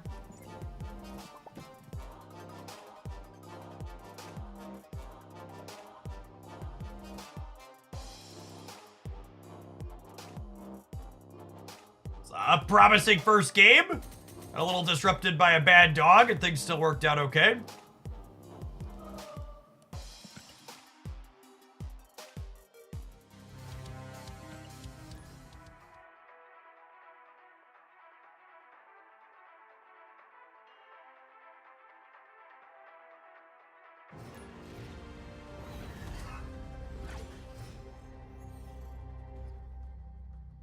Opponent snapped.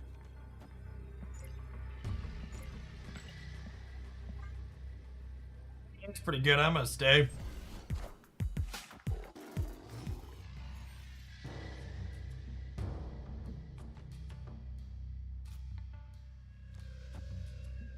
You Bucky Bards.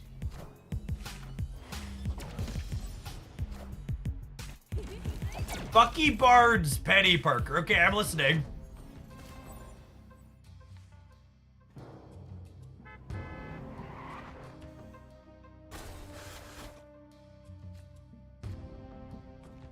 Oh, Galacta is gonna chimmy Psylocke's Changa.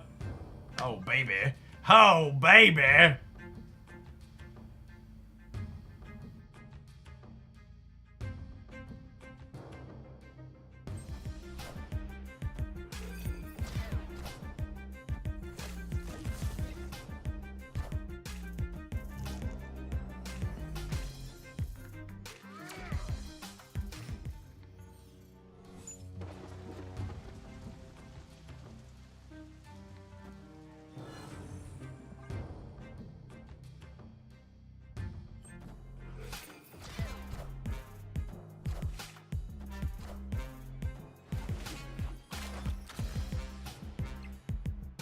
Being able to move X-23 is adorable. I don't know if it's good, but it's definitely adorable.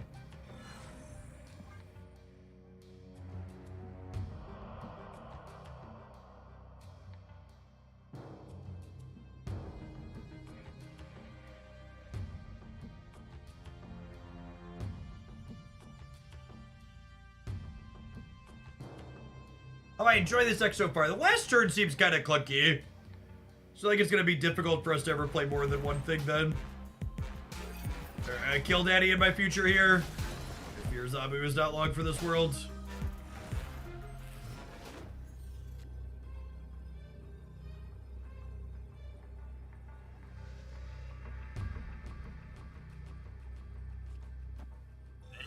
I think. Are they playing for here? Part of me wants to claw and hedge. It puts 7 and 7, and 7 puts me plus 13 in the middle.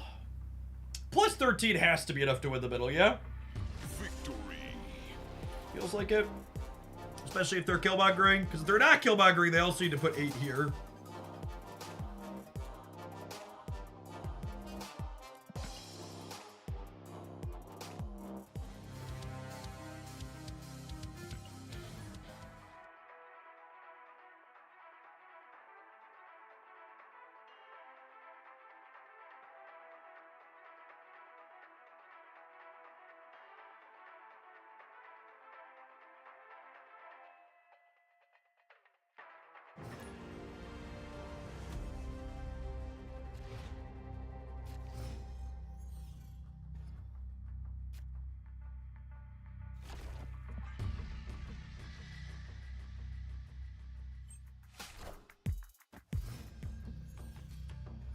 Looking for Penny or Psylocke.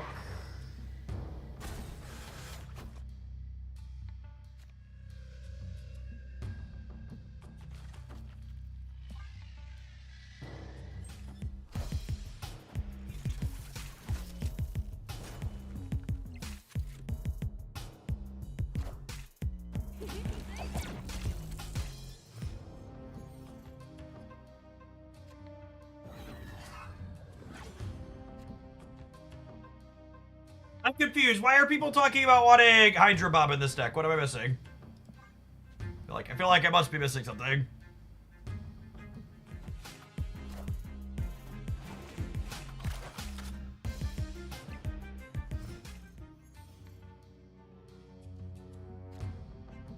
Missing Hydra Bomb, apparently. Yeah. Something like that.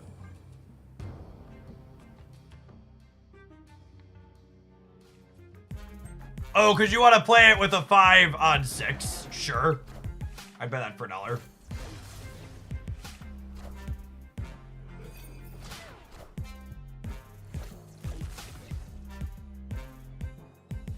That might make sense over a copycat, honestly.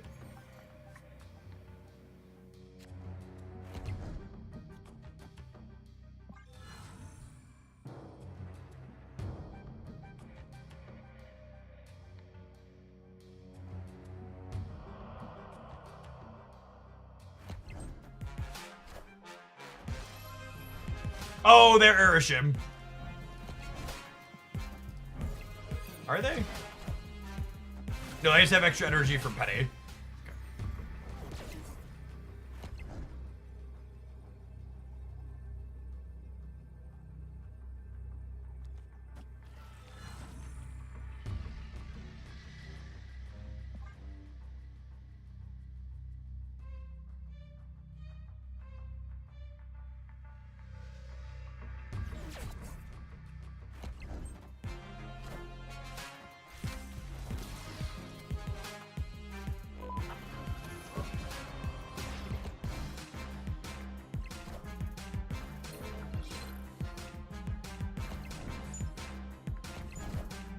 Got him? Got him. Don't you want to buff Marvel? No, 20 points is enough on Marvel gamers. Lore accurate Captain Marvel here, by the way.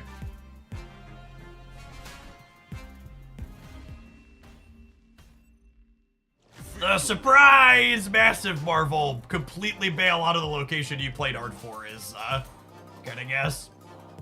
Yeah, I'm gonna swap Copycat for Bob. That's a good call. On the wanting to do 5+1 on the last turn.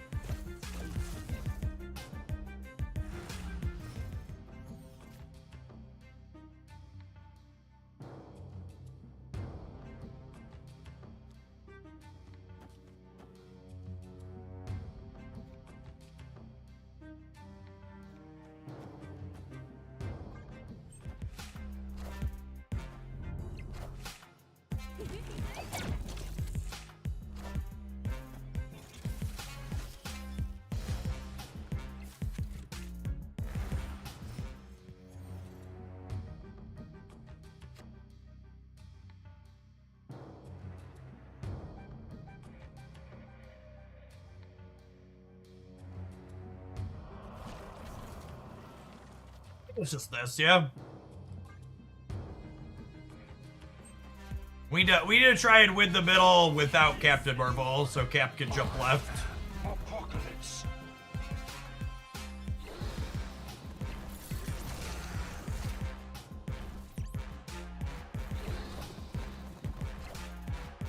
I am Iron Man.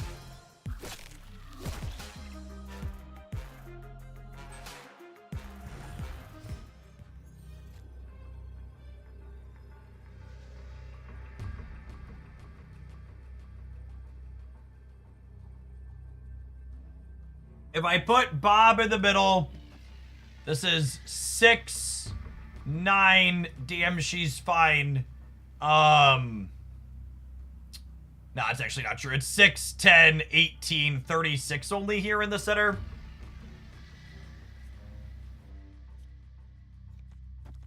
This probably plays for the breaker, yeah?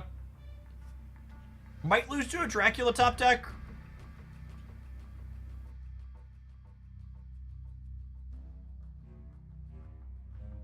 Victory. You can snap Bob into the left. Yeah, that's true. I think that still died to Dracula top deck, though.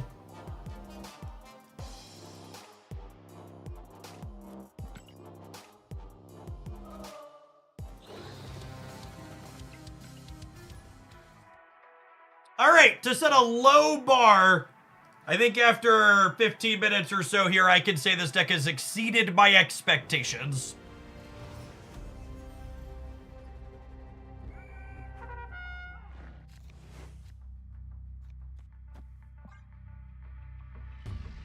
Drawing our second 4-drop before he plays the Booby, as said.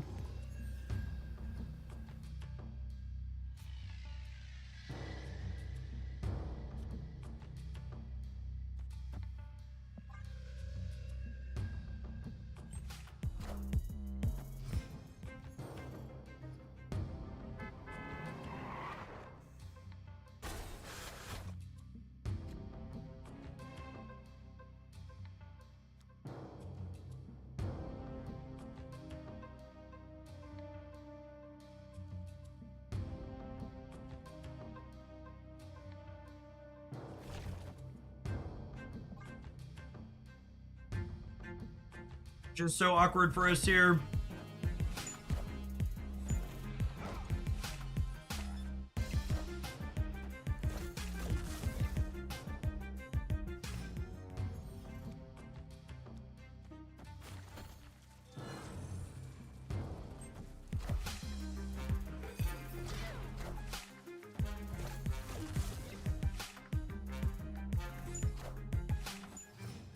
We could snap to move Bob there. Yeah, maybe that was the line.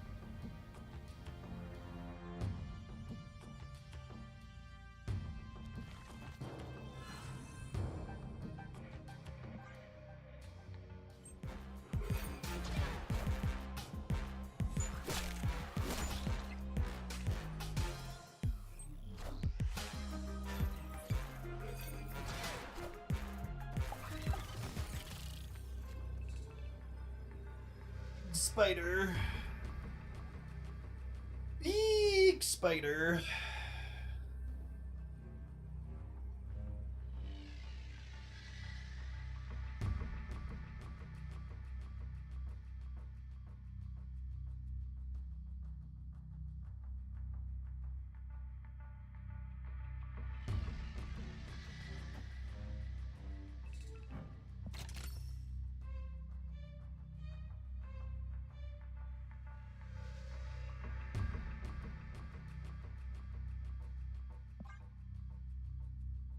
Yes!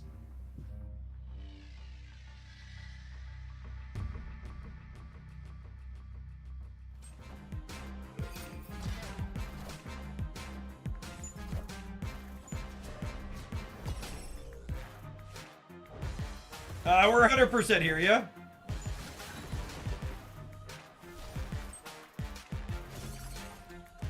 Marvel Snap format staples Scarlet Spider!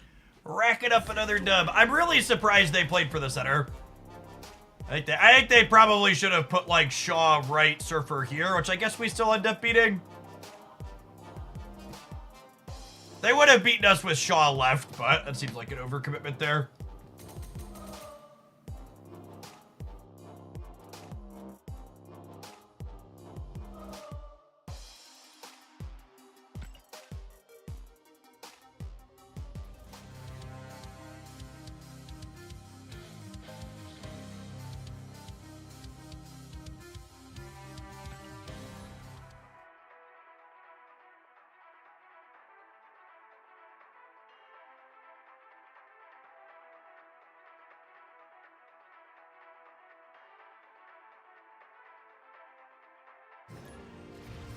When will second dinner nerf Scarlet Spider? Asking the real questions.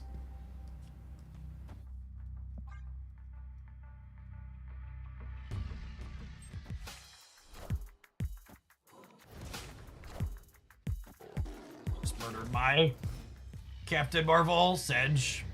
Oh, I don't have to worry about Shang-Chi though. Cracked. Speaking of cracked gamers, holy.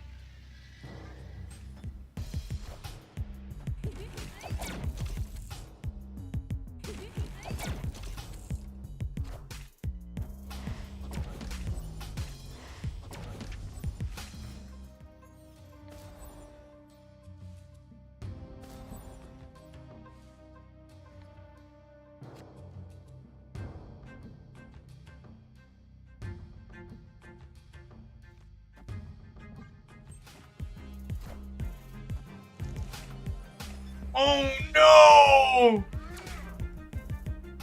Penny Parker! Penny Parker!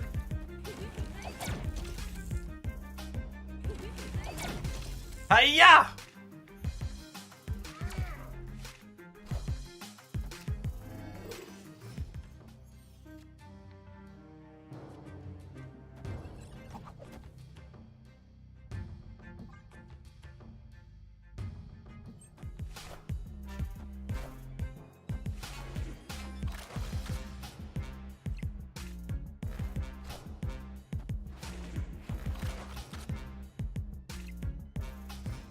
They hit their 50-50. What are the odds the opponents that kill Daddy Duck, chat? High? Feels high. How does Spider work on Carbotage? It doesn't. It only happens once.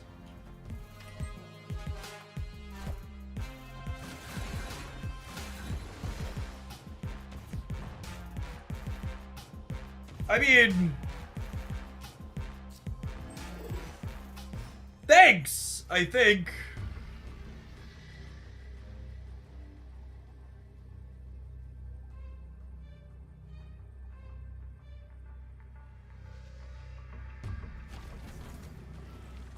You didn't really get killed at it here, but... I don't think I want to snap because of Killmonger. I think Agony Iron Man's pretty likely to win it.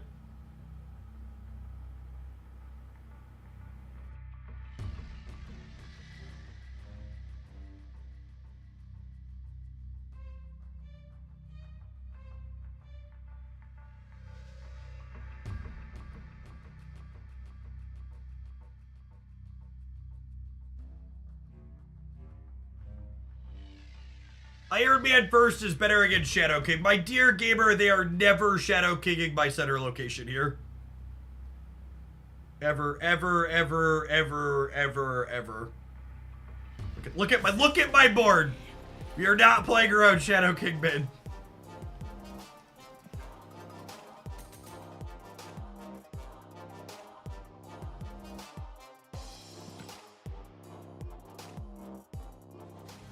I took one season off, but I'm missing 4 cards in this deck. Well, lucky for you, this deck sucks.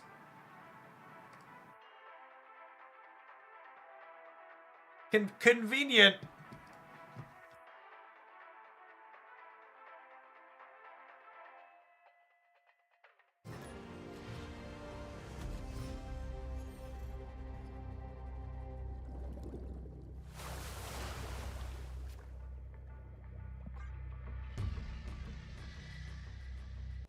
Looks fun though. It's been super fun.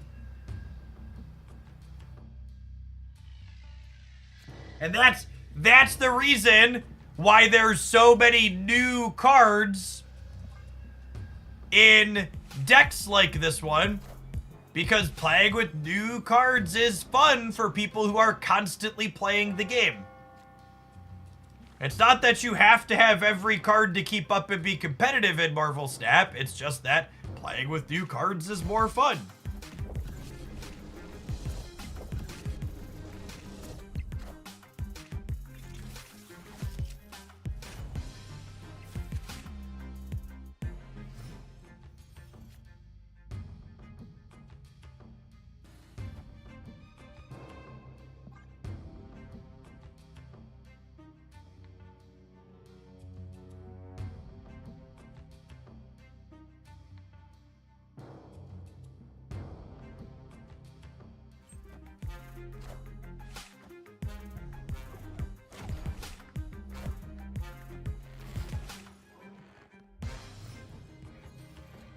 Just to give you context and how far we've come as a game. I actually think this is one of my least favorite cards to play against in Marvel Snap right now.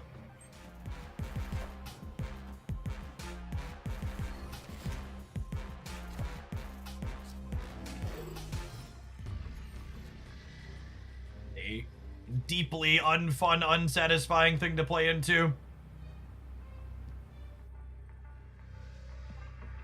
Bolt not on Karma Touch. I wanted the Krakoa bonus.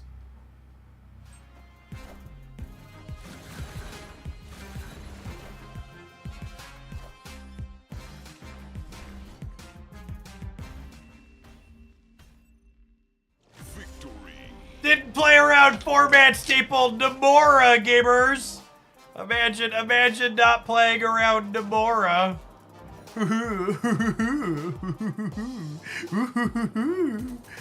Speaking of things you could have played around, you could have played around these adverts by subscribing to the channel, but alas, here they come. We'll see you in 120 seconds. We're going to play some more Namora when we return. Thanks for hanging out. Don't go anywhere.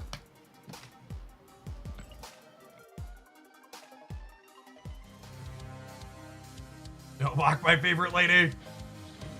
All right, subscribers, I'm going to run to the bathroom really quick, so BRB.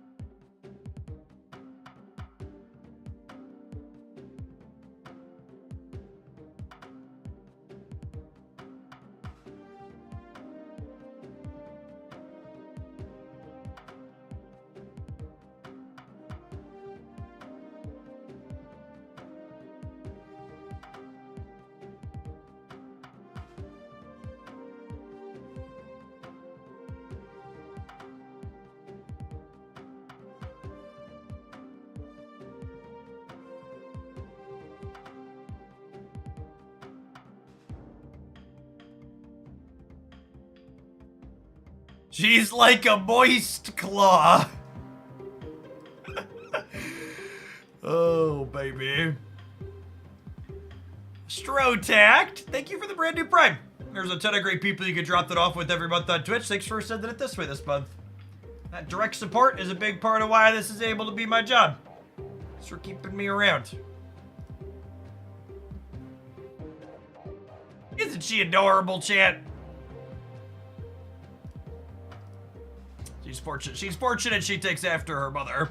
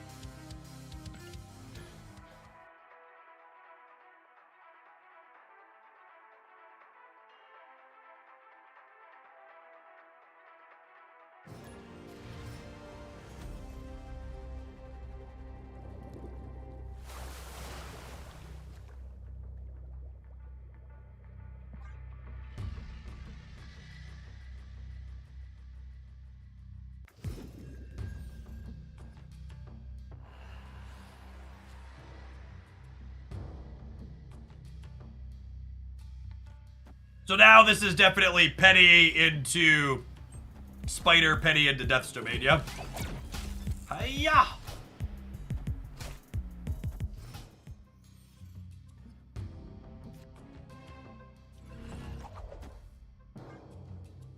Okay, and then I get to go Galacta into Hydration Robert with 5 energy. Another reason to have an extra 1 in this deck.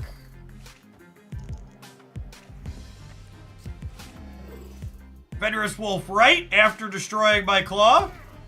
Tactical. It's spider time! Zabooby? I would love to draw Zabooby.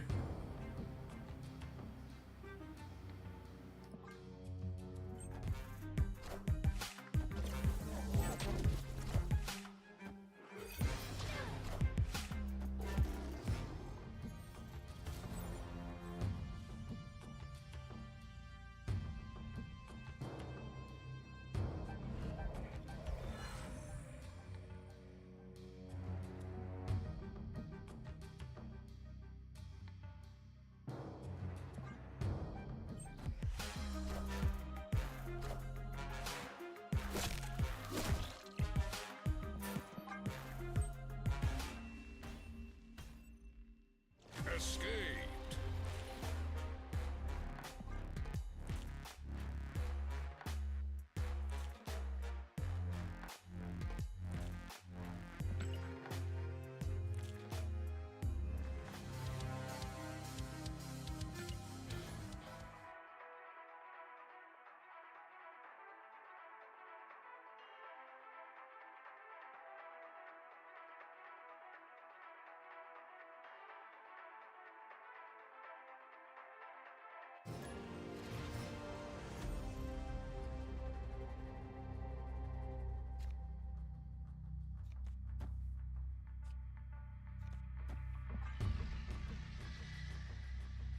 Teenage Warhead got a lot better with Galacta's release, definitely. Fenris Wolf did a lot of heavy lifting there, too. Gap, and the fact that you just want proactive cards to play out in the Wicked deck. Definitely a whole mess of metagame considerations to make that card a lot more powerful.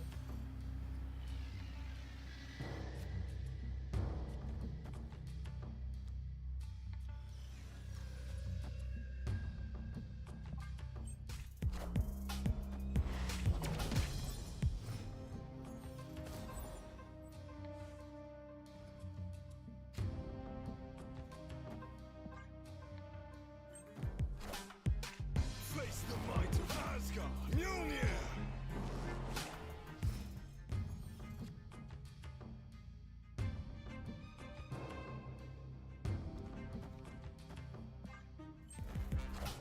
Oh, maybe I should Penny middle, actually. So that way if the Hulkbuster misses, it could go on Captain Marvel. That's fine. Why would Hulkbuster ever miss? Imagine missing. Wouldn't be our Hulkbuster.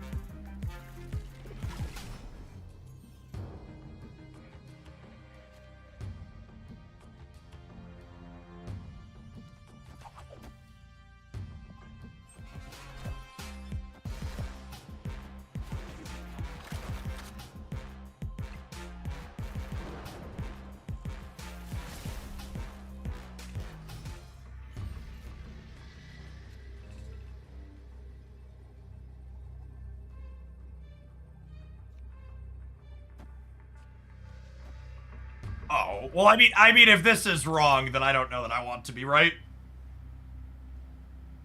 Because this is just too adorable.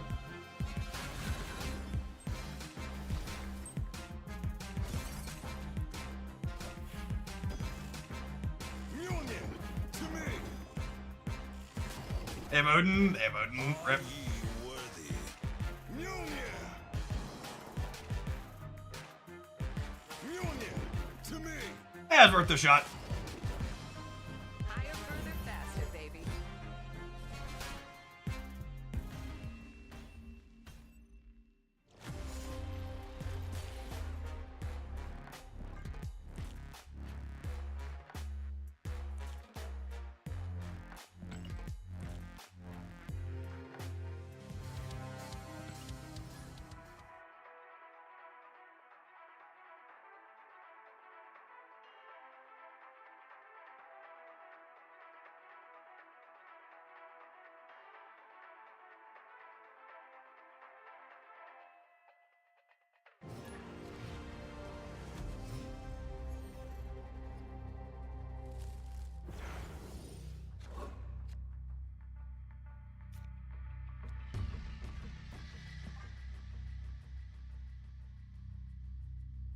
What's the actual deck that you play competitively? Marvel Snap is not a competitive game. It is a casual game where I get to play with pretty pieces of art and characters that I find fun.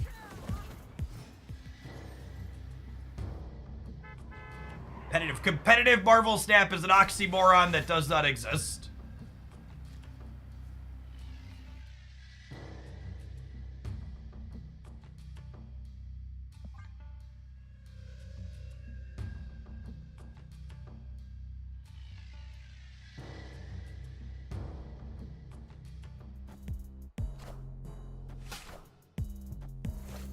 That's true. If you're looking for a digital card game with a robust competitive scene, Pocket's got a great one. Snap's pretty all casual all the way down.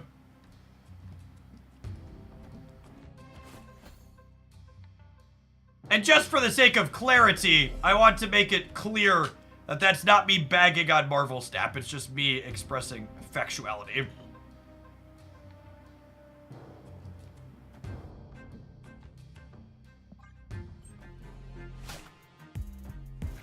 They're Galactus, are they? Luna Snow's pretty bad for us. There's Ichrid and what he's playing when trying to climb. You can literally climb with anything.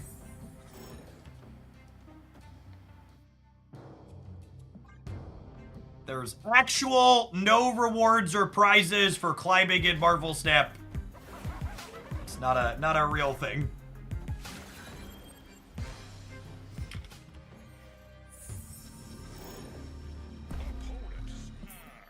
Okay, Boomer. Escaped. But how do you sleep at night if you don't play the best stuff? On a $4,000 mattress, typically.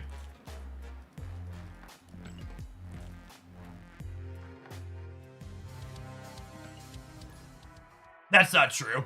We ended up returning that one. I think this one was about 2,000. More money doesn't necessarily mean better. There's a drop-off point where you spend on your mattress where there aren't meaningful gains. You shouldn't buy a cheap one. Cheap mattresses will murder you. They're very bad for your back typically. But there's diminishing returns at a certain point.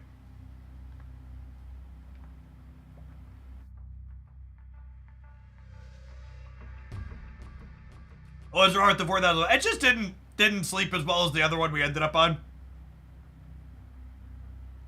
It's one of those things that's super subjective too. I'm sure there's people that enjoy those ones.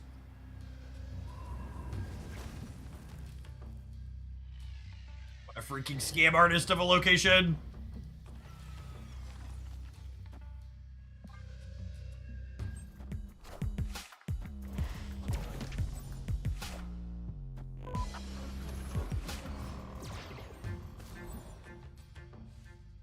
I sleep in a race car bed with my wife.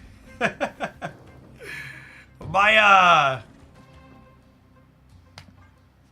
wife and I started dating a little bit before my 19th birthday.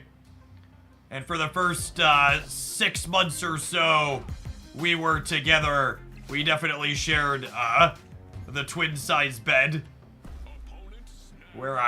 In the apartment that I rented with friends.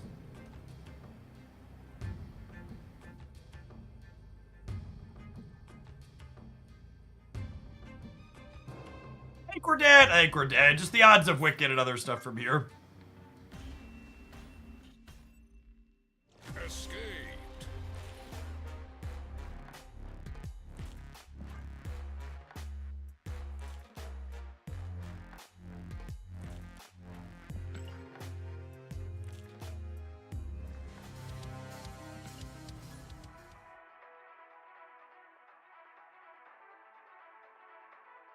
Been seeing a lot of Wiccan lately. Wiccan was the best deck before the OTA, and it's still the best deck after the OTA. I assume it's the most popular singular archetype by a good margin. What's his popularity? Wiccan's at about... It's like 18 to 20%. Depending on how he sliced it. 18 to 25%. Goes up significantly in the top 10% where I'm playing.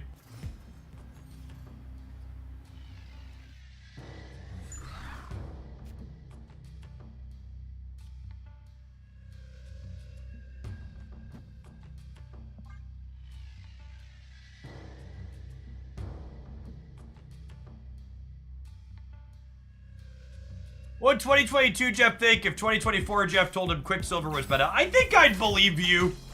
I don't think I would have been able to predict the design that made Quicksilver playable, but I've been pretty high on Second Dinner's design prowess in general. I think I fully would have believed if you were like, Jeff, they found a way to make Quicksilver playable. I'd be like, yeah, that tracks. They're good at what they do.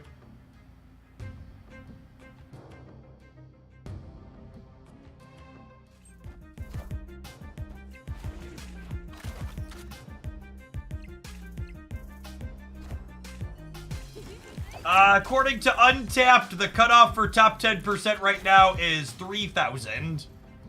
But again, that's only people who are using the Untapped tracker. So they have about 30,000 people on their tracker and what's it called? Jeff, I come from 2025. Kang is now playable, but so bad. I fully expect Kang to get a rework next year. I don't think that's a question at all. That's definitely happening.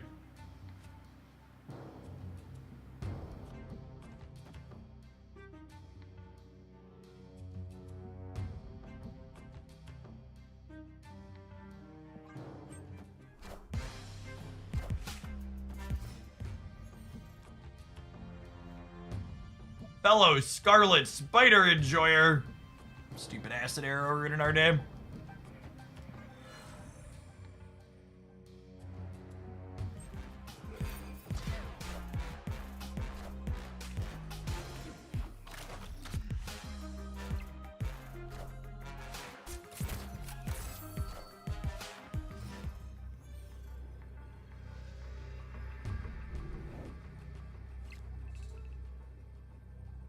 You think Kang will be reworked to be Robert Downey Jr.?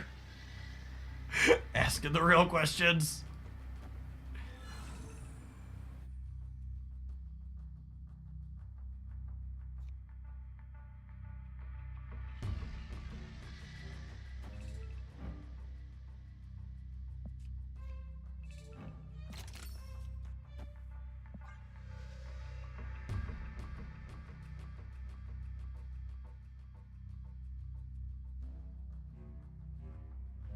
Kang is in this game the same way Adam Warlock is in this game. In the most technical sense only.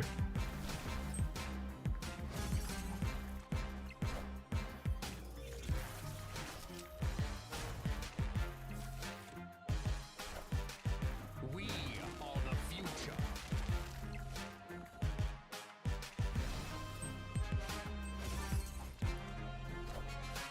Higher, further, faster, baby. Does she get us there? Holy crap, she gets us there thanks to Monster Metropolis. Victory. Calm down, Magneto. Captain Marvel is a strong, independent woman. She's not going where you tell her to. Oh, she was winning the middle as well. Yeah, you're right. It's cooler that she won the left with Monster Metropolis, though, chat.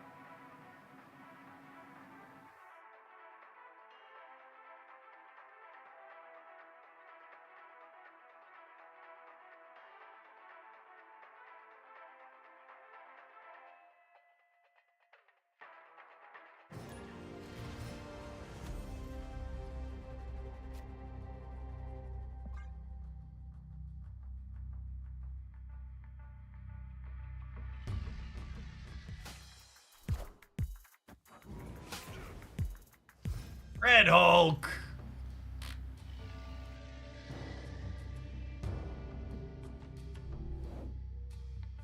The church bells is such a good AV on that.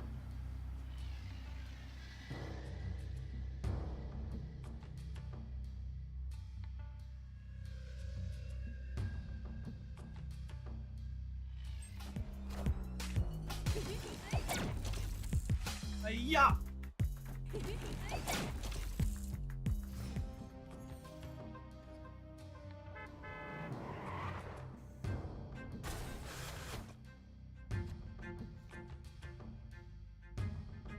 Then this gives me 4 next turn. This gives me 6 next turn. This lets me slide Penny Parker left. To go Scarlet Spider, Hulkbuster middle, and then Namora as the follow-up on 5?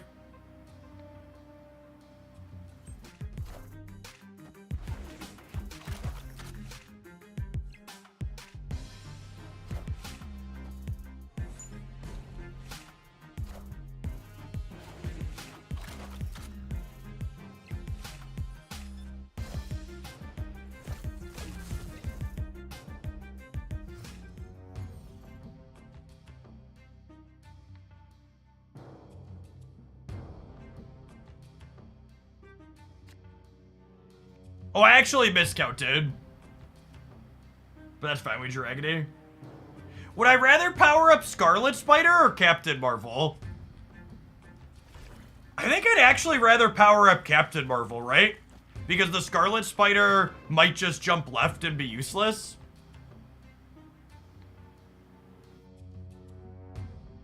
Opponent snapped. Hey, thanks for the 13 months, Dan. Welcome back.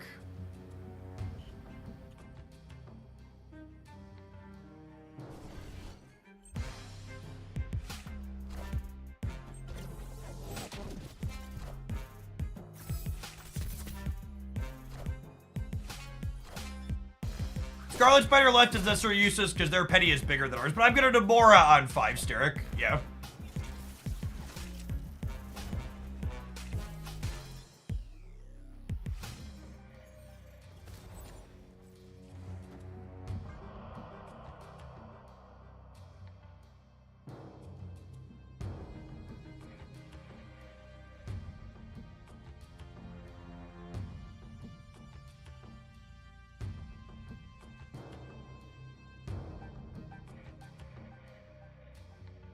I don't know if I'm fully prepared to have my Shang-Chi'd.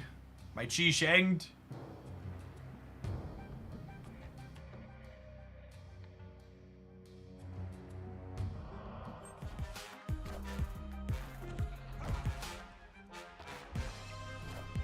Narrator. Wow! God damn it. Holy, what a brutal series. I didn't mind the Red Guardian, but cutting us off the Namora hit as well as brutal. Can't even cope stay now.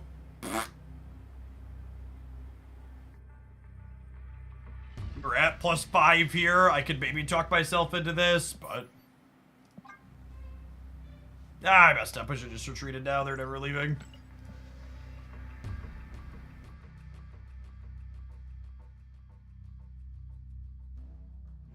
I'm curious to see what Penny's play rate's going to go to after it's not her big week anymore.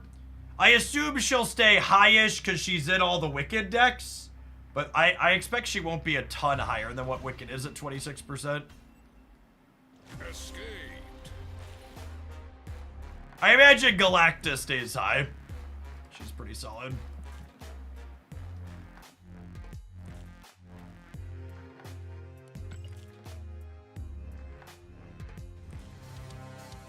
What would you replace her with in the Wicked deck? Just a different 2-energy card? The Wicked decks existed before Penny. Just go look at what they were doing before. It's not a big deal.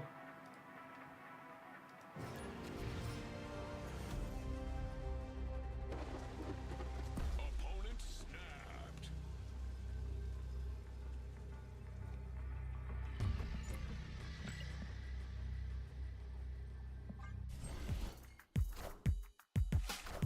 Ah, that's unfortunate.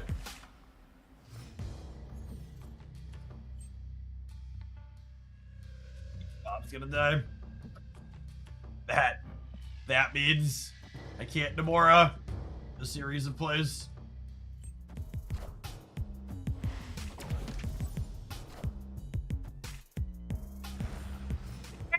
I totally missed your tip. Thank you for the tip. I did see they unbanned Twin. We were chatting about it earlier.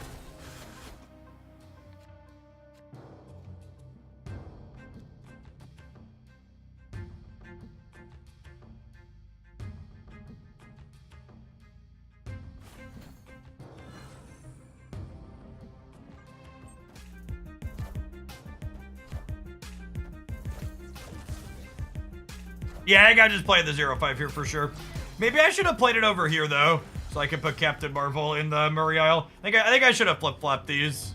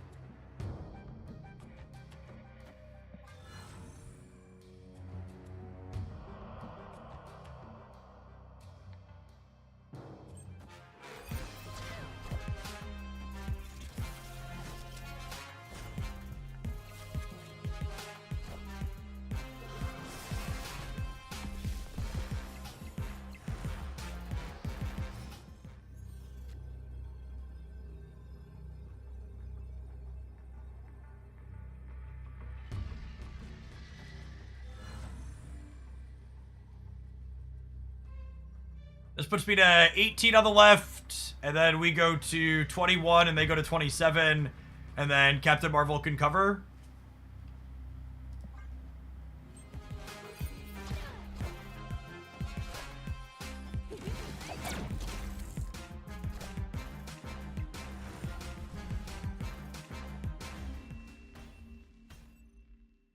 Victory.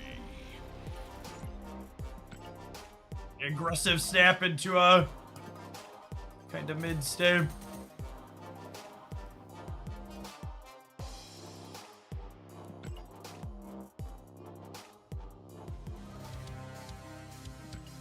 Wonder if they're just used to snapping higher ranked players and having them leave early.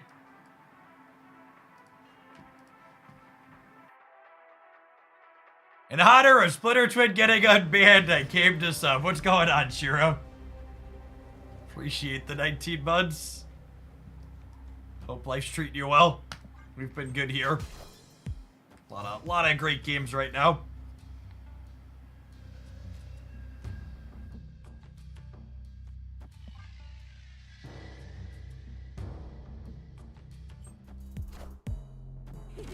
Is Doom 2099 gonna be as meta-changing as other creators say?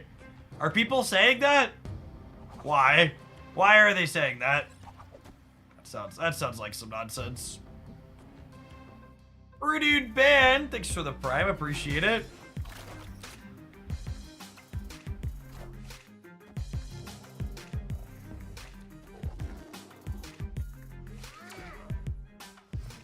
His Doom rules all.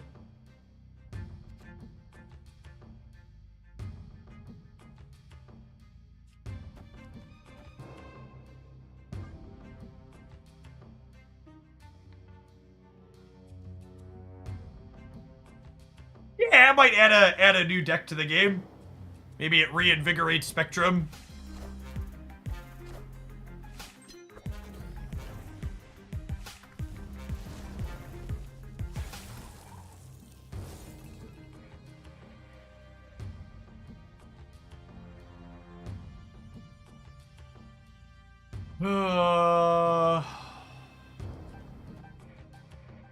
I'm doing this and just activating this right away. Am I? No, I should still have priority. I could Hulkbuster activate it next turn, yeah. And the new bounce cards do look fun, agree.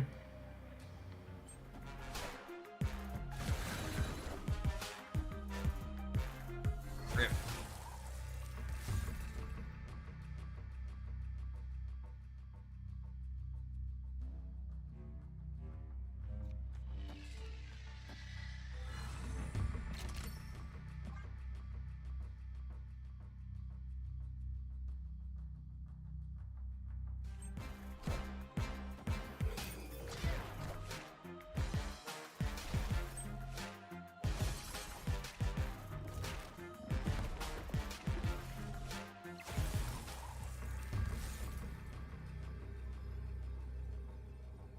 Bar's actually not great against us, huh?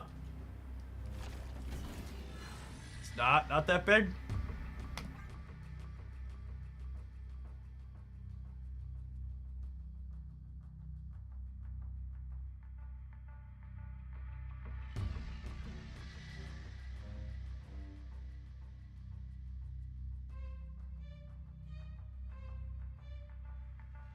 Yeah, the opponent's deck is often a Killmonger deck. Is accurate. Could be Shadow King too. Yep. All the above. But its opponent's archetype, generally speaking, has never been a sandcastle it didn't want to kick over.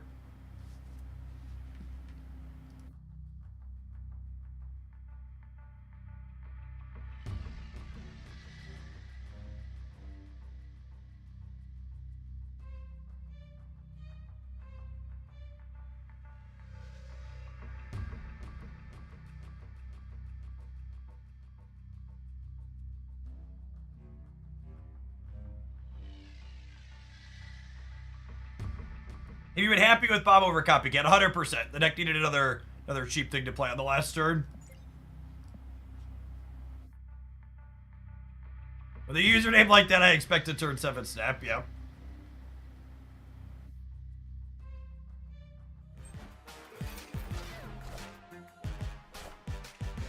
I am Iron Man.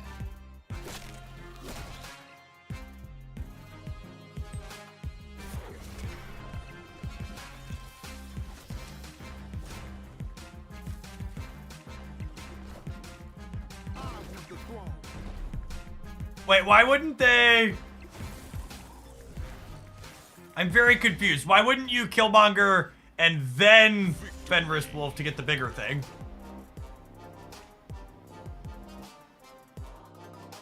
Yeah, Wolf and Shadow King in the wrong order too. Some suspect sequencing here from the opponent.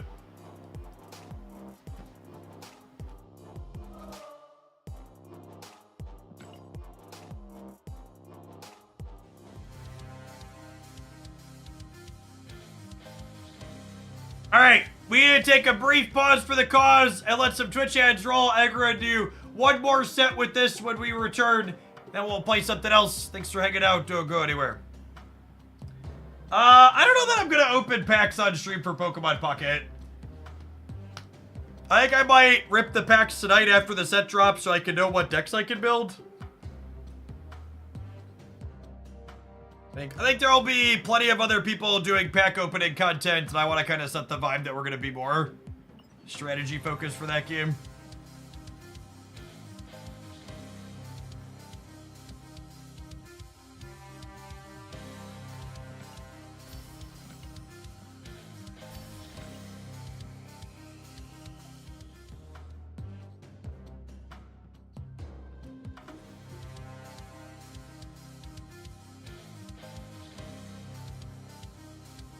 How much do you plan to spend at new set launch in Pocket? I mean, I'll open the maximum amount of packs they'll let me open.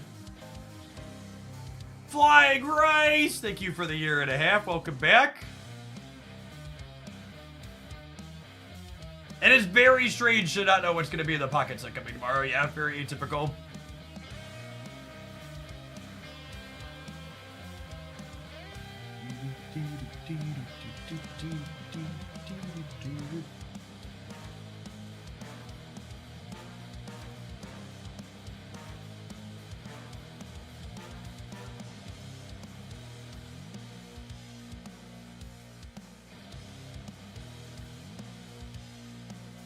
I assume it'll take around 100 packs to get most of the cards for that expansion, depending on EX variants.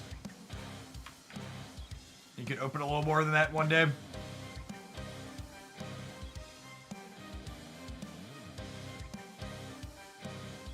The Google Play Store says the new Pocket set goes live at midnight Central tonight. About 11 hours.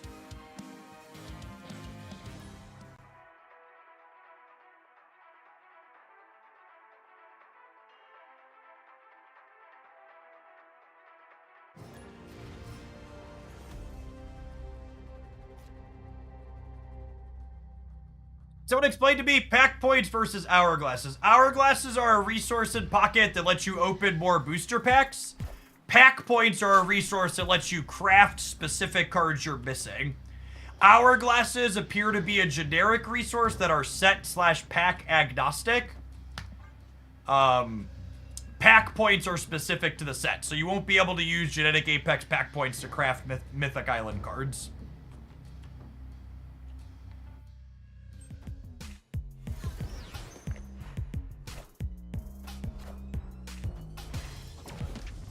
This Aeroship Thanos. Yep.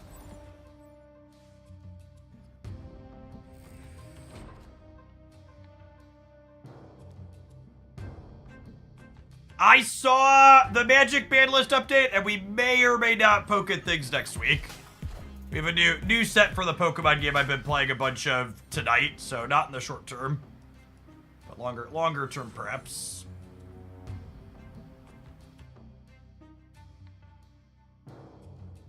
Scarlet Spider's gonna be a big boy. Opponent snapped. Gotta hang out because our draw's good.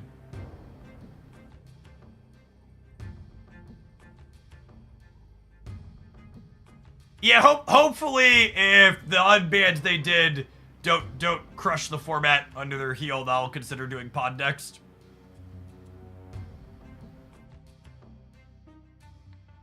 I don't know. The logistics of figuring out how to get cards to actually play with is more than anything.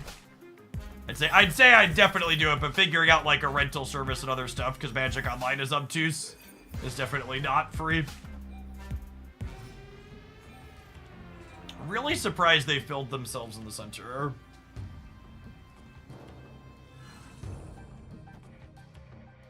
This will put us to 6, 14, 17 here.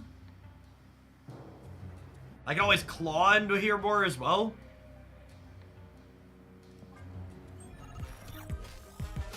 Maybe I'm supposed to play Penny middle to...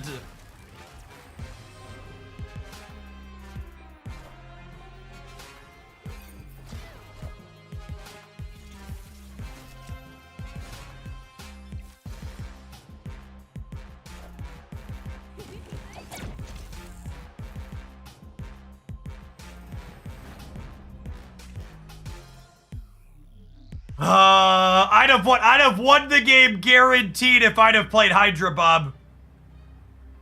Oh, we're dead to Space Stone. Space Stone lets them play Thanos anywhere. No, we wouldn't have won regardless. Legion is easily one of the most toxic cards in the game when you have extra energy. Magic Online is impossible to watch if you're not extremely familiar with the format you're watching. That is literally true of every single card game in existence. The reason why card games are niche games with low viewer counts overall on platforms like Twitch and YouTube compared to real video games is because you have to know the ins and the outs of any card game in order to be able to watch it. It's not unique to Snap or Pokemon or Magic or any other.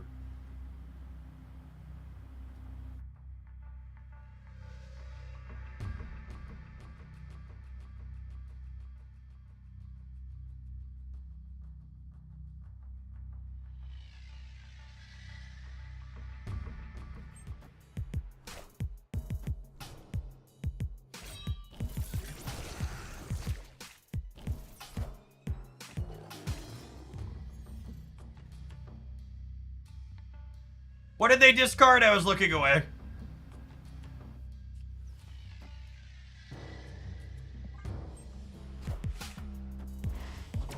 Scored. Thank you. Oh, I could have figured that out now.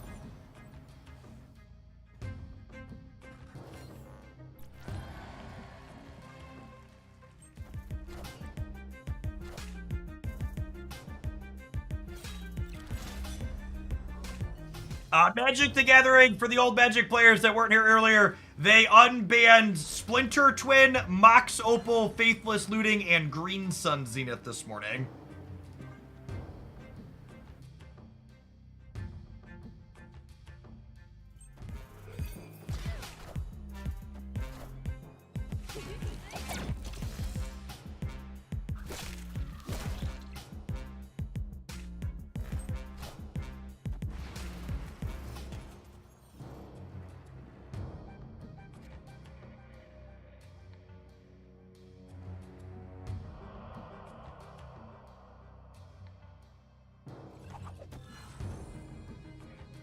They're leaving! Lovely.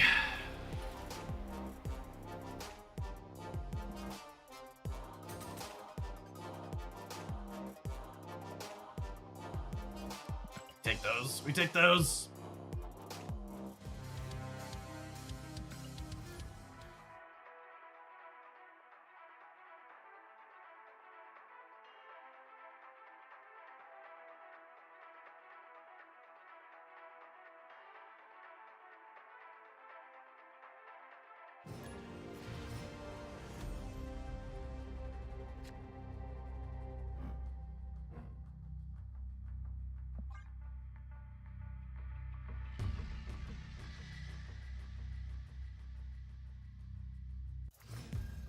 I had a wonderful weekend, Spark.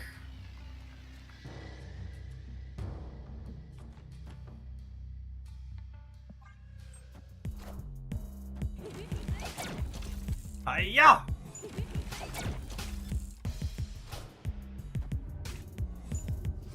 With Iron Man, maybe we can keep up with this.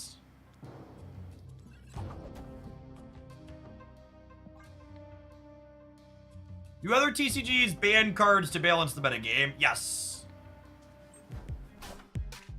Paper card games especially.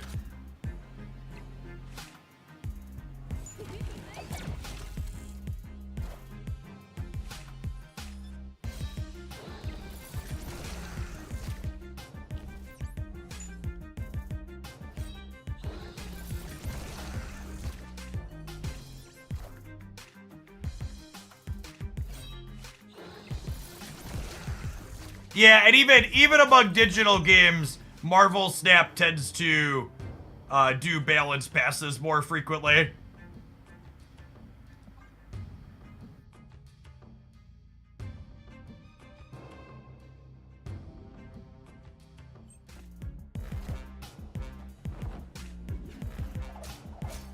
I am reborn.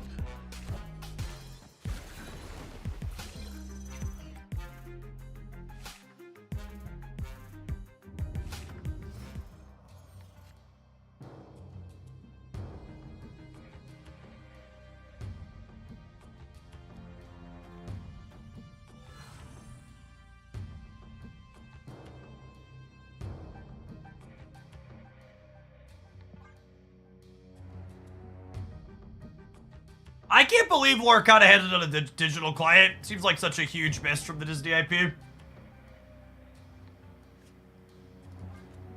What about Iron Man into Spider? Is that good enough? That's probably good enough. Alright, fine, I'll buy it for $1. I am Iron Man. I am Iron Man.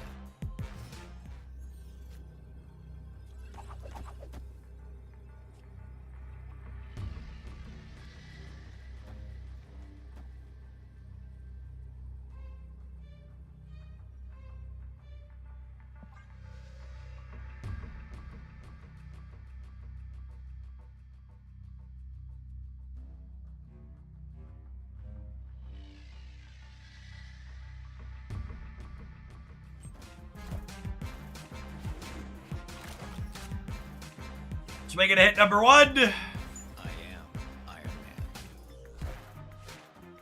Oh no, we missed! Monka!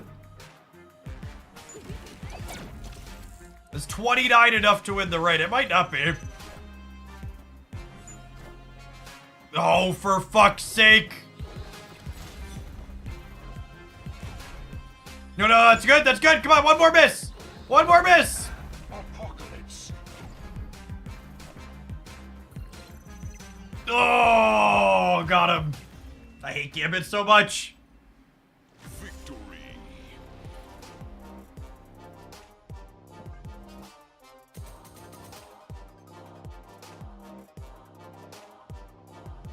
Palms are sweaty. Knees weak, arms are heavy.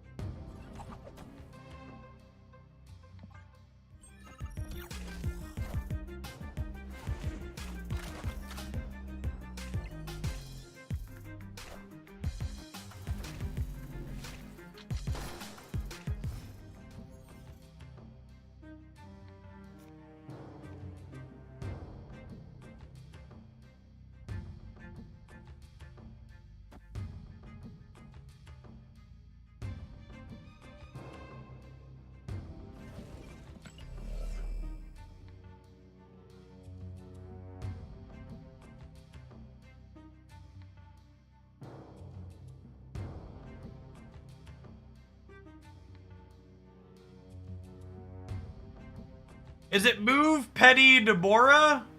I think it's move Petty Nomura.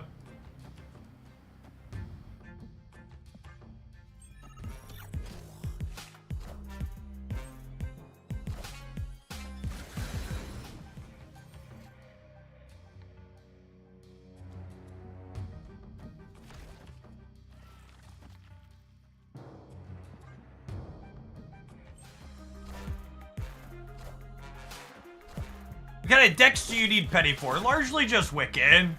This is the first non-Wiccan deck that Petty's felt pretty okay in.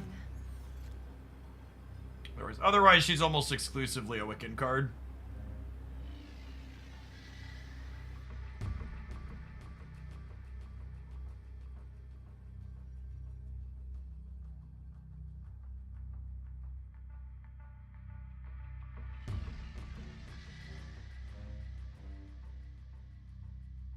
I don't think Chimichanga's really been super relevant on the Petty aspect of it, Ark.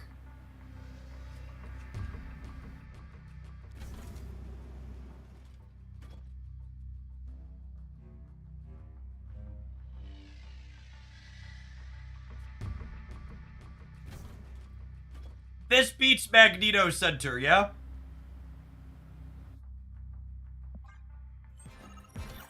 Two cards is scary. I am Iron Man.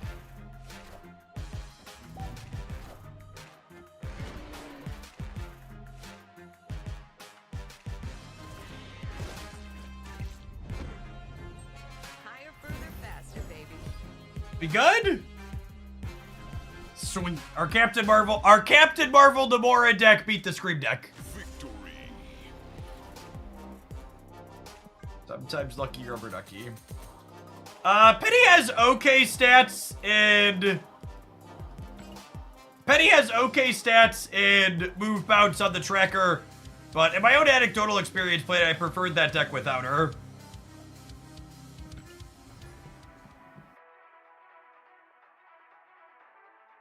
He's really clunky to line up getting your bonuses on things.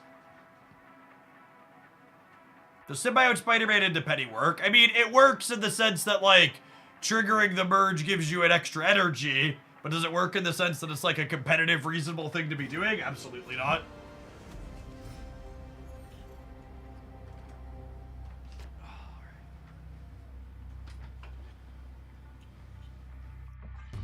Fisk Tower 2 games in a row. Wake up, sheeple.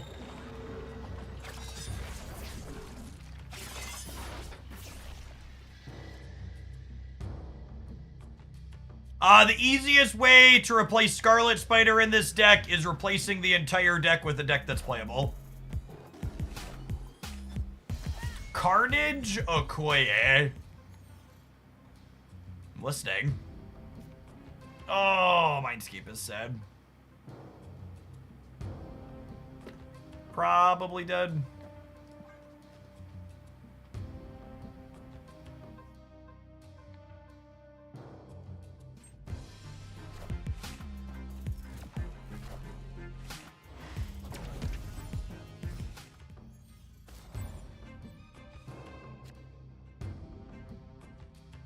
They're a Nimrod deck. Is this a content creator special from somewhere that I haven't seen yet?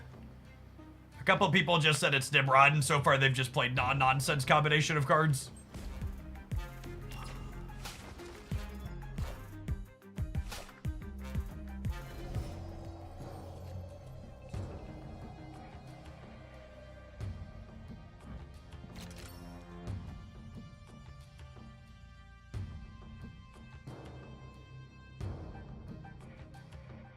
Oh, snap. Opponent snapped.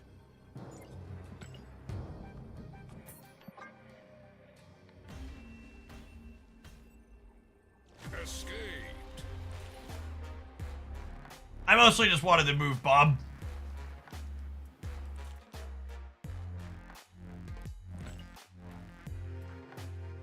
Like I'm betting that much on a coin flip.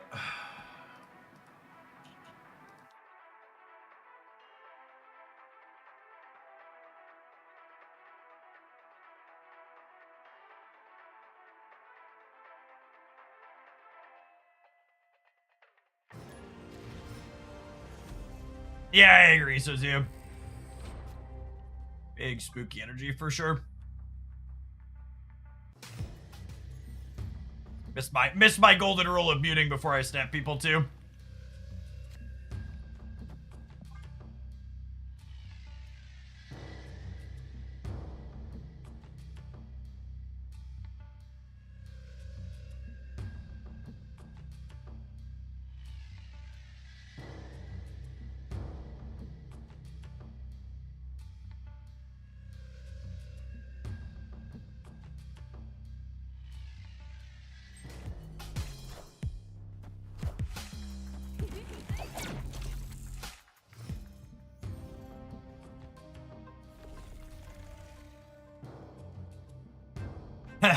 Gross. Your retreat angle.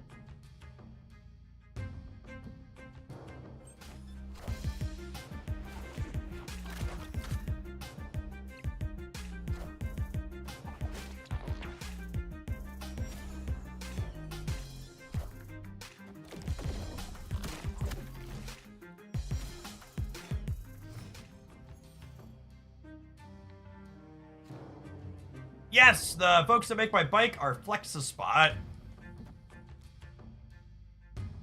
Make the bike, my regular office chair, and the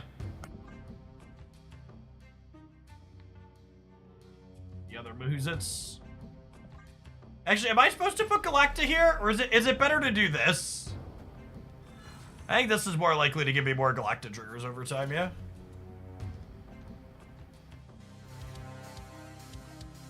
I really hope they figure out the Madam Web crashes for the next patch.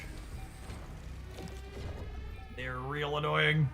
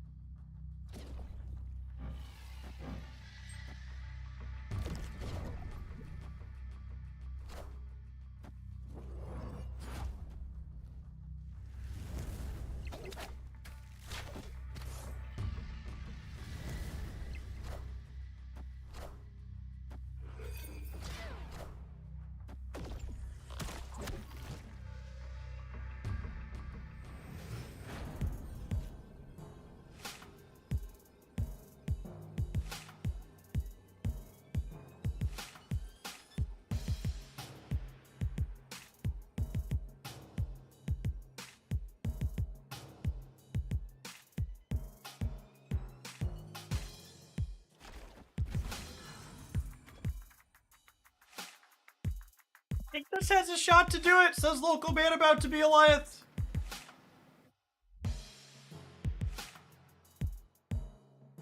How many cards is the average player missing? Chat, please say how many cards you're missing. Chat, don't do that. If you want to know how many people the average person this chat is missing, that's one question, but you should understand that that's far from the average player case overall. People who consume content for games like this on sites like Twitch and YouTube are far more engaged than the average Marvel Snap player. Polling a chat like this one is an incredible amount of sample bias. Definitely getting Goliath.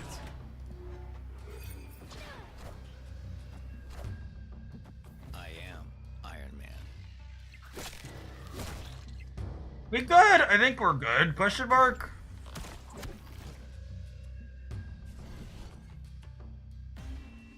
What a weird stay. Oh, they only had one card in their hand.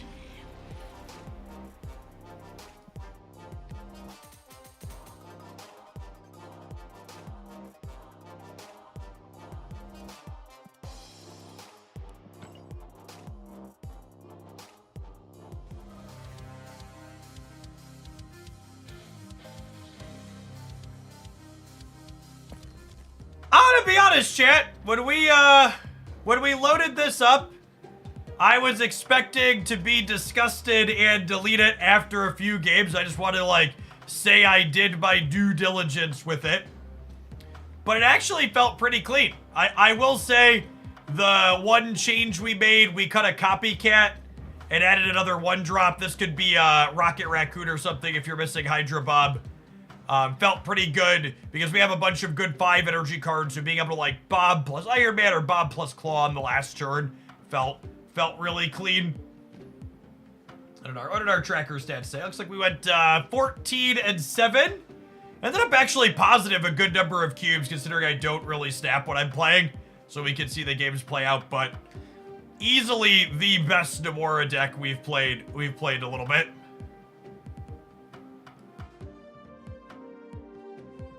This was also probably the best non-Wiccan Penny deck I've played. We've been looking for some of those too, and this definitely fit that bill.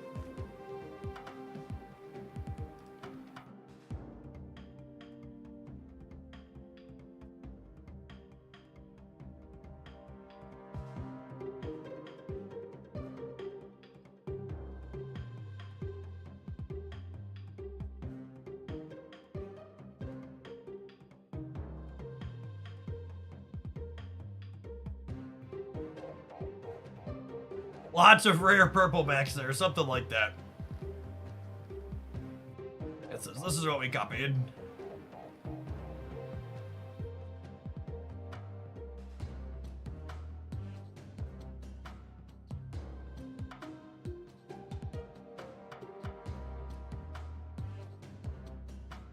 Werewolf Bounce doing some numbers. Should we play that? It's been a minute. Well, maybe we'll do that. I'll scroll a little bit more here, but that could be fun.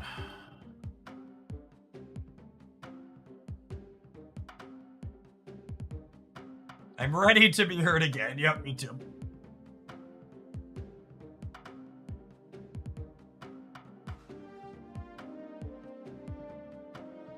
The Pokemon app in the App Store says Midnight Central.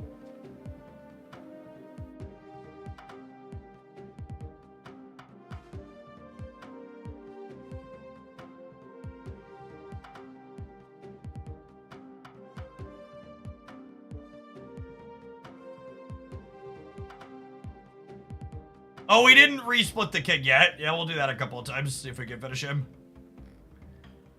Finish scrolling here first. Hand buff gamer still having a good time.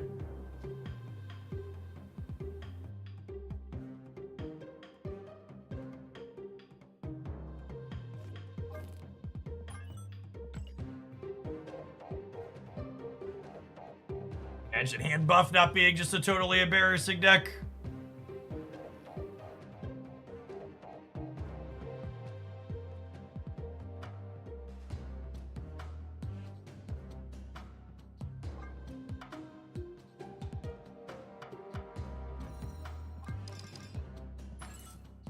Oh wait, were there any bundles in the shop I want to buy before we do this?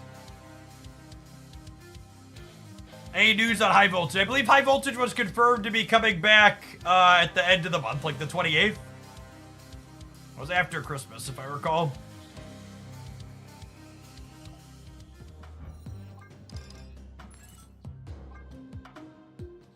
December 28th.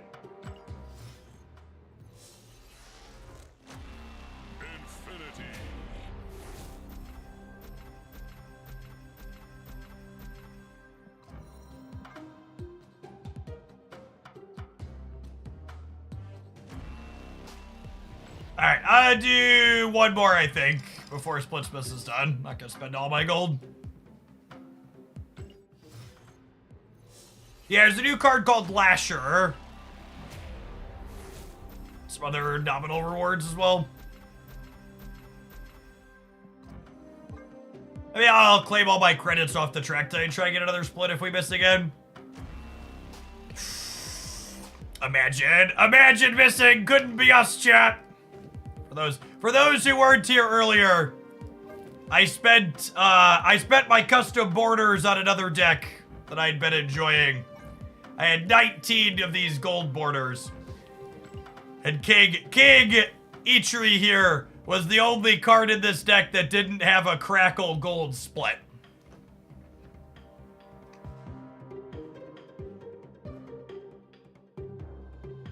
now we have a $25,000 Moon Girl deck to go along with our $25,000 bounce deck.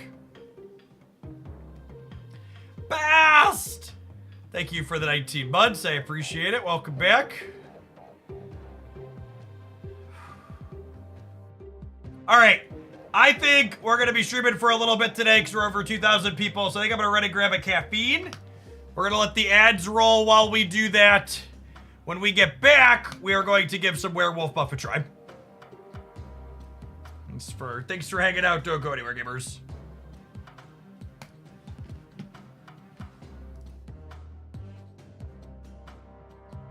BRB.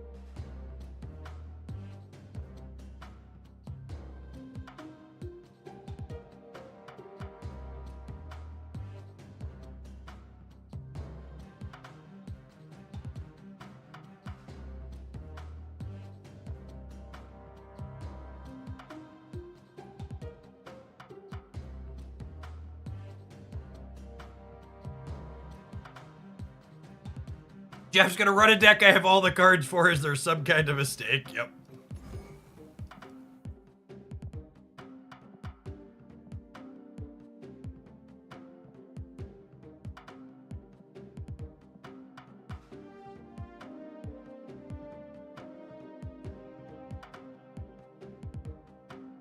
Shadow King makes me nervous in this list, and I assume you just want to kick Sandcastles.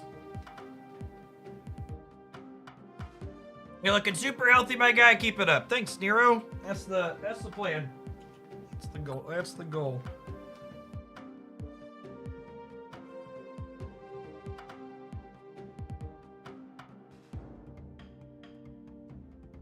There's been a toddler in my office. A couple of my wheels were locked. I was like, why is this so hard to move? What do you say is the most mandatory Series 5 card in a bounce deck right now? I don't know. Toxin. Yeah, okay. Yeah. I forgot Toxin. It's Toxin, not close. Yeah. You need him. He's just ingrained in my mind as a thing that you have to have. It's definitely Toxin. There's no Nico in this deck. That's wild. I'll see how this plays. This is the best performing bounce list on Untipped. So see how it feels. Yeah, no Nico, no Black Swan.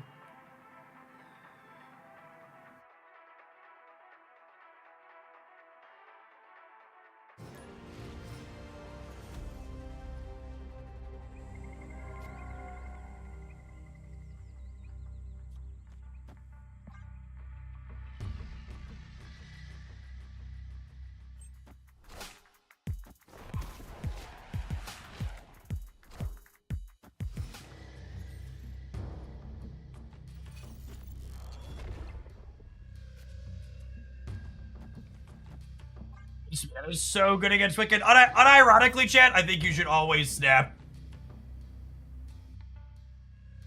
Snap Iceman into Wiccan.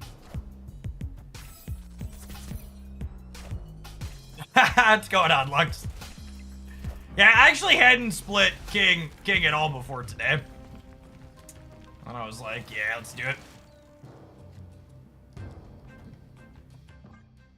Hey, Doggo's able to get into Spider Island for us, which is nice.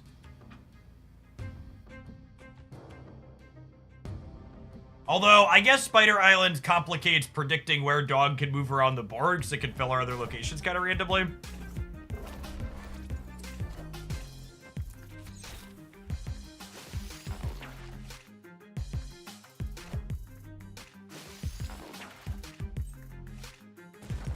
We won the Spider Island 50-50 on their second arrow, at least there, so that's nice. And the boosted splits already ended. No, they end tomorrow.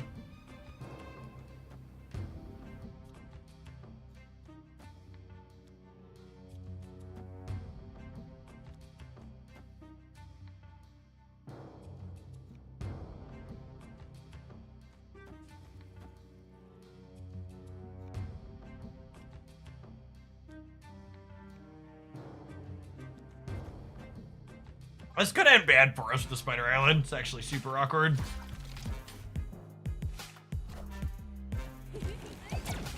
Yes, Falcon is the best draw on our deck by a lot. Definitely the case.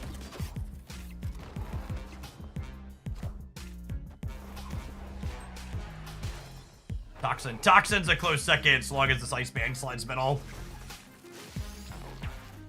Now it has to be Falcon.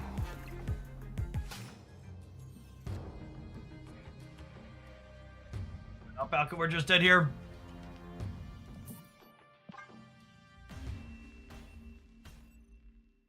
Escaped.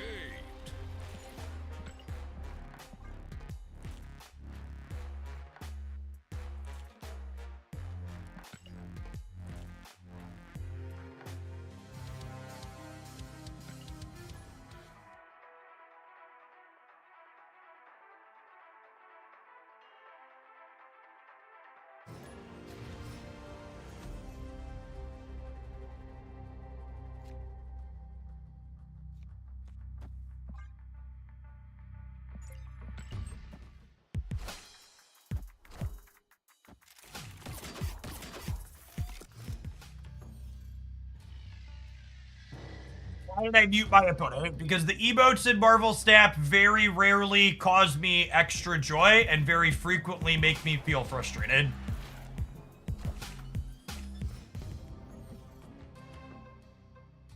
So opting out of experiencing them increases my positivity about Marvel Snap in general. Life's short, find your joy, gamers. Toxin's a fantastic draw. Maybe? Mindscape's pretty awkward.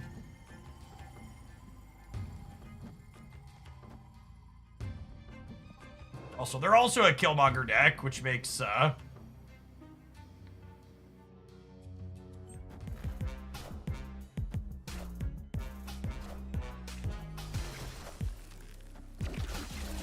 Demon a little awk.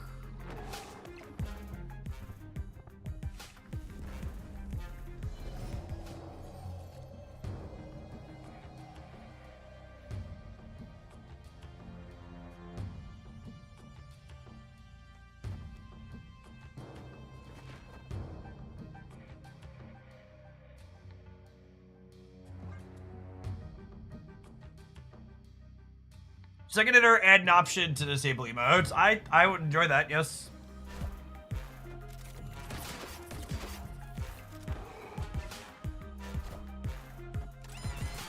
I think not letting people opt out of feeling harassed while they play your game is a mistake.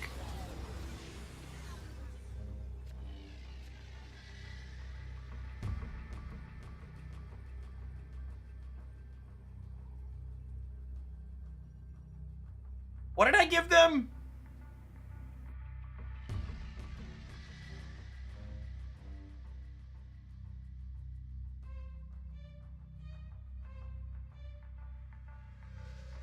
Hood, Agent Venom, Iceman. Not a lot of good ones. And they top decked a thing that has less points. I do this. Run it. I think the idea that Second Dinner shouldn't implement global mute because they sell emotes is very silly, because most people only spam free emotes when they're being annoying. You know, you wanna make not being harassed while playing Marvel Snap pay to win? Let me auto mute the emotes that I've bought. Is Lady Deathstrike more points on the left? Oh, she is, isn't she? That's funny. Because she clears 6. It's good. That's a good show. This is worse against Null, technically, yeah? No, it moves the wolf! Fuck, Twitch chat. Holy. We win, right? We win every time? What a game! Goodness. We're cool. Be cool. Be cool! Victory.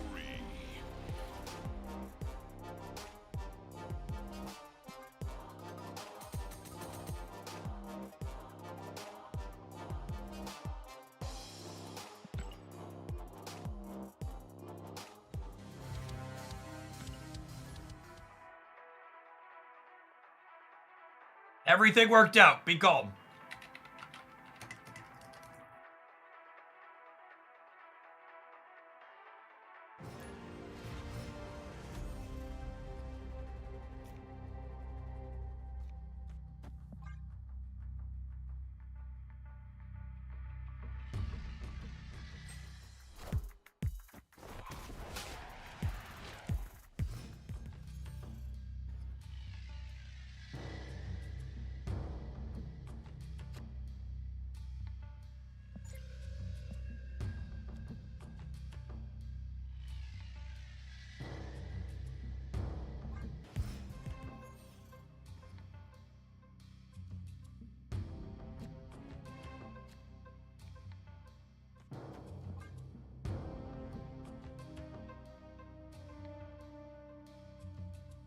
It's not a stellar location for us, generally speaking.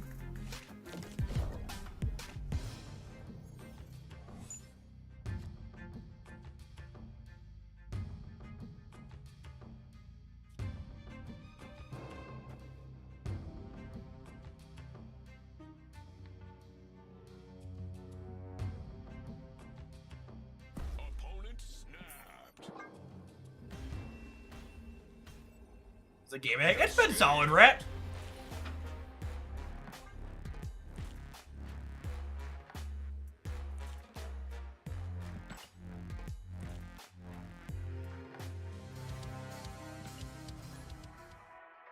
Bad, a lot more good games than bad today, I would say.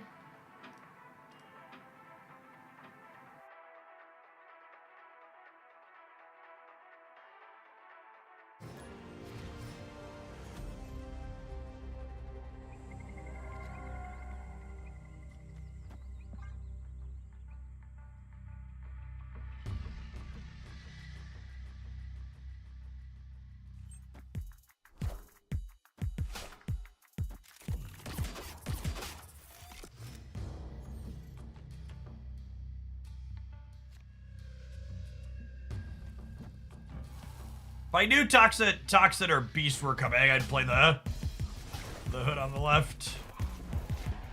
Then I think you just like always snap these Wicked decks when they brick on their thing.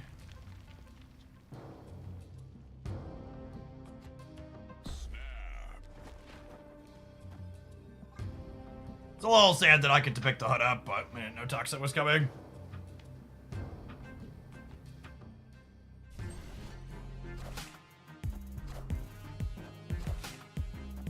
Oh, I'm so dumb.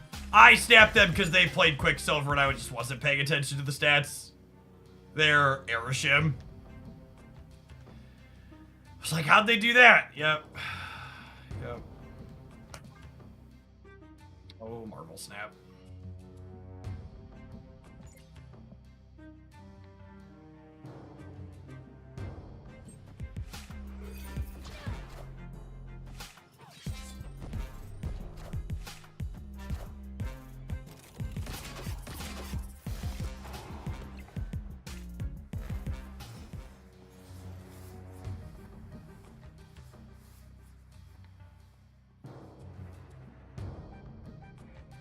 How does Shadow King work in a deck when a majority of your things are getting buffed? I have no idea. I copied a deck list off the internet.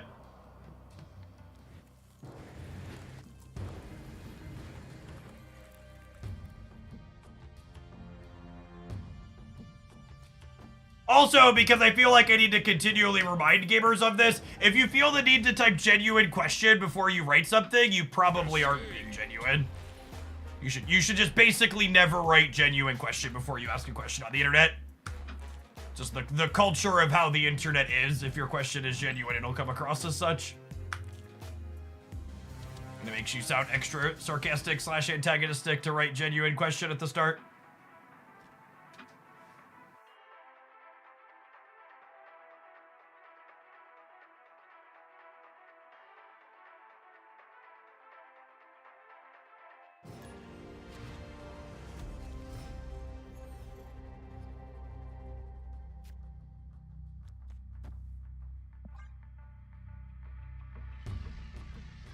See, I actually feel differently about explicitly saying, in my opinion, as someone who makes content on the internet and frequently gets taken out of context, or wants to make it extra clear when I'm communicating a specific idea, something that's fact-based or data-based versus something I'm saying.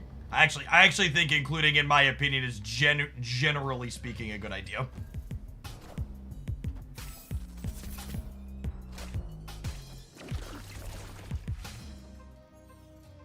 Also saves you from a bit of actuallying, or people will be like, well, that's just your opinion. It's like, yeah, that's why I said in my opinion, dipshit.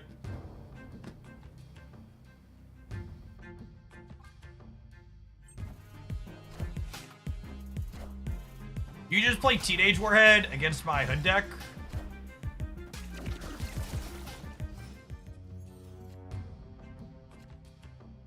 Alternatively, you often say something is feels strong rather than is strong if your opinion is not in fact database. That's also true. I do make an effort to do that.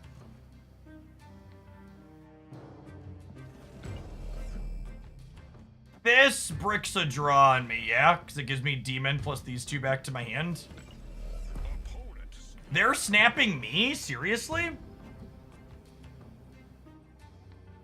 What's interesting? Are they the Killmonger build? I wonder if they're the Killmonger build. Oh, goodness. They just have second Wiccan. Sure. From the Time Theater. What a lucker.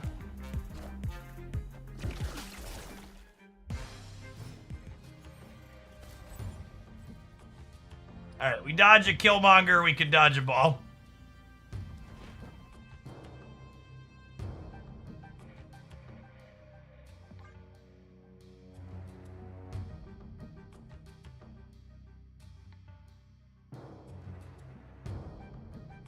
Yeah, I gotta be honest, so far I'm not really feeling this build.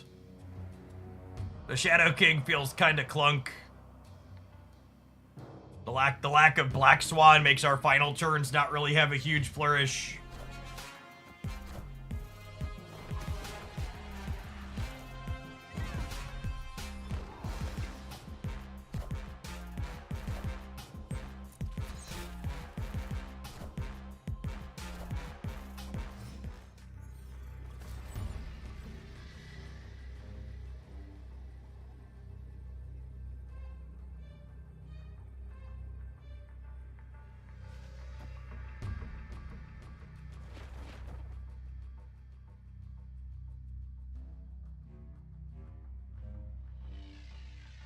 Literally just scrolled untapped and looked for decks that had okay stats.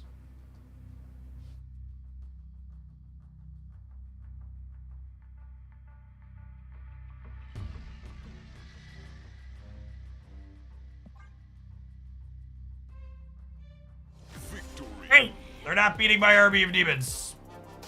Sage pulls Doggo. No, I don't think I need to abandon the left. I think I have a hard time winning in the center where they're virtually +3. I think the Sage is 2, 4, 6, 8, 10 over here, up to 19. They'd have to have, like, Magneto here plus something else, and I think they're pretty unlikely to put a lot of points here to contest the Sage.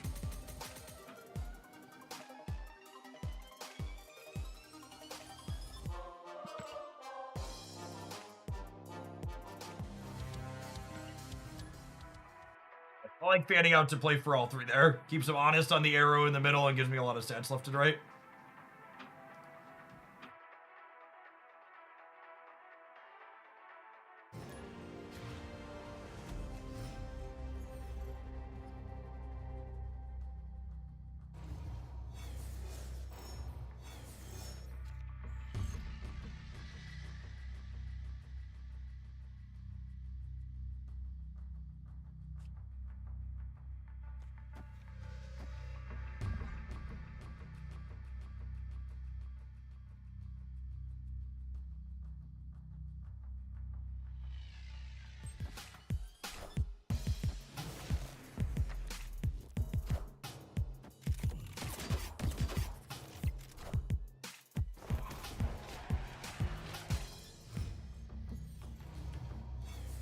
What does keep them honest mean in that case? So the context of the last game, keep them honest with regards to that location in the center refers to making sure that they actually put a card there in the middle.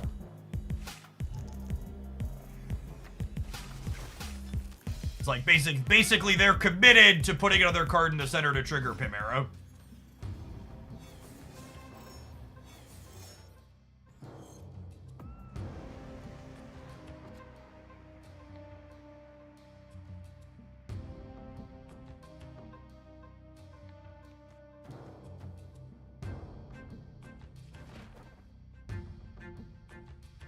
This ends dog middle. It puts these three back in my hand. Demons here to kill the Gable.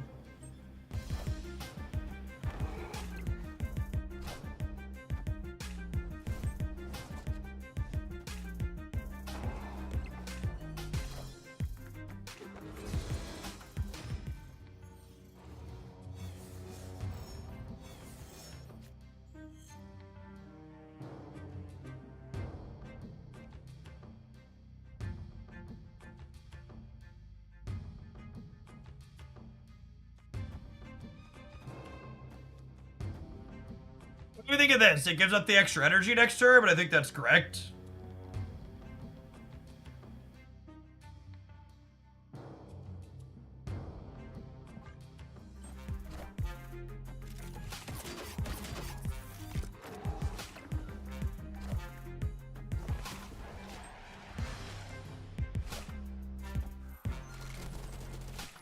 Do we risk killing Toxin? Nah, I think they play there most of the time.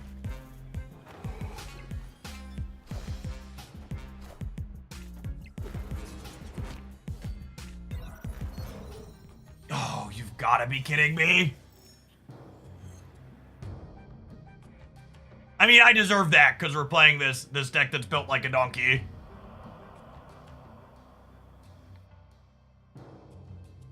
That copycat was our Shadow King, gamers.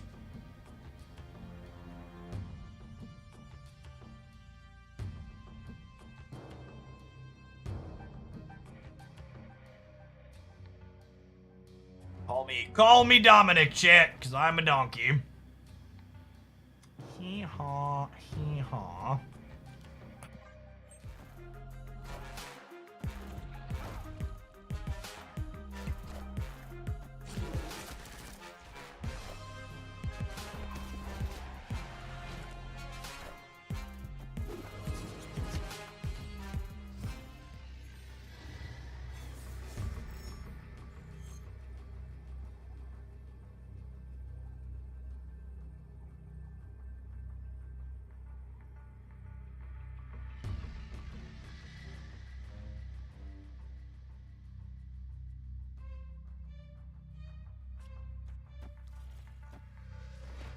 Assuredly, this wins the game every time. This is local man about to be Eliath.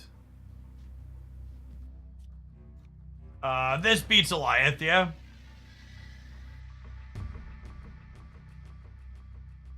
This is real hard to Killmonger, though. Because they'll get to bring back my demon.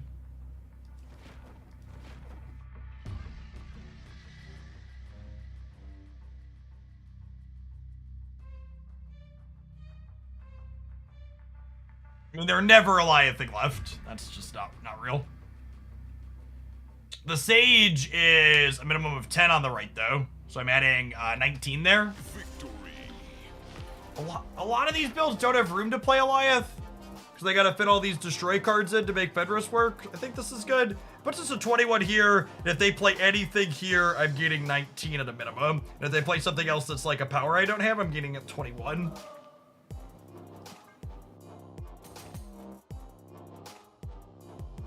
Alright, so far, our Shadow King has literally only been used against us.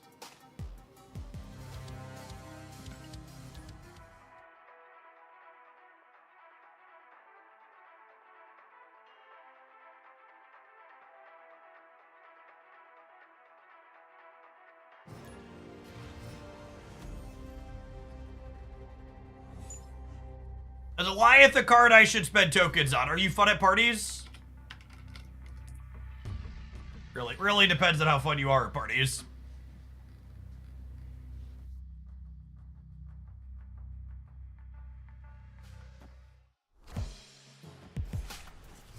When people say your name when talking about you, do they sigh?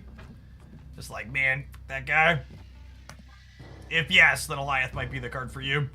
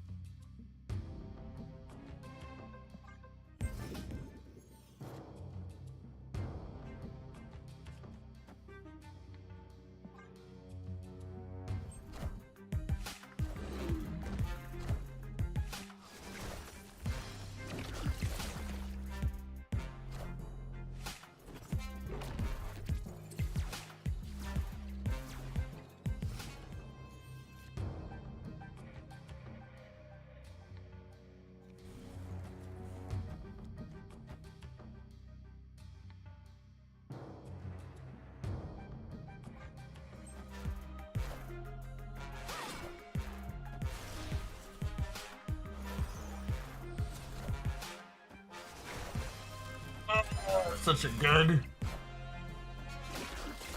good Black Vortex, holy.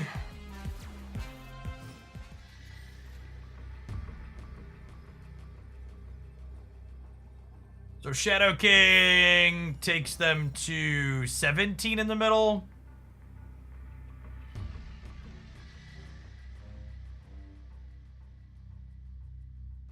Average just isn't enough.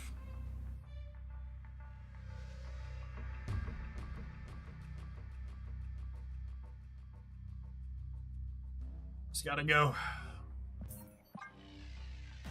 Too big of a high roll in the Vortex.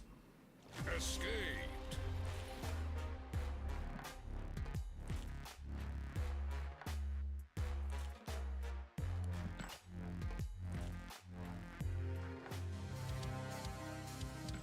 Your least favorite design sap card after the Arishem nerf? I think Gambit's probably the top of my list.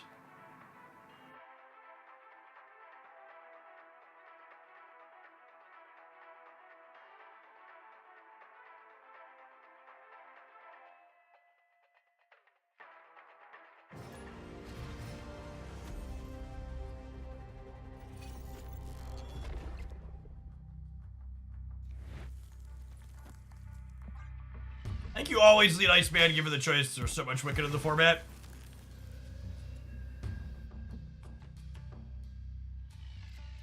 I mean, I don't know that I'd describe Gambit as a problem child so much as he's just deeply unsatisfying to play against.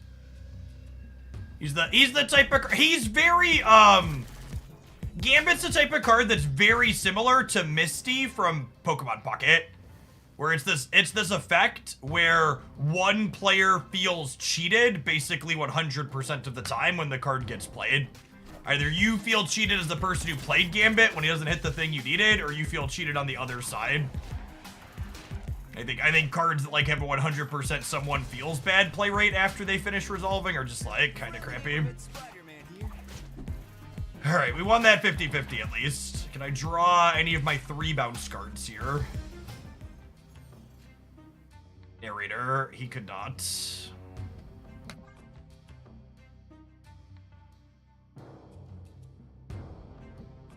Took their Polaris away. Toxin would have been such an insane pull.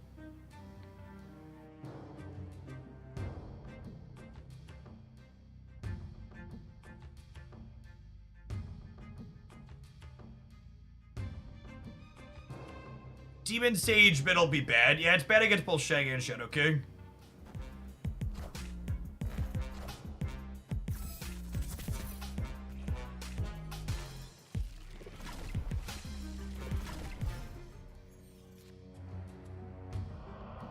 Opponent snapped.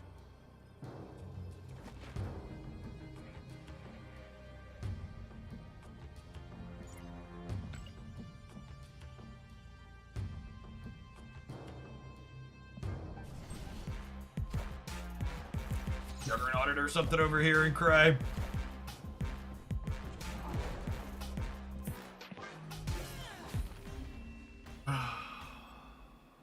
Escaped.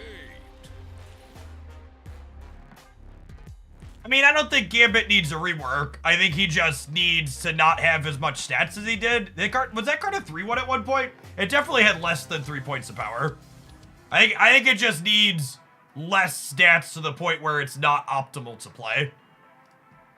I think you're right from a top-down design perspective. He's a really good top-down design. He just shouldn't be. I think Juggernaut is probably... No, I think Juggernaut is a fantastically well-balanced, well-designed card. It's absolutely the perfect power level.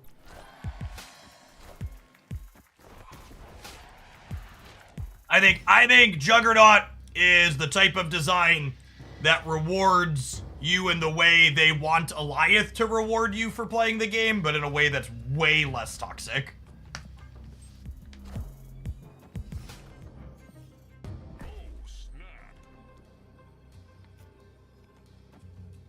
More Juggernauts, less Alioths, please.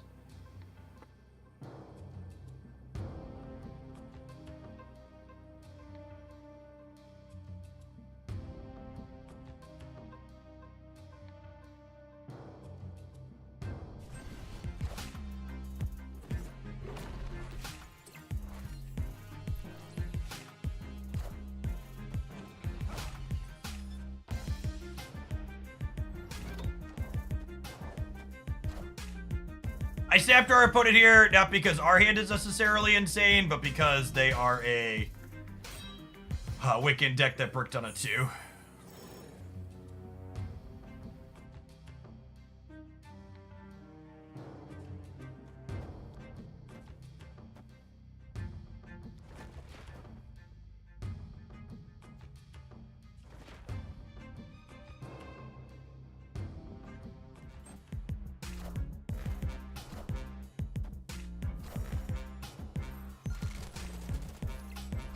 Really surprised they didn't warhead the Mojo World.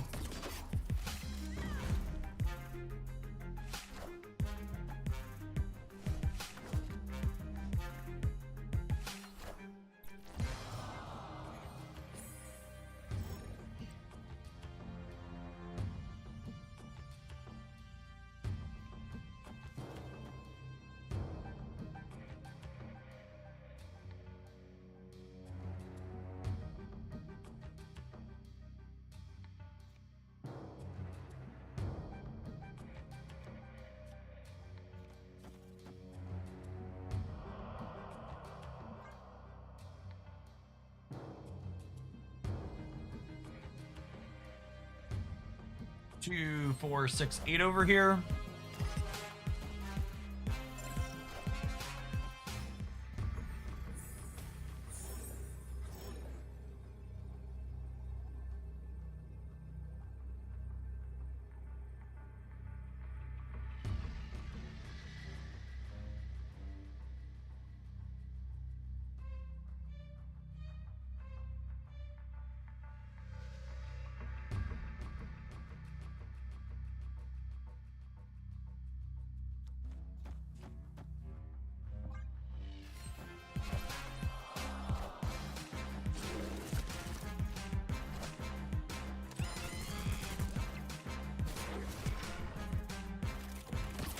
defenders gives them a 4 here.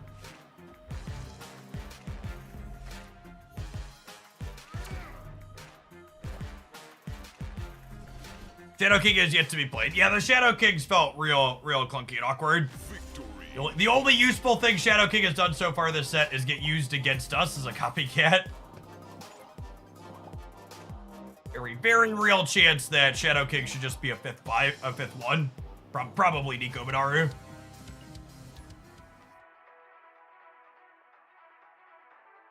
Why would you say Quake is too random? Quake's not random at all. Maybe you're misremembering, but they reworked Quake to give you exact control of Orochi does Hyper Time Hero. I frequently talk about on stream cards like Quake, Scarlet Witch, Snowguard, Legion. I think all the cards that let you interact with locations in general tend to be pretty underplayed in stat. People would much rather complain about location variants than play cards that let them mitigate it. Random, there's no good locations swap. I think that's not too true. I think you usually have something you can do with it in most games. Rhino, am I a joke to you? Rhino is a card that's not playable by design.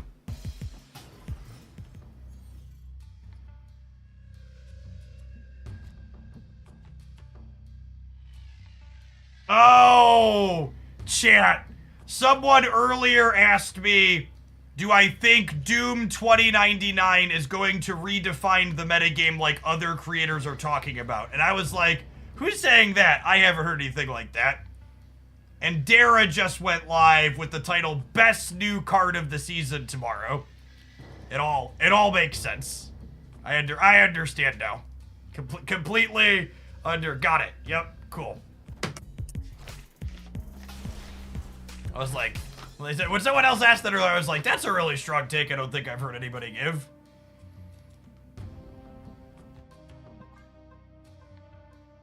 In what world is Doom better than Galacta? I think we will be, I think Doom 2099 is going to likely be a very playable, reasonable Marvel Snap card, but I agree with that. Galacta sets a very high bar for this season.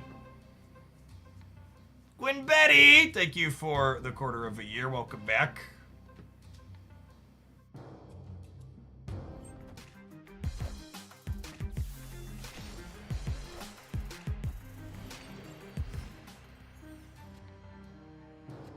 So we'll go this into this.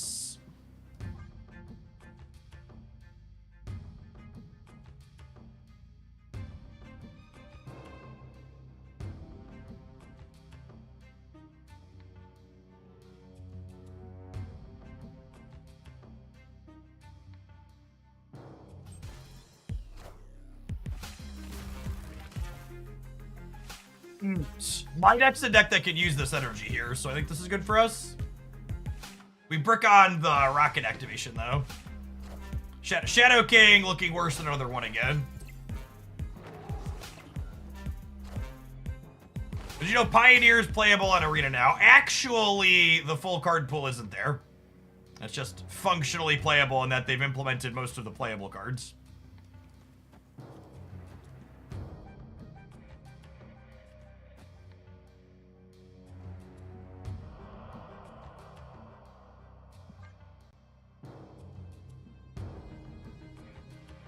So I need to get Alioth here somewhere.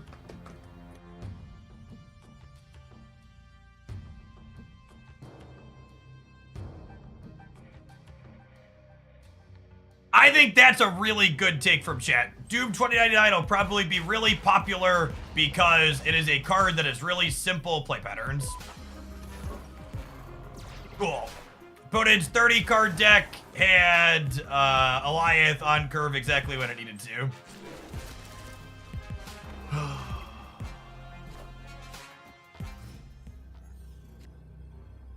Hopefully we get this card back down to 6-8 or lower here soon. It being in 30% of the decks in the format is a really big miss.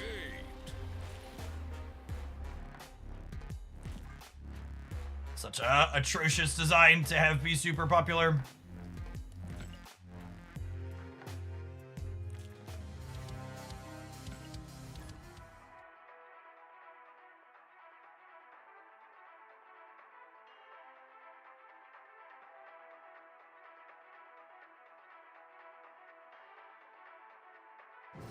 Are there any Marvel characters you would like to see added to Snap? I think Adam Warlock's probably like the most popular Marvel character they have yet to add to the game. Probably do something sweet.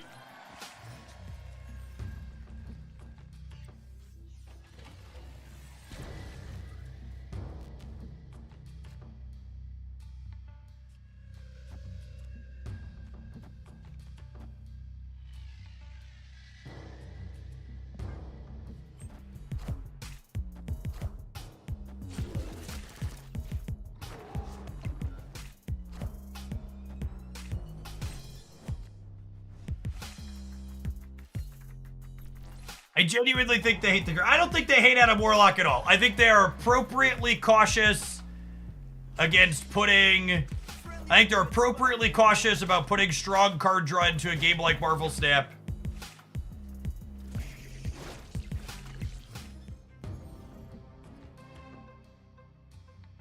They just want to make sure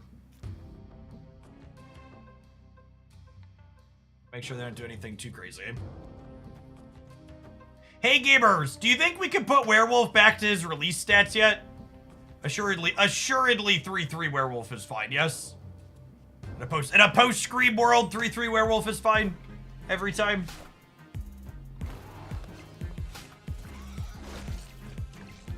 Shadow King Blade sighting, yep.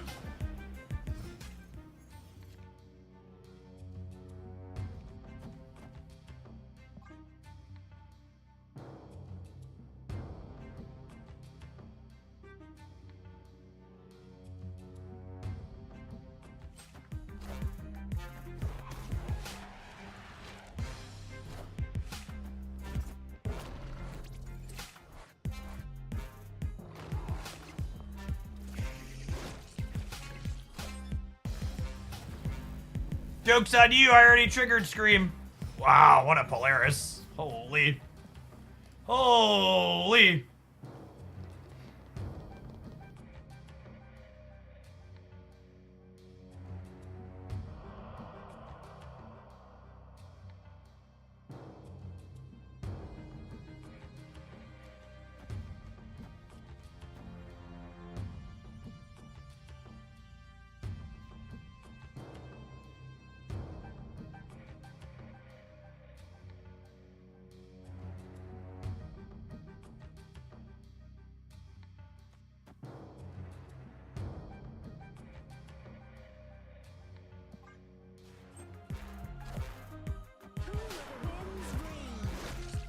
Oh, come on.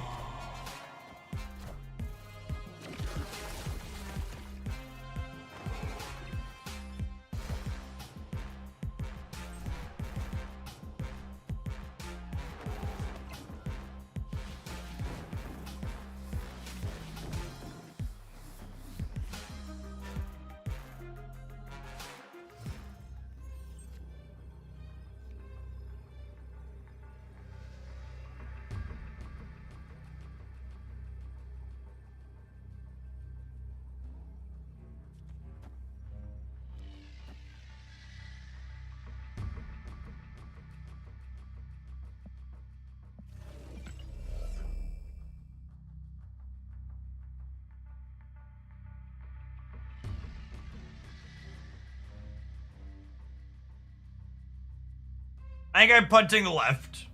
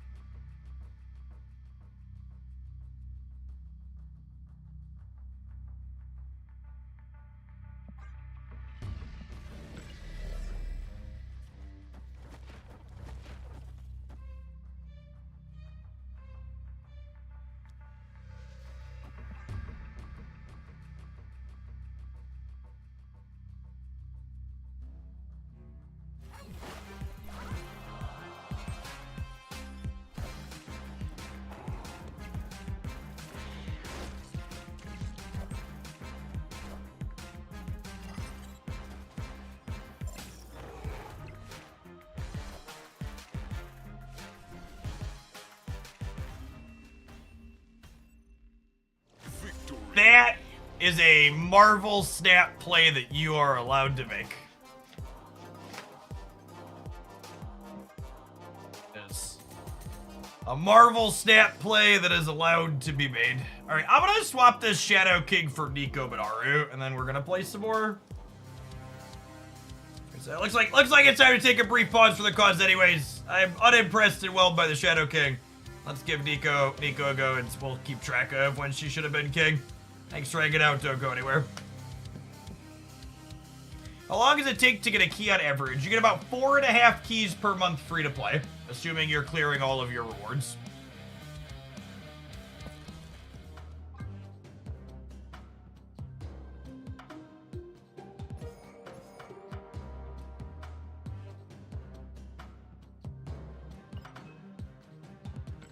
Like some. These other things off the track. Yeah, the new bounce card's coming. Looks sweet. And then full toot toot cope hope. By the time the new bounce cards get here in February, we'll have an Economy rework too. And Marvel Snap's just gonna be sunshine lollipops. Goliath nerf to connect the dots. Do do do do do do do do do.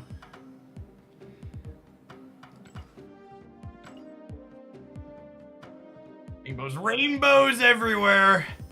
Economy reworks and Goliath nerfs, oh my.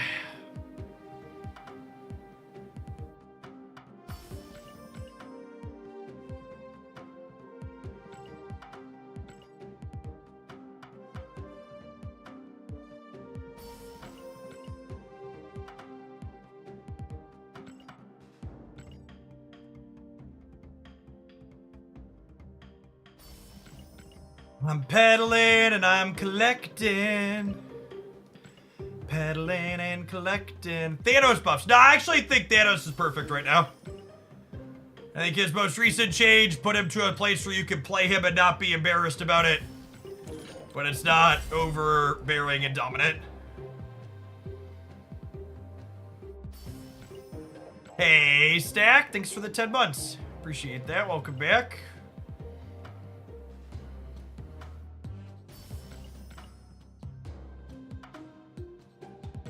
The monthly pass doesn't really meaningfully give you more collection progress outside of just giving you the season pass card.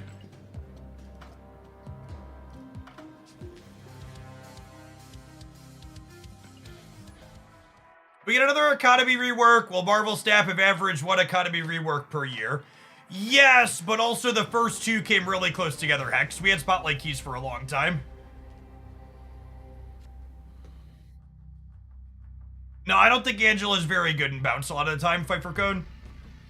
And on the rare occasion that she is, it's alongside things like Kitty Pryde.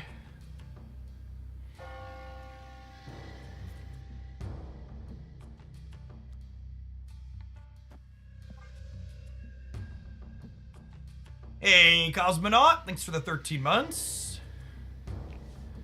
Did they say in the last OTA Thanos was going to get more changes soon? They said they've tested more Thanos changes, but they didn't want to put out too many at once just in case some of them were enough to bring him back to relevancy, which I think they successfully did.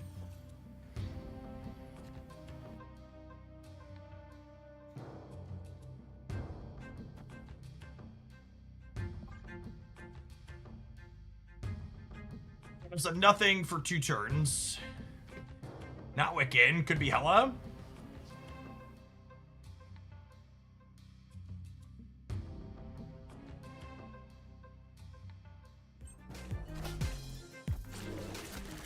Surfer is another possibility. Mr. Negative with the slow draw.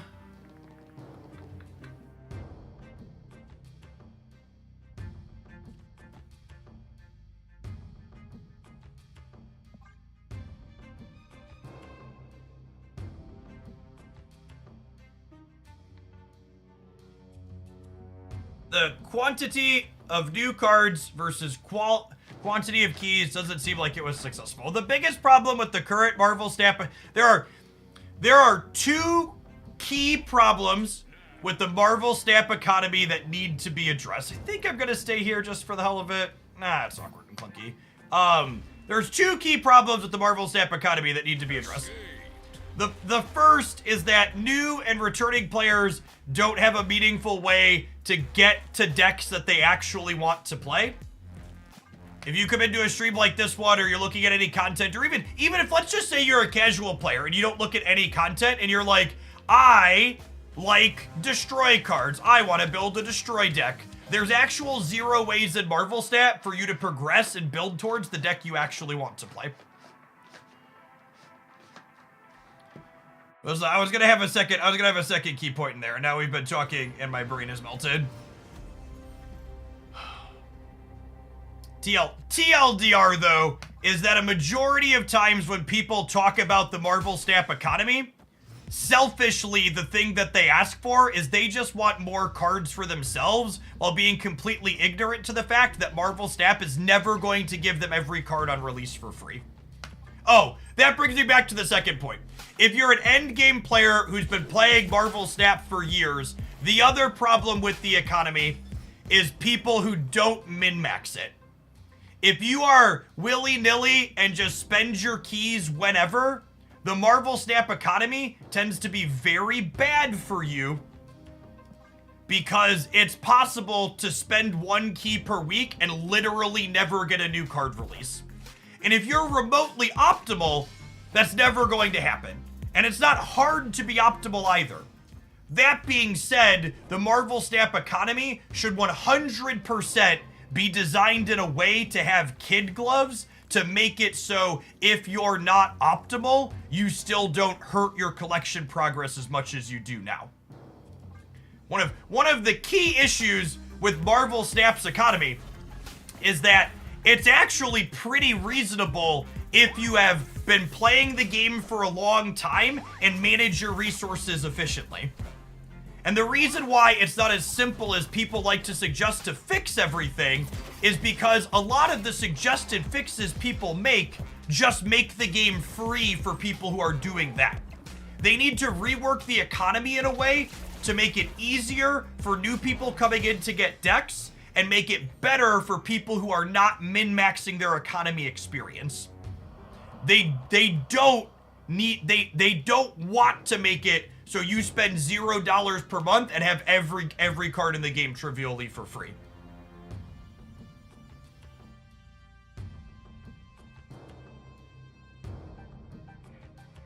That's why there hasn't been like this quick band-aid, oh, this is easy, why haven't they done this already type thing. Because it's not as simple as people like to make it out to be. Oh, I'm playing Sage, and I'm playing Agent Venom, and we're gonna see how things shake out from here.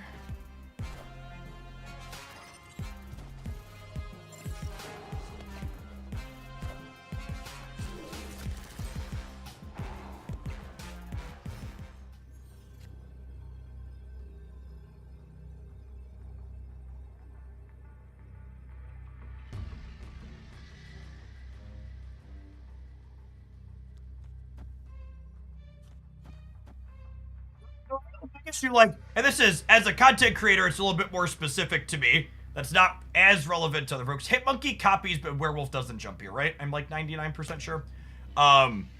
It's like, if one of my Marvel Snap players says, Jeff, I want to start playing Pokemon Pocket, it looks sweet. How do I build towards the decks that you're playing so I can play the decks that you're showcasing? I give them very clear instructions. I can say, which deck do you want to play? These are the booster packs that you open. These are what you prioritize spending pack points on after a point. If the opposite happens, if one of my new viewers from Pokemon Pocket hangs out for some Marvel Snap and they're like, Jeff, this game looks sweet, I hadn't checked it out before. How do I start building towards this bounce deck that you're playing? My answer is, you can't and you don't. My answer is, you start playing Marvel Snap right now today, and even if you spend money, even if you're willing to spend hundreds of dollars, talk to me in 3 months once you have a collection. Whereas in Pocket, I can be like, okay, you can do this, and you spend this money on these things to accelerate, and you're gonna get towards the direction you want to go. And that's the key problem. Where it's like, there's no way for me to help people get from point A to point B. Oh, so lovely. Soundade, thank you for the third of a year. Welcome back.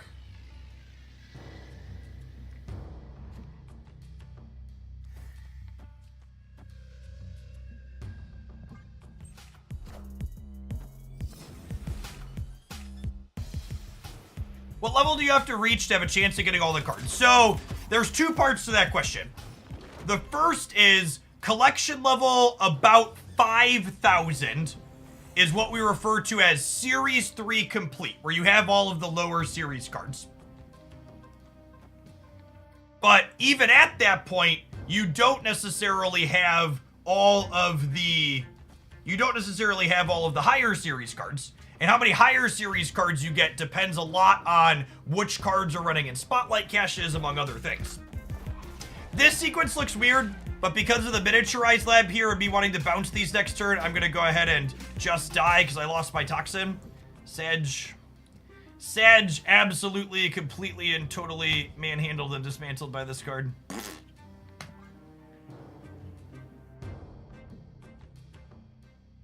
Unfortunate that we haven't drawn our other bounce card despite having two of them. Having drawn extra cards.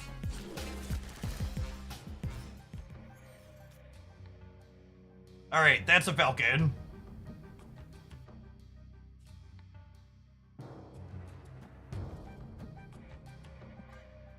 Saying there's a chance.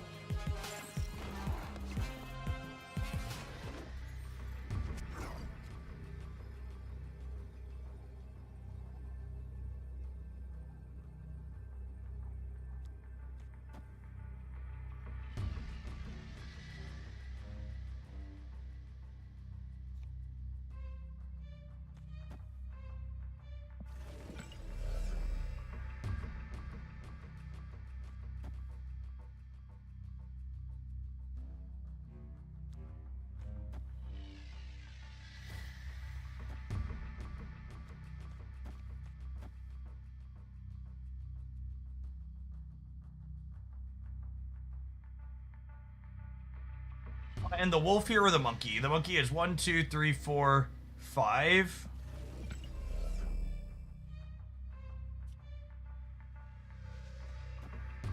I want to end the dog here.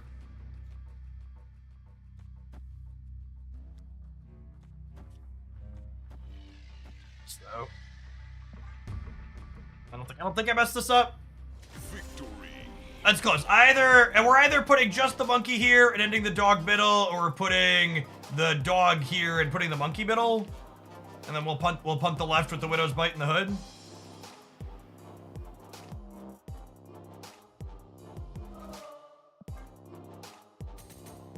I'm just not a huge fan of the move deck.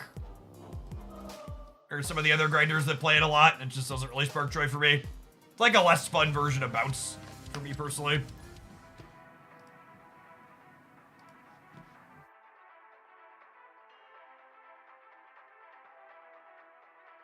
Really wish at the start of Series 3 they gave you 3 to 4 options with a package for an archetype that lets you pump in a general direction. Yeah, I think that's actually one of the really kind of elegant solutions to part of Marvel Snap's economy, is they need those types of like card packages basically to be a thing that pop up along the collection track periodically. Howdy Revolution. You should 100% get them when you start, and they should also be an option later on as well. Probably dead with a clutter location into Sanctum Sanctorum here. So long, bud. Try your cube. Escaped.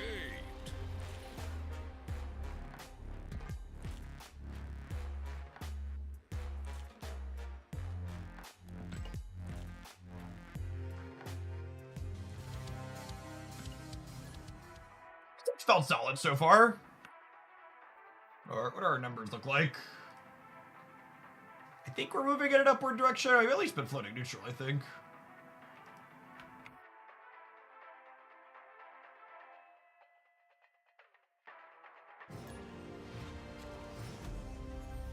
Tapped would never load. I have a beast or a werewolf, one of the two. Misery.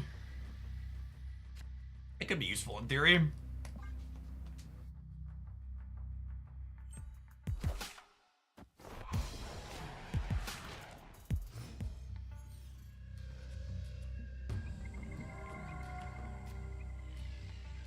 Right about 50% with this one. Yep.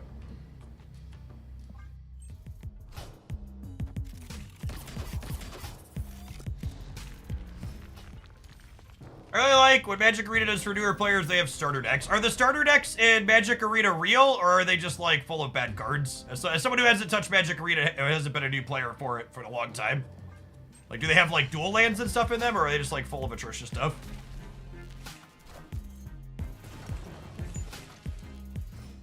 AKA, are they actually helping you build stuff, or not really?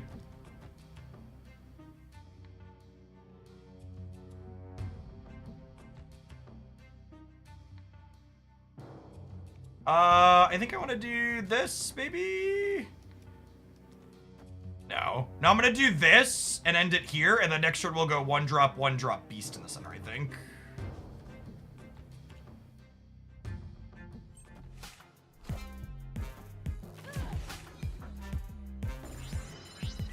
Alright, step one, didn't get Galactus.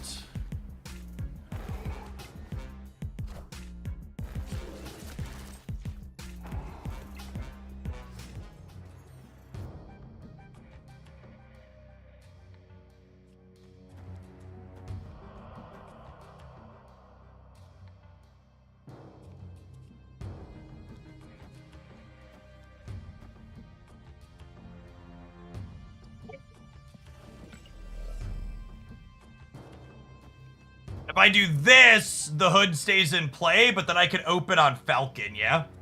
And pump it back that way.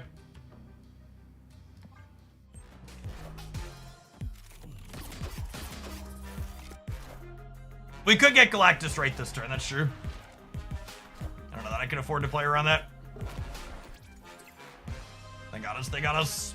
Make sure they're good and muted before that happens.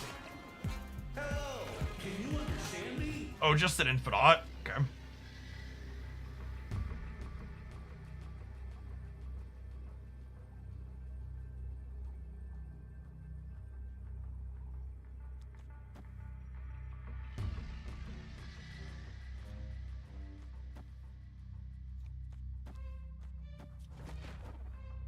Dog jumps once, dog jumps twice, dog jumps 3 times. That's 16 plus 6. I had 22 over here on the right up to 27.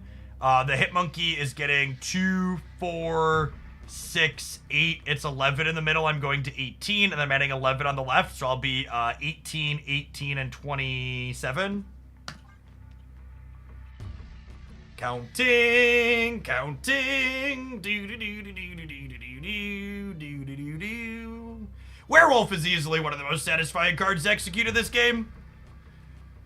There's just so many considerations that make you feel like your brain is big.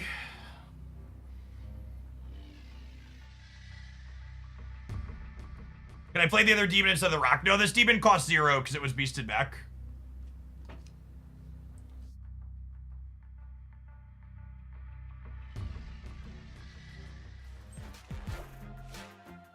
Oh, wow. They put points on the left. I wasn't expecting them to do that.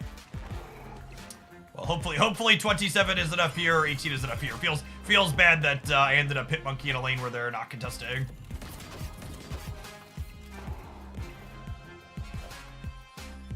At least all my counting was accurate. So this is a 1-drop? Did they hood at some point? What is this? How big is this? How big is this? How big is this? Just a Titania! We win the breaker! Breaker, breaker! Give me some news. I got hot 7 points over you. Clean living. Yeah, dodge the anymore. Sometimes lucky rubber ducky.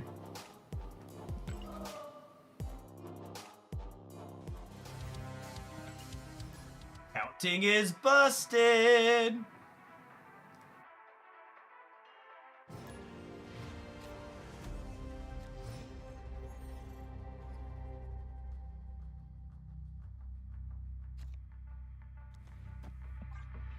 Second Sanctum Sanctorum in 3 games. Wake up, sheeple.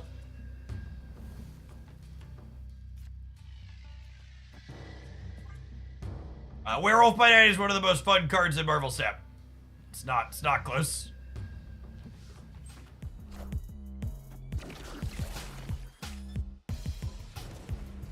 Taskmaster. All right, I'm listening.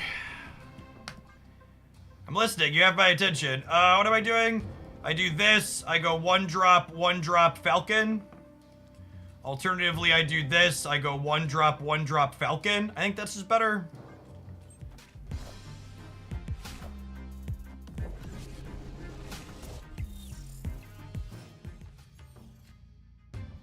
Yeah, they probably are Mr. Negative, huh?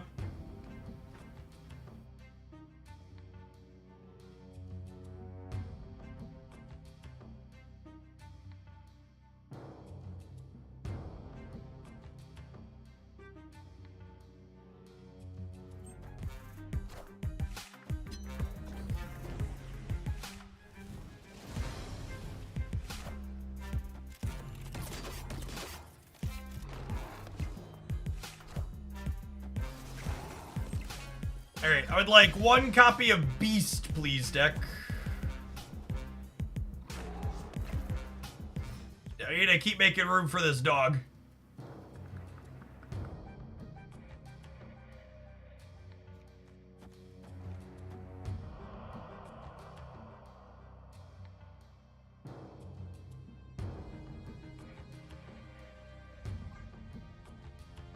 The disruption shall continue until morale improves.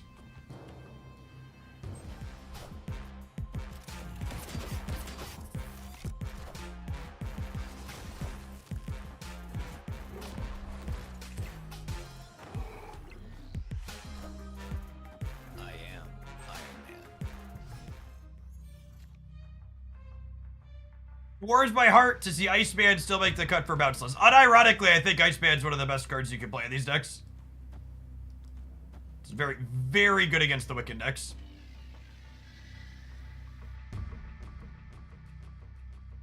The negative tribunal. No, I don't think so. Could be, but I don't think so.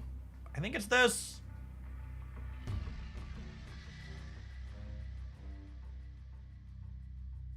That is draw mode, not double mode.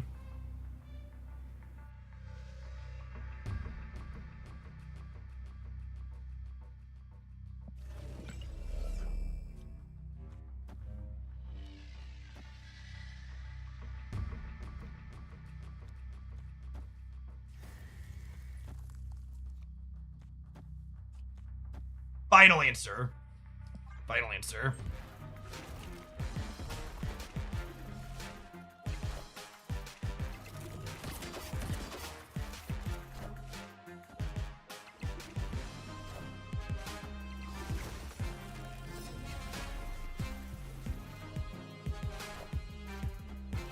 Yeah, Burgle, this matchup's definitely bad for us.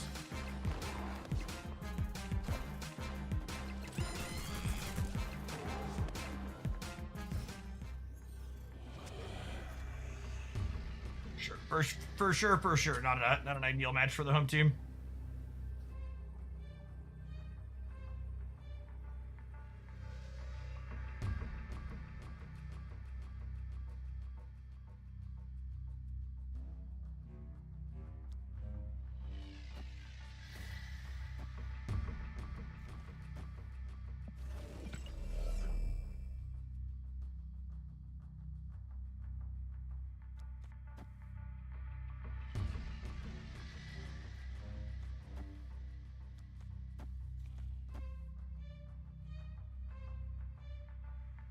What is it? I'm currently at 37, and I'm adding 8, 12,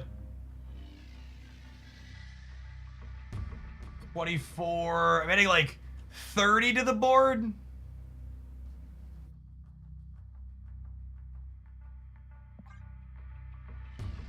I guess.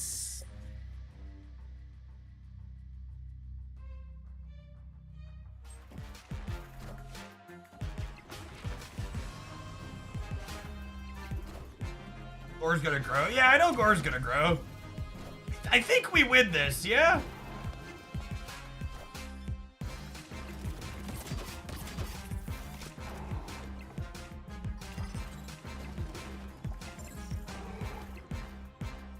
Question counting. We're a little short.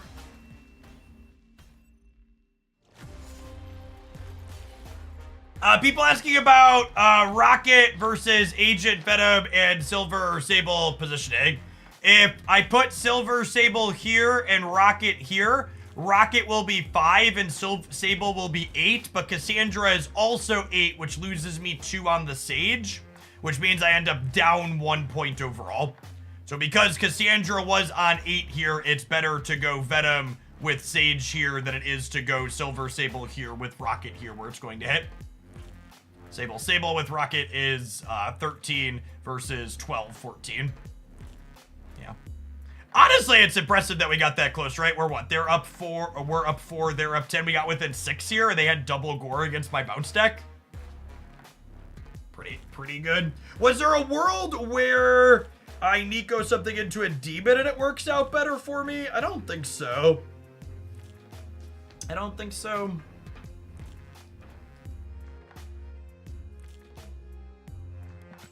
You triple Gore if you squint. The negative matchup is tough for bounce. It's one of the matchups where you really kind of want Spider-Ham or Korg because you don't beat them in the games where their deck is functional. You have to beat them by disrupting their stuff because their raw numbers are better than yours, especially post-Gore. Before Gore, you could kind of keep up. Post-Gore, Gore's a bounce hate card, basically.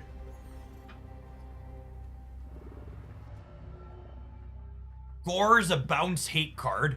Wow, I hadn't made that connection before, but I kind of hate it. Can Werewolf go back to a 3-3 yet, please?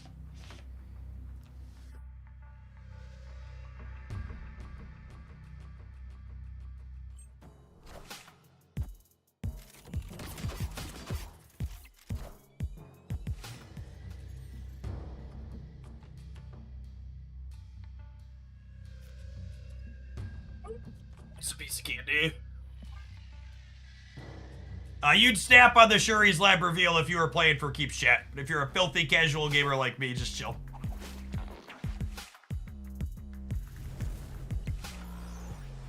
Knowledge is power.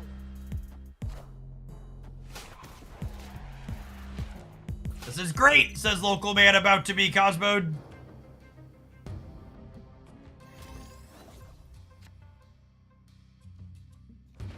How do we feel about Falcon to play around Cosmo here?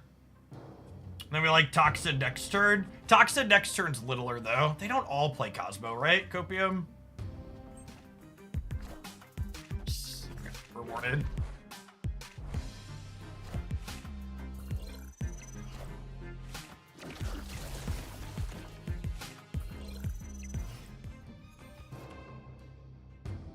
Holy!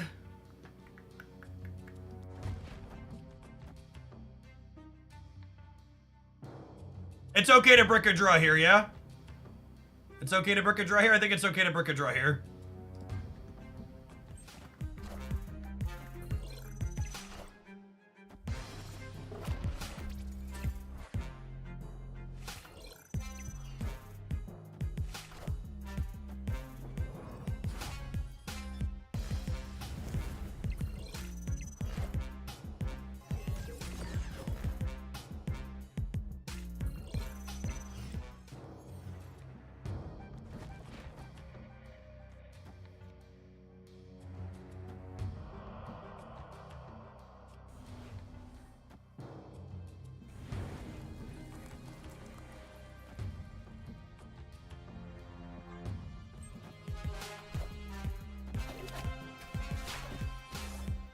Man.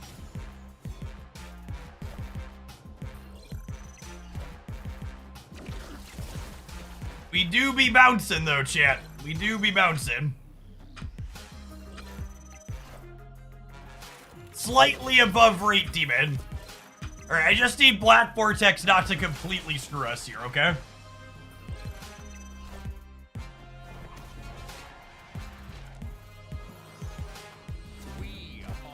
I accept. I accept these terms and conditions. Oh, I got so excited when I saw Nico and then we don't have priority. If I would have put the Iceman right, we'd have had priority and could have stolen the lab. They're leaving anyways. Oh, baby. Bounces. Bounce is the most fun you can have play and snap. I really like the power level that this deck has landed at overall. I think Bounce is another one of those decks that even though I enjoy it, it probably shouldn't be the best deck in the format. I like that they've landed in a spot where I can play it and not feel embarrassed, but also like I'm not playing a bunch of mirrors.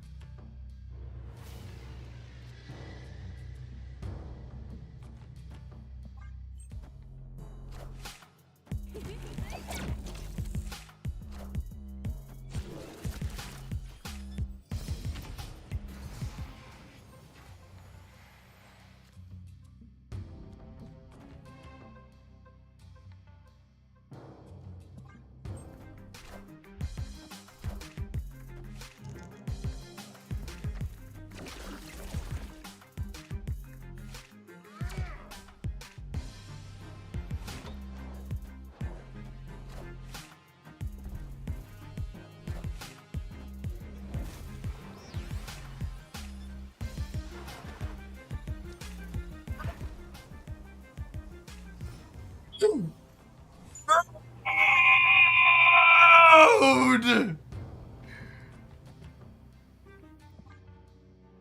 Holy forking shirt balls, gamers.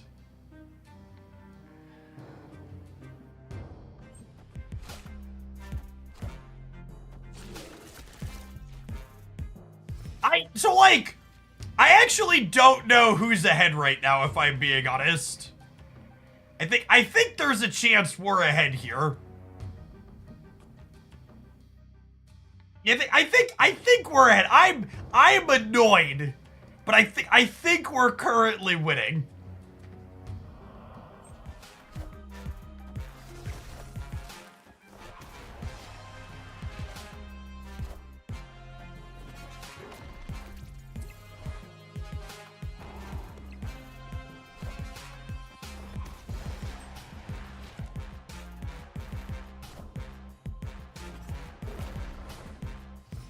I've never heard the phrase holy forking shirt balls before. You should turn my stream off right now and go start watching The Good Place. Your life will be better for it. Truly, you can catch my replay later. You need to go make time.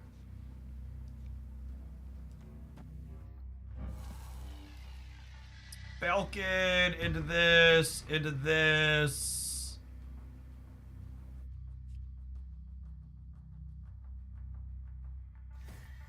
Into this, into this, into this. Where do I want to end the dog?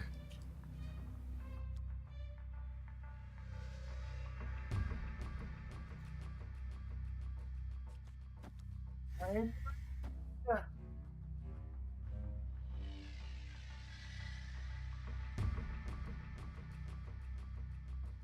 think I have to end the dog on the right, yeah.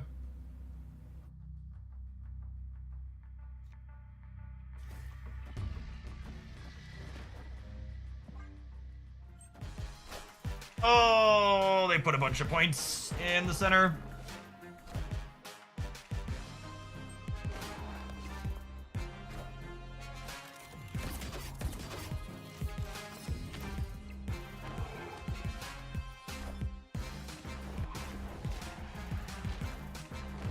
Alright, so we need 10 middle and a bunch on the right, yeah?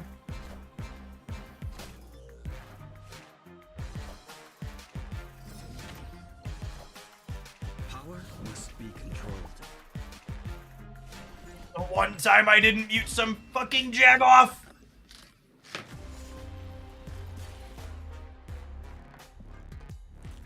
Salute, Chode. Congrats, bud. You guessed right with your tech card.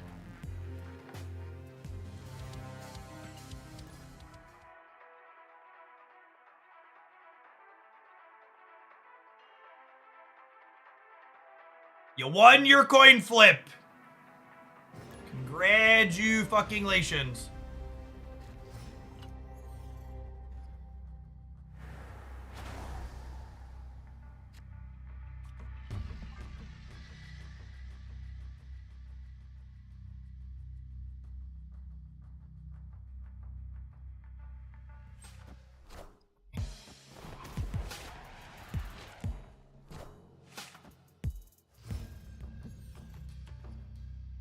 That's true. They also got lucky and drew their Shang before Loki swapped their deck, which is the second coin flip.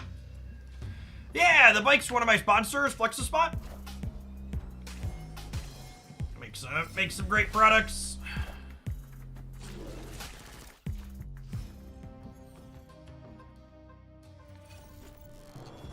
My bike and my desk. My regular chair I sit in.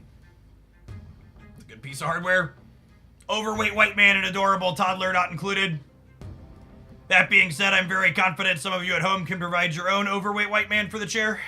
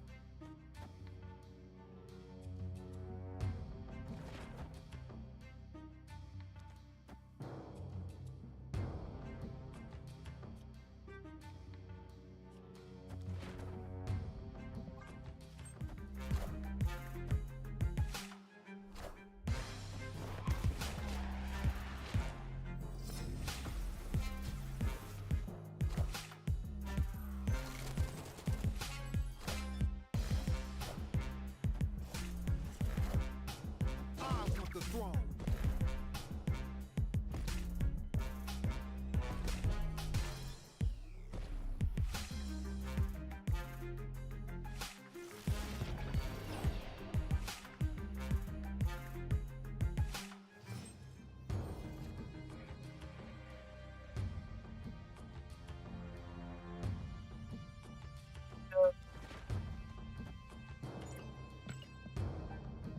Nothing like a pair of well-placed tech cards to bring an otherwise fun Marvel Snap session crashing. Crashing absolutely down. Yes, the new Pokemon set is data mined to release in 9 hours. Or it's confirmed on their app store that the update goes out in 9 hours.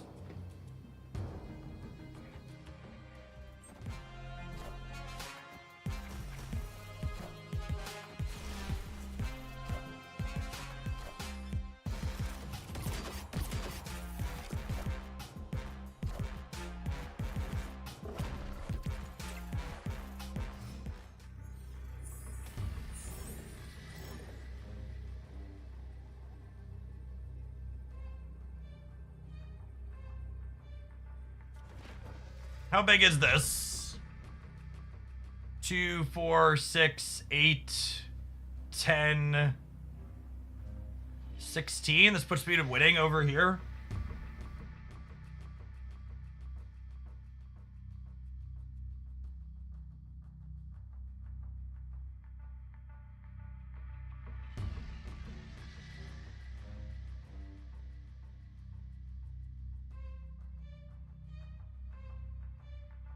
Question is, where do they play for?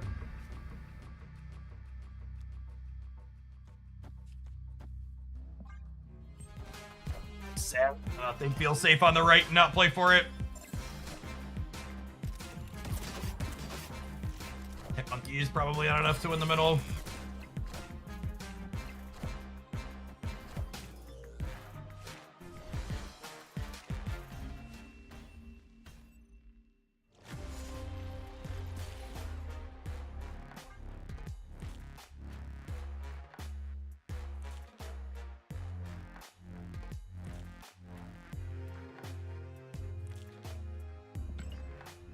I'm gonna update my title and remove positive Marvel snapping from it for half a second.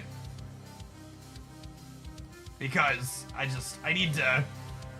don't understand how people at Second Dinner can see stats like these. Shang is 40%, Alioth is 32%, Red Guardian is 28%, Shadow King is 20%. Like, I don't understand how those numbers can be what they are. And they can unironically be like, Marvel Snap's a game about doing your thing more than breaking your opponent's thing. Like, we're just constantly in these types of positions where, like, it's just like every single one of your games almost involves someone taking your shit and breaking it over their knee. Like, it's not like, it's almost every metagame.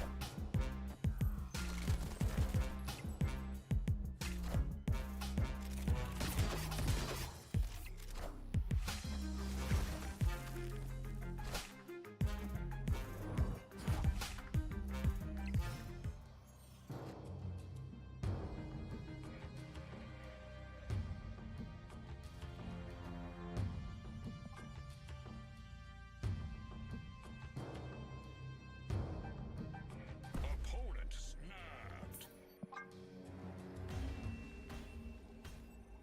We just can't contest the altar.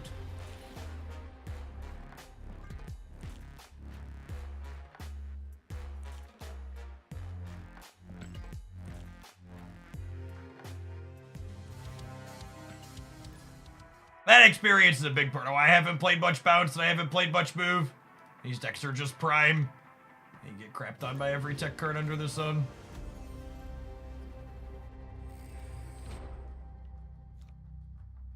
Which is so unfortunate because they're so interesting. They're such sweet play patterns.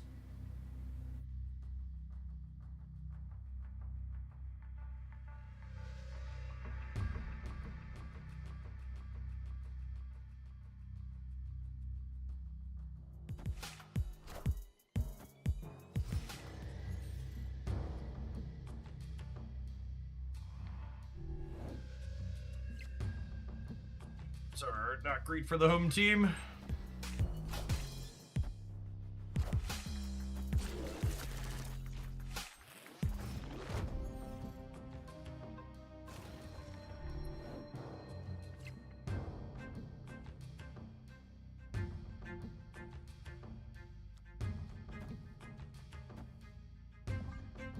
How do I do this? I would have to draw a bounce card this turn.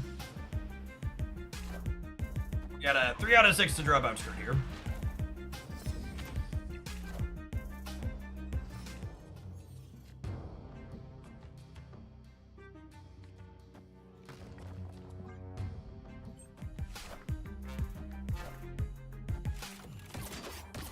Postman Agent Venom middle. Yeah, I can see that.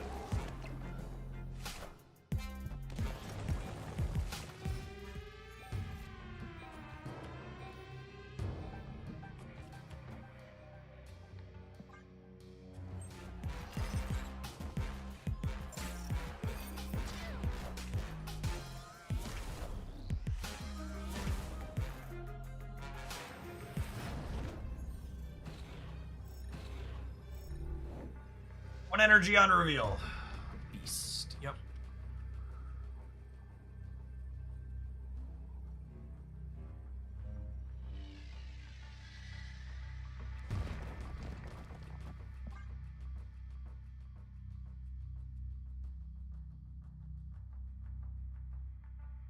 That's 13-22 on the right. They're at a virtual 14. They need to put 9 there. They didn't play anything in the middle. Oh, they have Jeff on the left.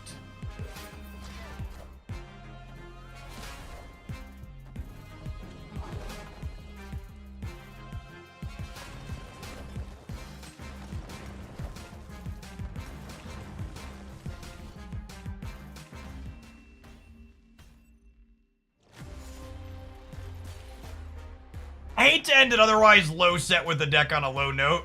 An otherwise high set with the deck on a low note, because I enjoyed most of this, but our last, like, 3 to 4 games make me want to shut the game off, so I'm gonna take a second.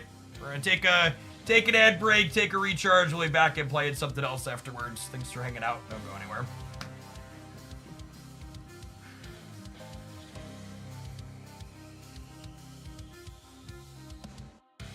But I give you a timeout for saying it's nice for Juggernaut to get some play when he's literally been atop of a meta-defining deck for, like, the last year. Go away.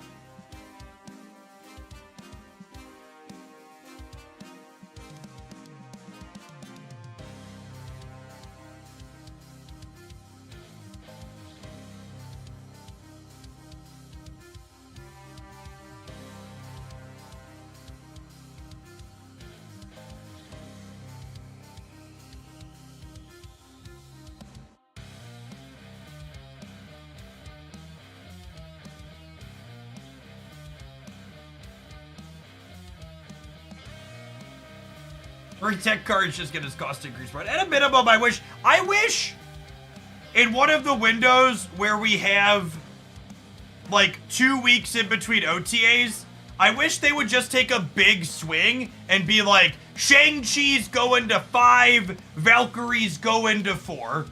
And if everything's messed up and terrible in a week, we're gonna put it back. Those are the types of swings I wish they would take with OTAs periodically.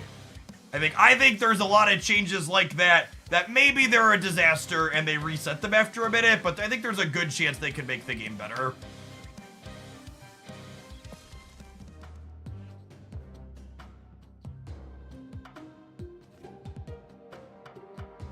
Very, very, very real chance that some of those bigger swings would be like, yeah, game's more fun now. We took this big swing and it was great. Yeah, I would really love to see them try and swap Valk and Shang at curve. I think there's a world where you don't want both of them at 4. Yeah, I agree.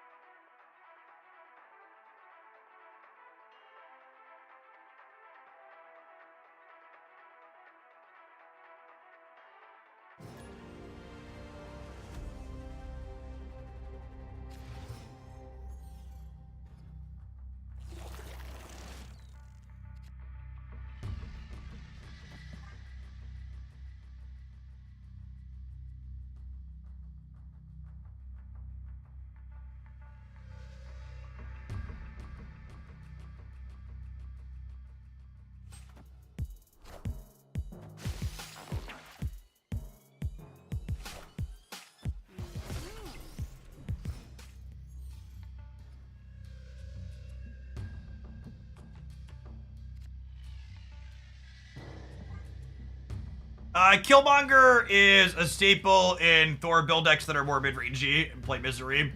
You play Killmonger and Misery as a way to clear Hood.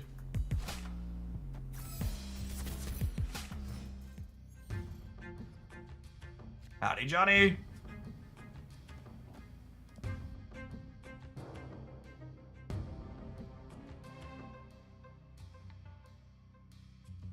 This Nakia into Galacta into Brood cloning bats as something huge? Maybe?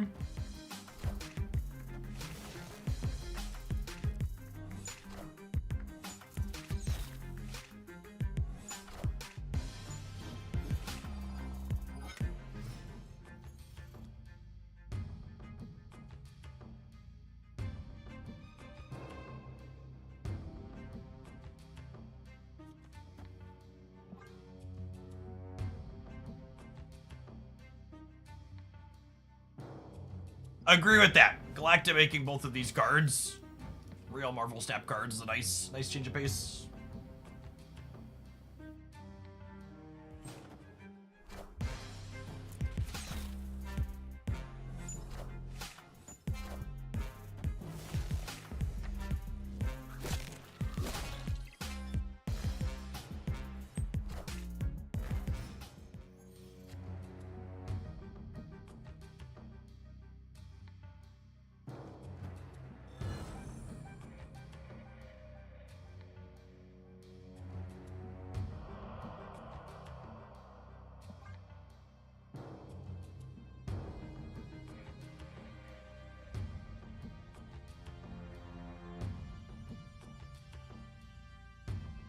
Gets me a 9 power Shaw back.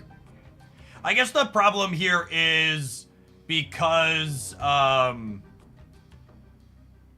is Shaw better than Scarlet Spitter? Yeah, so the line's gonna be play second Shaw here, trigger it again, get a 14 power Shaw, and then play Brood here. And then we end up with Broodlings on Spider Island. Oh, right, I have another Acid Arrow.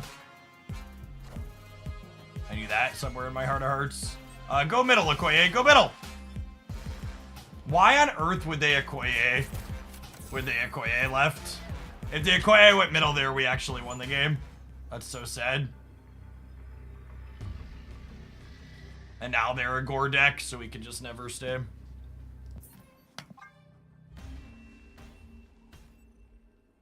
Escaped.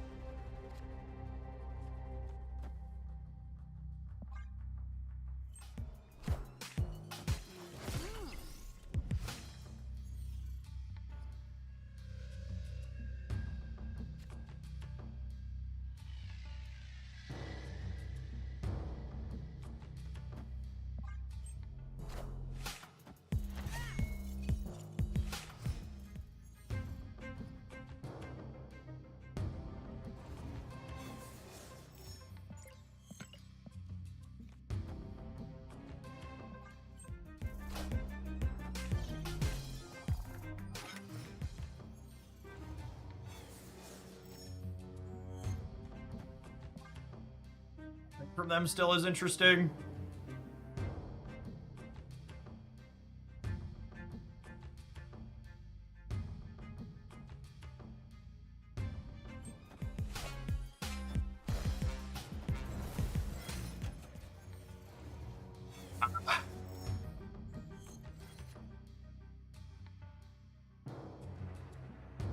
Alas, my poor Sandcastle is not long for this world.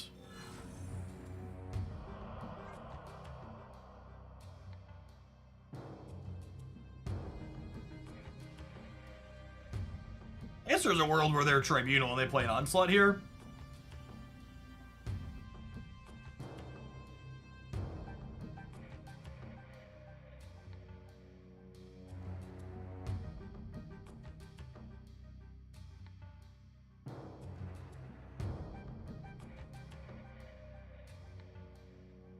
Opponent played one single card over 5 turns. Might be dead here.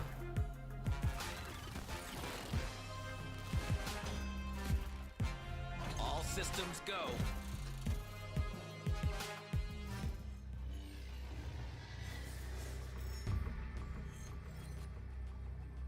Opponent snapped.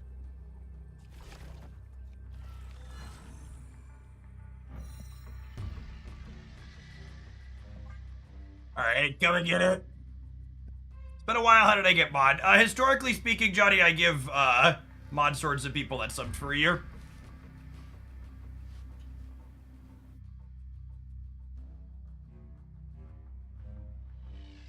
It's funny how many the old timers, the twin unbanned brought in today.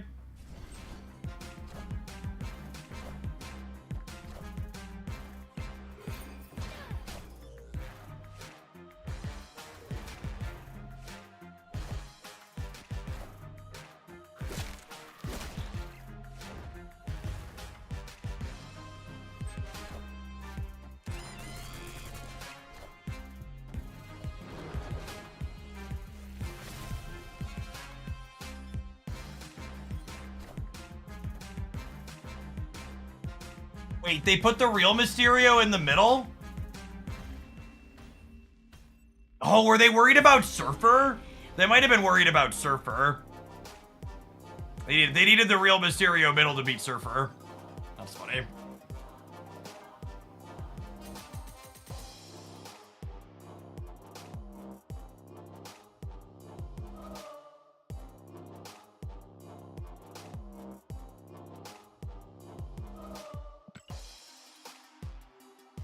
Did that beat Surfer? Oh wait, I had Nakia there, right? I thought Nakia wasn't a 3. You're right, they would have lost to Surfer, so they just messed up.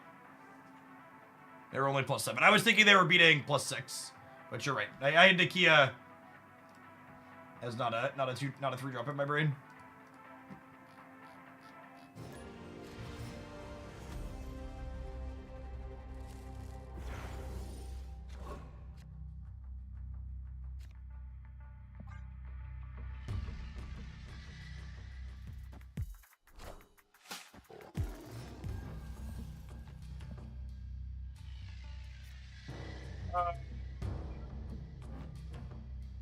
That's potentially good for us. Nakia into Gwenpool get doubled up.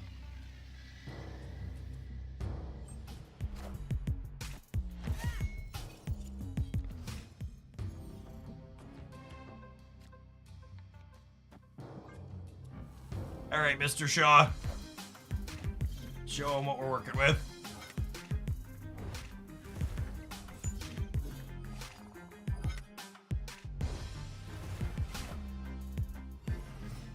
Lucas.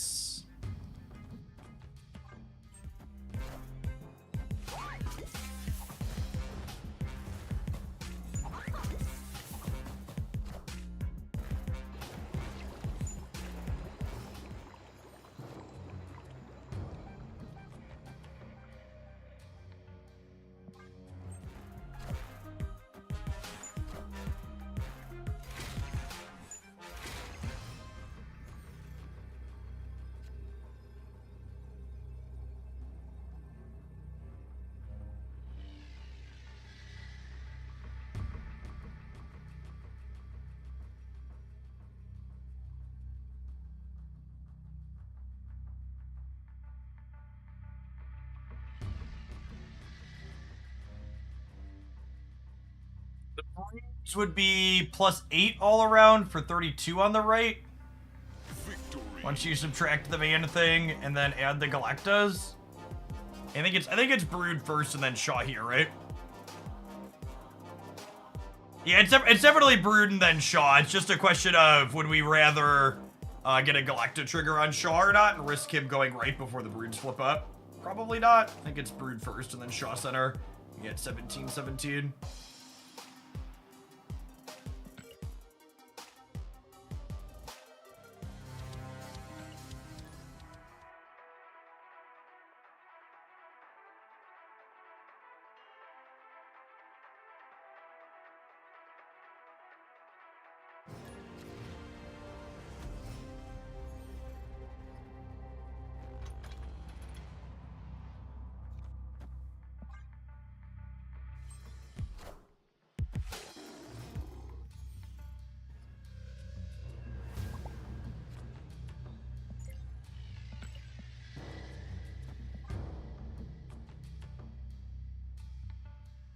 Well, Okoye is good with Adelan. Nakia a little bit less so. That being said, basically everything in the deck will be +1, so probably fine. We're at least going 1, 2, 3 right up the curve in Adelan, so it doesn't hurt us too much. Just trade out 3 cards for 3 cards essentially instead of being set back.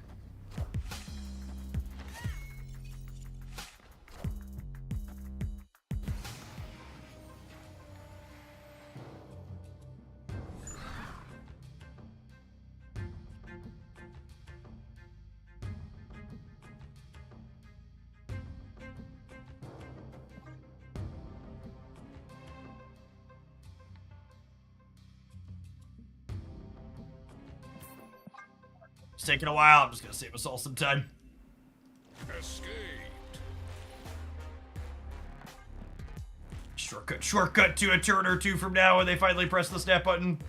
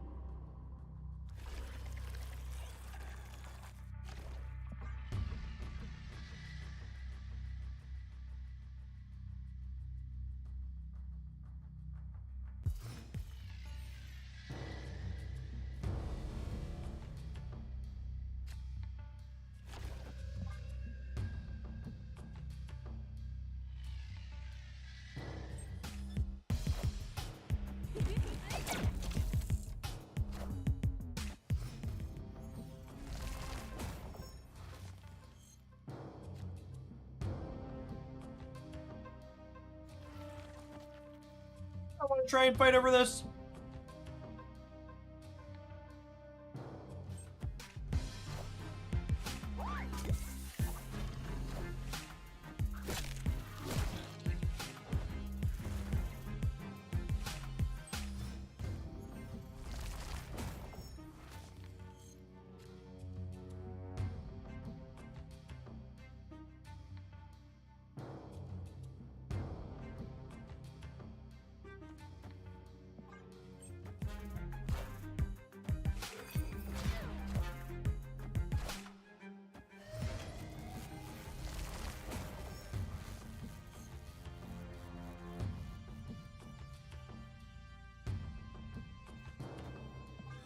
Feeling dead.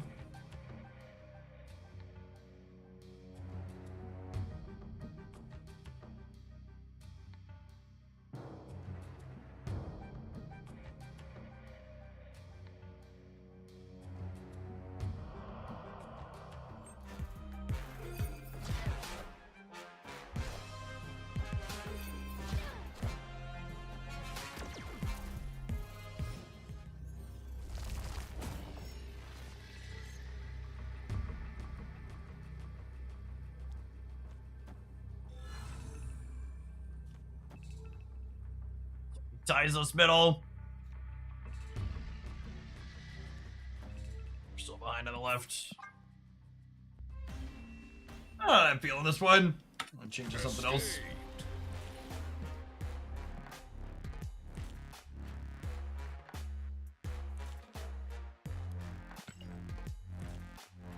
Loopy Fizz, thank you for the 15 months. Welcome back. You were talking earlier about how you wish Second Dinner would take bigger swings, and I hadn't really thought about it before, but I have a lot less fun when the meta feels too solved, even if it's decent meta. Yeah, we haven't had a reasonable churn in Marvel Snap in a long time, for lack of a better term. The things that are good and on top have been pretty stable. And that can be good for periods, but it's also good to... Yeah, I've talked about the imbalance patches a few times too. I agree. I really wish they would have revisited those some more.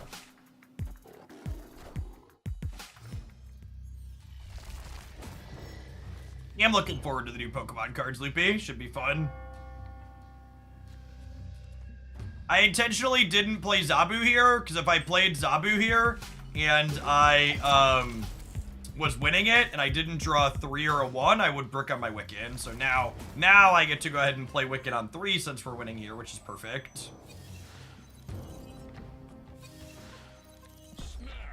I go ahead and try and climb a little bit here.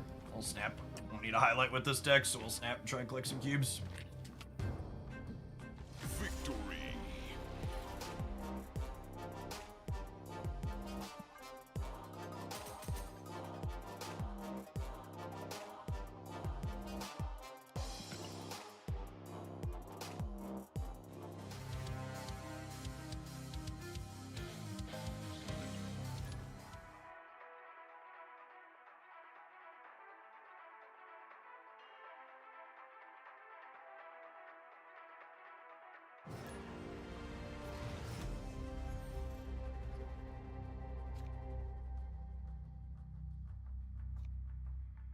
There was a data mine that referenced something called snap packs, and then nothing ever came of it.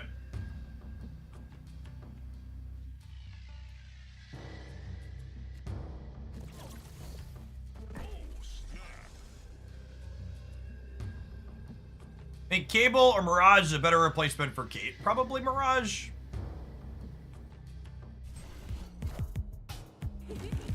One of the nice things about this build of Wiccan, when I'm snapping an active Wiccan, it doesn't look like we're snapping an active Wiccan a lot of the time, because we're not like playing Quicksilver on one. It's less telegraphed than some of the other builds.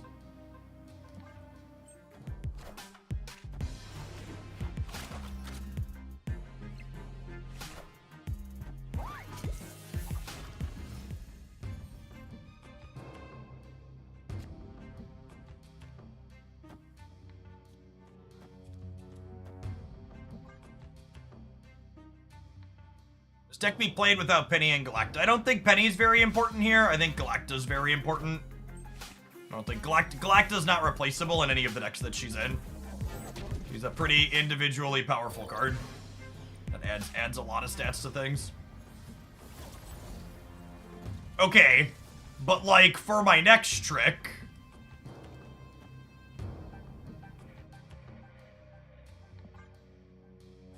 reject logic, embrace Legion Brain.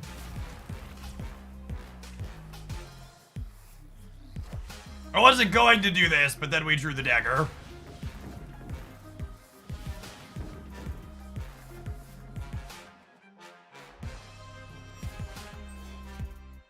The Professor X makes it extra funny.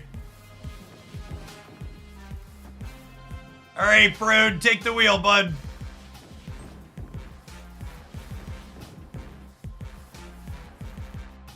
Thank you. Appreciate it.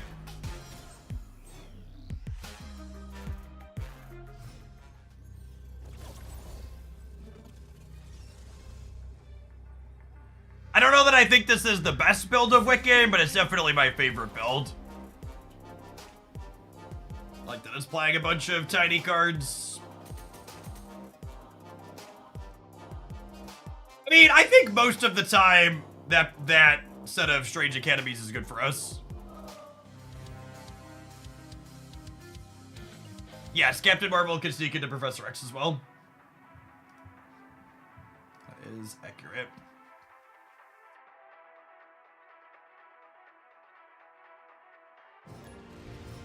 I'd like to say thanks to everybody for hanging out here today. I know we've got a lot of the regulars in here, but my Twitch tracker also says we have 100 new follows on the day. If you're someone that's new, dropping by and you're enjoying the vibes, make sure to tap that follow button and consider coming back again sometime. If you're not familiar with me, my name is Jeff Hoagland. I stream full-time here on Twitch.tv. I'm something of a relic on the Twitch platform. I've been streaming for over a decade, and I've been doing this as my full-time job for the last 7 years now, almost. You'll find me here playing Marvel Snap, Pokemon Pocket, other turn-based and strategy card games at least 5 days a week. Wow, that's almost 7 years. Almost 7 years, that's true. Crazy. When I started streaming, chat, this child, this child was in diapers when I started streaming. Go go gaga. The real Hoaglandians will remember the diaper changes in between rounds of Magic the Gathering Online. It's been 84 years, you could say. Snowguard. Ooh, Legion's better than Snowguard. Yeah? So what does Snow God do? Snowguard would have let me turn off their limbo location, but Legion lets me turn it off now as well, which is great. Means we can. This makes there be an extra turn to the game, and then Legion kind of takes it away as a surprise. It's like, hey, you like extra turn? Well, because that helps you win, I'm gonna use this card to stop you. That's true. It's what we call a juke. Yes, it's basically what it's saying.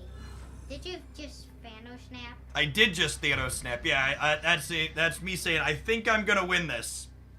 Let's press the button. So you bet you bet so you get more like power. You bet so you get more points. Yep. You bet so. Oh, is that all you had? It's a damn shame if the game were to end. What do you mean? I ended the game. I took away their 7th turn. We juked them. They thought they were gonna win next turn, and now there's no extra turn. Troll. We did basically troll them. Yes. Yes, it's the most trolliest card in Trollville. How was school today? Good. Good. Okay. I like when school is good. So, what was your first video? My first video? Yeah, like straight up. Straight up. So the first game your dad used to play is called Magic the Gathering Online. So, And do you know how old that game is? really old. Really old. I installed Magic the Gathering Online for the first time when I was your age.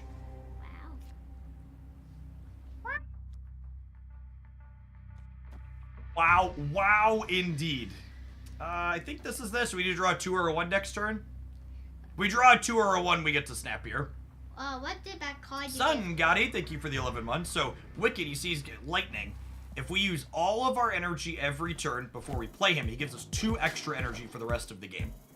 So I need to draw a card that costs 2 or 1 to spend my energy next turn, and then this means I can spend my energy the following turn. He probably plays. What Ah! does Sunstone? What does the Yellowstone do? The Mind Stone, it draws them more Infinity Stones. They're playing a Thanos deck. They're playing Thanos. Bring down the Infinity Gauntlet. It does eventually bring the Infinity Gauntlet. You are correct. Well, what does that do? The Time Stone. The Time Stone makes Thanos cost less energy, and it draws them cards. I think we're probably torched here. You know what's the problem? What's the problem? Thanos. It's called Thanos Snap, but Thanos. That's called Marvel Snap, actually, Marvel I do. Sorry. Marvel Snap, like Thanos used to be the main villain, but he only does 20 extra all the Infinity Stones, right? Does, yep. So doesn't really make Escape. TV way. We did lose a 50-50 on that turn, right? We were better than 50-50. That turn, we drew the Captain Marvel. I think we had 4 out of 7 or 4 out of... It might have been 50-50, you're right. So One of those implicit coin flips. what deck are you playing? We are playing a Wiccan deck built around that card, spending all of our energy early. Yes, and also when bad things happen, you troll them. How many kids do I have? I have, how many? 3. Are you sure? 3. Have you checked recently? 3. Sometimes it feels like more than that. I'm a kid. You're a kid? Haley and There's, Declan. there's Jacob and Declan, and then there's this one who had her dance show this weekend. She does tap and ballet. Haley. She's adorable. And Declan's Declan. And Declan's Declan, that's true. He's a Declan type. Alright, we need to pull a 2 or a 4 next turn to keep on track for Wiccan. Ooh, what deck are they? We're gonna find out here. Juggernaut. Psylocke Juggernaut. That's an interesting combination of cards. Probably something with Gwenpool. What's Psylocke. Psylocke? She's a mutant who gives them extra energy. What deck card you just got? Oh, this was one of the only 2 cards in my deck that didn't work to keep the energy. So I guess we just do this though, right? It's the same. What's that 4 card card you just got, which has all the skulls. I don't think I've ever seen your other son. Is he older? You've probably seen Jacob and Declan. Just Declan, they look very similar Yeah. to the untrained eye. The untrained eye. See, and I'm well trained, so I know what you look like. Duh, because you're dad. Duh, because you're dead. Exactly. What's that skull card do? This one? It's the man thing. He shrinks things that are little. Man thing. So cards which are like Ant-Man would be like toast. Yes, basically. All of these cards cost 3 or less, so he's making them smaller. See, they've got red number on them. Yes, like 3 or less. Uh, The board will be useless. The board will be useless. Hold on. You can't troll them. You can't. Can we troll them? Asking the real questions. I'm trying to think if there's something I could do with Legion here that's useful. I think the answer is no. Have you ever checked your other cards? No, sometimes it's nicer to see what other cards you have because you have 8 energy. I think we're gonna end up leaving it in here. If you leave, do you leave less energy or something? If I had priority here, we could consider playing Legion mid. But without having priority, I don't think the Legion mid really accomplishes anything. Well, what is that card? That's Luke Cage. He stops their cards from getting penalties. It's a pretty strong effect.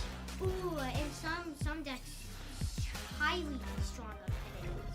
So he's like, hey, I'm a stopper decker. Okay, so this tells us that they don't have... This tells us that they don't have Ajax in hand, but I don't know that we can actually do anything with that information. Yeah, I'm definitely not staying for 4 extra. Oh, Boomer Snapper already muted. So if you lose by not leaving, do you lose more? Yeah, so they snapped, which means it's going to be worth 4 cubes if I stay. So I lose 1 cube if I leave, and I lose 4 if I stay and I lose. And I'm probably going to lose, so that means I should leave. Yes. How much is a cube? 1. How much is a cube? Kind of, the cubes turn into ladder points, and the ladder points are different. The more ladder points you win or lose depends on how good or bad your opponent is. The ladder cube. Why, I was trying to combine those things. It should be called the ladder cube. I call them snap points. Snap point or snap cubes? So I've been trying to think of something very hard.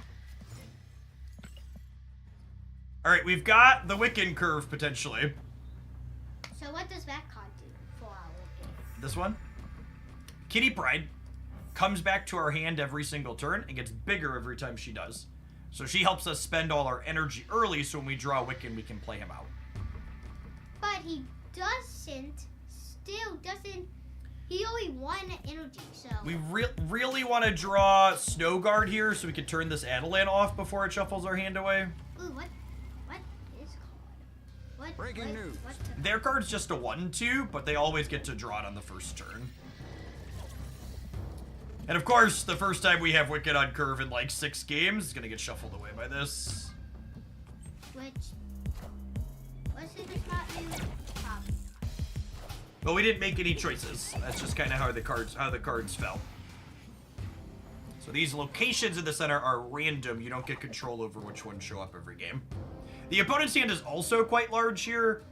They're probably playing 1 to 2 cards, but we're both going to be pretty behind from this I got a Adelan. question. What's the hottest map or area sector? So which locations are bad for you depend on what your deck is. So certain ones that are bad for some decks are better for others, and vice versa. What I mean is, what is the baddest one overall for all of them? There really isn't, because there's a lot of variation inside of decks. Nah, I mean like the most common one. There's like hundreds of locations. There's a lot of them.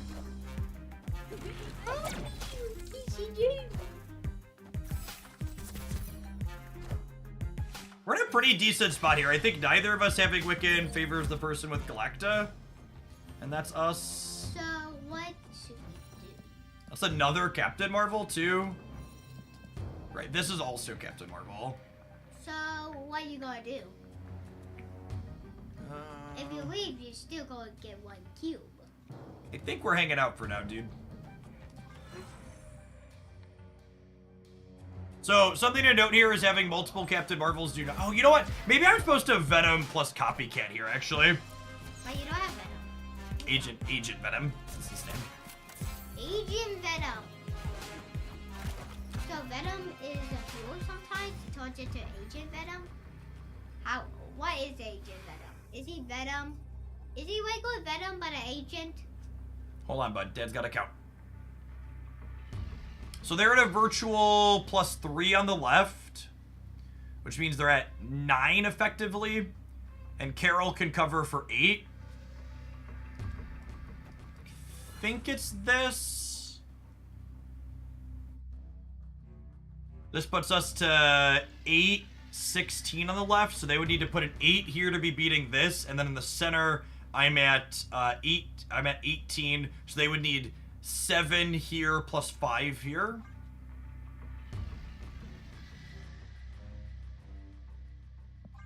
Although, maybe I'm supposed to put the extra points here. This gives me 7, 15 here, is winning by 1. Yeah, I think this is better. Let's do this. I got a question, Daddy. What's up, dude? Why do they never place any from the white over here? I think the answer is because they're bad. This is a really bad state from the opponent. And also, why is there something called like Venom Agent Venom? Agent Venom. I don't know. I don't actually know what the lore is behind him. It's something with the symbiote suit, though. And it looks, he's got the black and white colors like Venom does a lot of the time. Maybe he's Venom, but like a different guy. Maybe he's Venom, but Yeah, I can't imagine a permutation of cards we're playing that, them staying with Goliath on the right ends up beating. You won. Da da da da da da da. Alright, gamers, it's about that time. Let's take a brief pause for the cause and run some Twitch ads. I think we're gonna play some more Wicked Collector when we return. Thanks everybody for hanging out. Don't go anywhere. Bye. Some of the people can still see us. The people who subscribe to the channel don't see adverts. I'm gonna put the desk down, my dude. You get off the mat. Would you like a chair? Are you gonna hang out for a little bit? You're welcome to hang out if you want. You can grab that chair right there. Oh, just move my peaches off of it. 2 wrongs. They don't make a right, but they do make a 16-month resubscription. Welcome back. The most annoying deck is in Marvel Sandman. Decks which just full annoying cards you don't want, like what? My dearest Hoaglandians, I'd like to shout out one of our sponsors, the Extra Smart Wallet. Thanks to the folks that always check out their promos. My contact just told me they want to renew our sponsorship for another 3 months for our wonderful wallets. You can check them out at the link in chat. Lovely, lovely, lovely, lovely. People still want knowledge. Nice. I don't have my actual wallet down here somewhere. It must be upstairs. Like, man, around nowadays it's basically ones and heroes. Yes, the carols go in the order they are played out, and they don't understand that they could work together to win locations. Yeah, Splitsmess is supposed to end sometime tomorrow. We don't know exactly when. I would assume at rollover, but I don't think they gave us an exact time window. So, like, Sam. The wallet promo actually is not one that tells me my total sale count, because I have a flat rate partnership with them as opposed to an affiliate code or a percentage from revenue generated. Hey, Daddy. Hey, Jakey. So, what is the most annoying deck in your opinion out of Sam? The most annoying deck. So there's a card called Erisham Okay. that it puts 12 random cards in your deck. So you never know what cards they could have. They could have any card in the whole game. It could be a rock. And that could be the worst. And that's not even the baddest card in the game for you. All right, there's a 1 drop. Can I get a 2 drop? 1 drop, can you get a 2 drop? You know what a drop means? is how much energy the card costs. This one costs 1, and then I need one that costs 2. So I gotta play a 2 and then a 3 for Wiccan here. Odds of enabling Wiccan here are actually quite low, unfortunately, because we've drawn 3 of our 5 expensive cards early. I need to draw like Kate into Collector, or we could just have Project Pegasus happen and everything is a-okay. Project Pegasus. That's probably the bestest one for anything, really. That was the best location for us for sure. Is there any locations with that location in the middle is the baddest? Yeah, there's some decks that would not enjoy that one. I think I played Maria Hill, and I don't know where I'm playing her. I might just spread her out for now. Will not enjoy 5 extra energy. Like, seriously. Wait.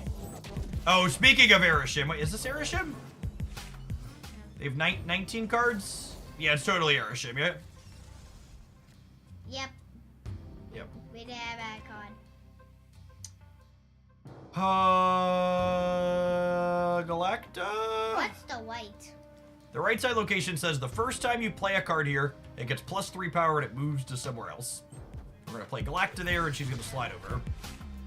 So, what decks don't enjoy 5 extra energy? Some decks don't need 5 extra energy because they play all their cards out super early. So the bonus energy helps their opponent a lot more than it helps them. I don't think I'm master molding them. Giving them a bunch of sentinels seems like it could be beneficial.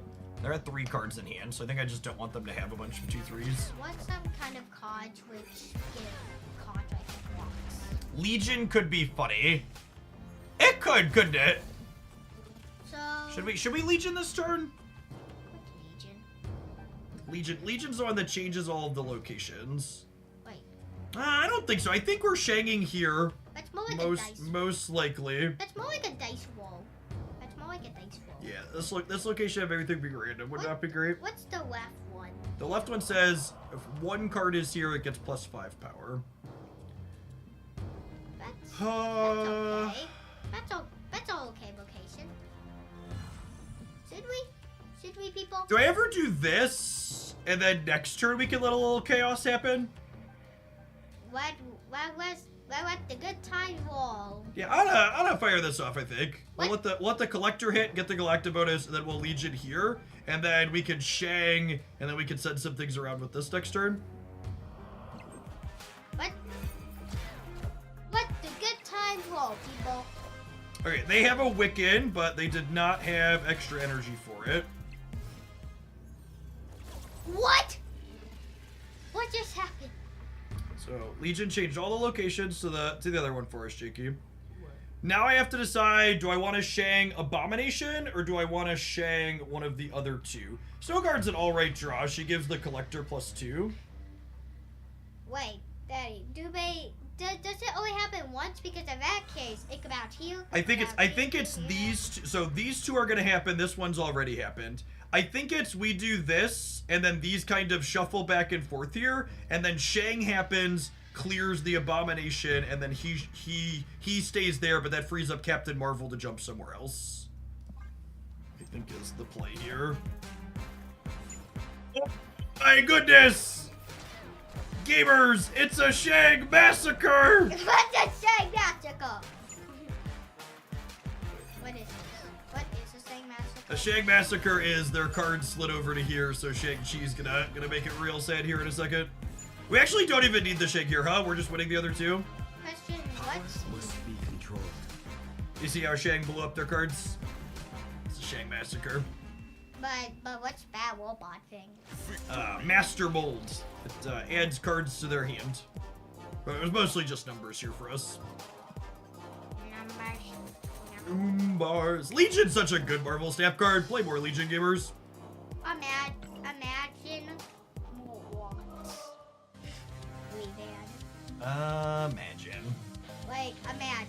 Lots are good for the but in this game, they are bad for you. You know what, gamers? It's 10-4. I think I'm gonna go ahead and call it an afternoon and end on a positive note here. It looks like Hannah has gone live, so I'm gonna go ahead and send you over their way for people looking to finish your drops up. You have until tomorrow night at midnight, or technically 2 days at midnight PT, So that's, sorry, its math is 10. You have 34 hours from now to finish your 6 hours of drops if you haven't already.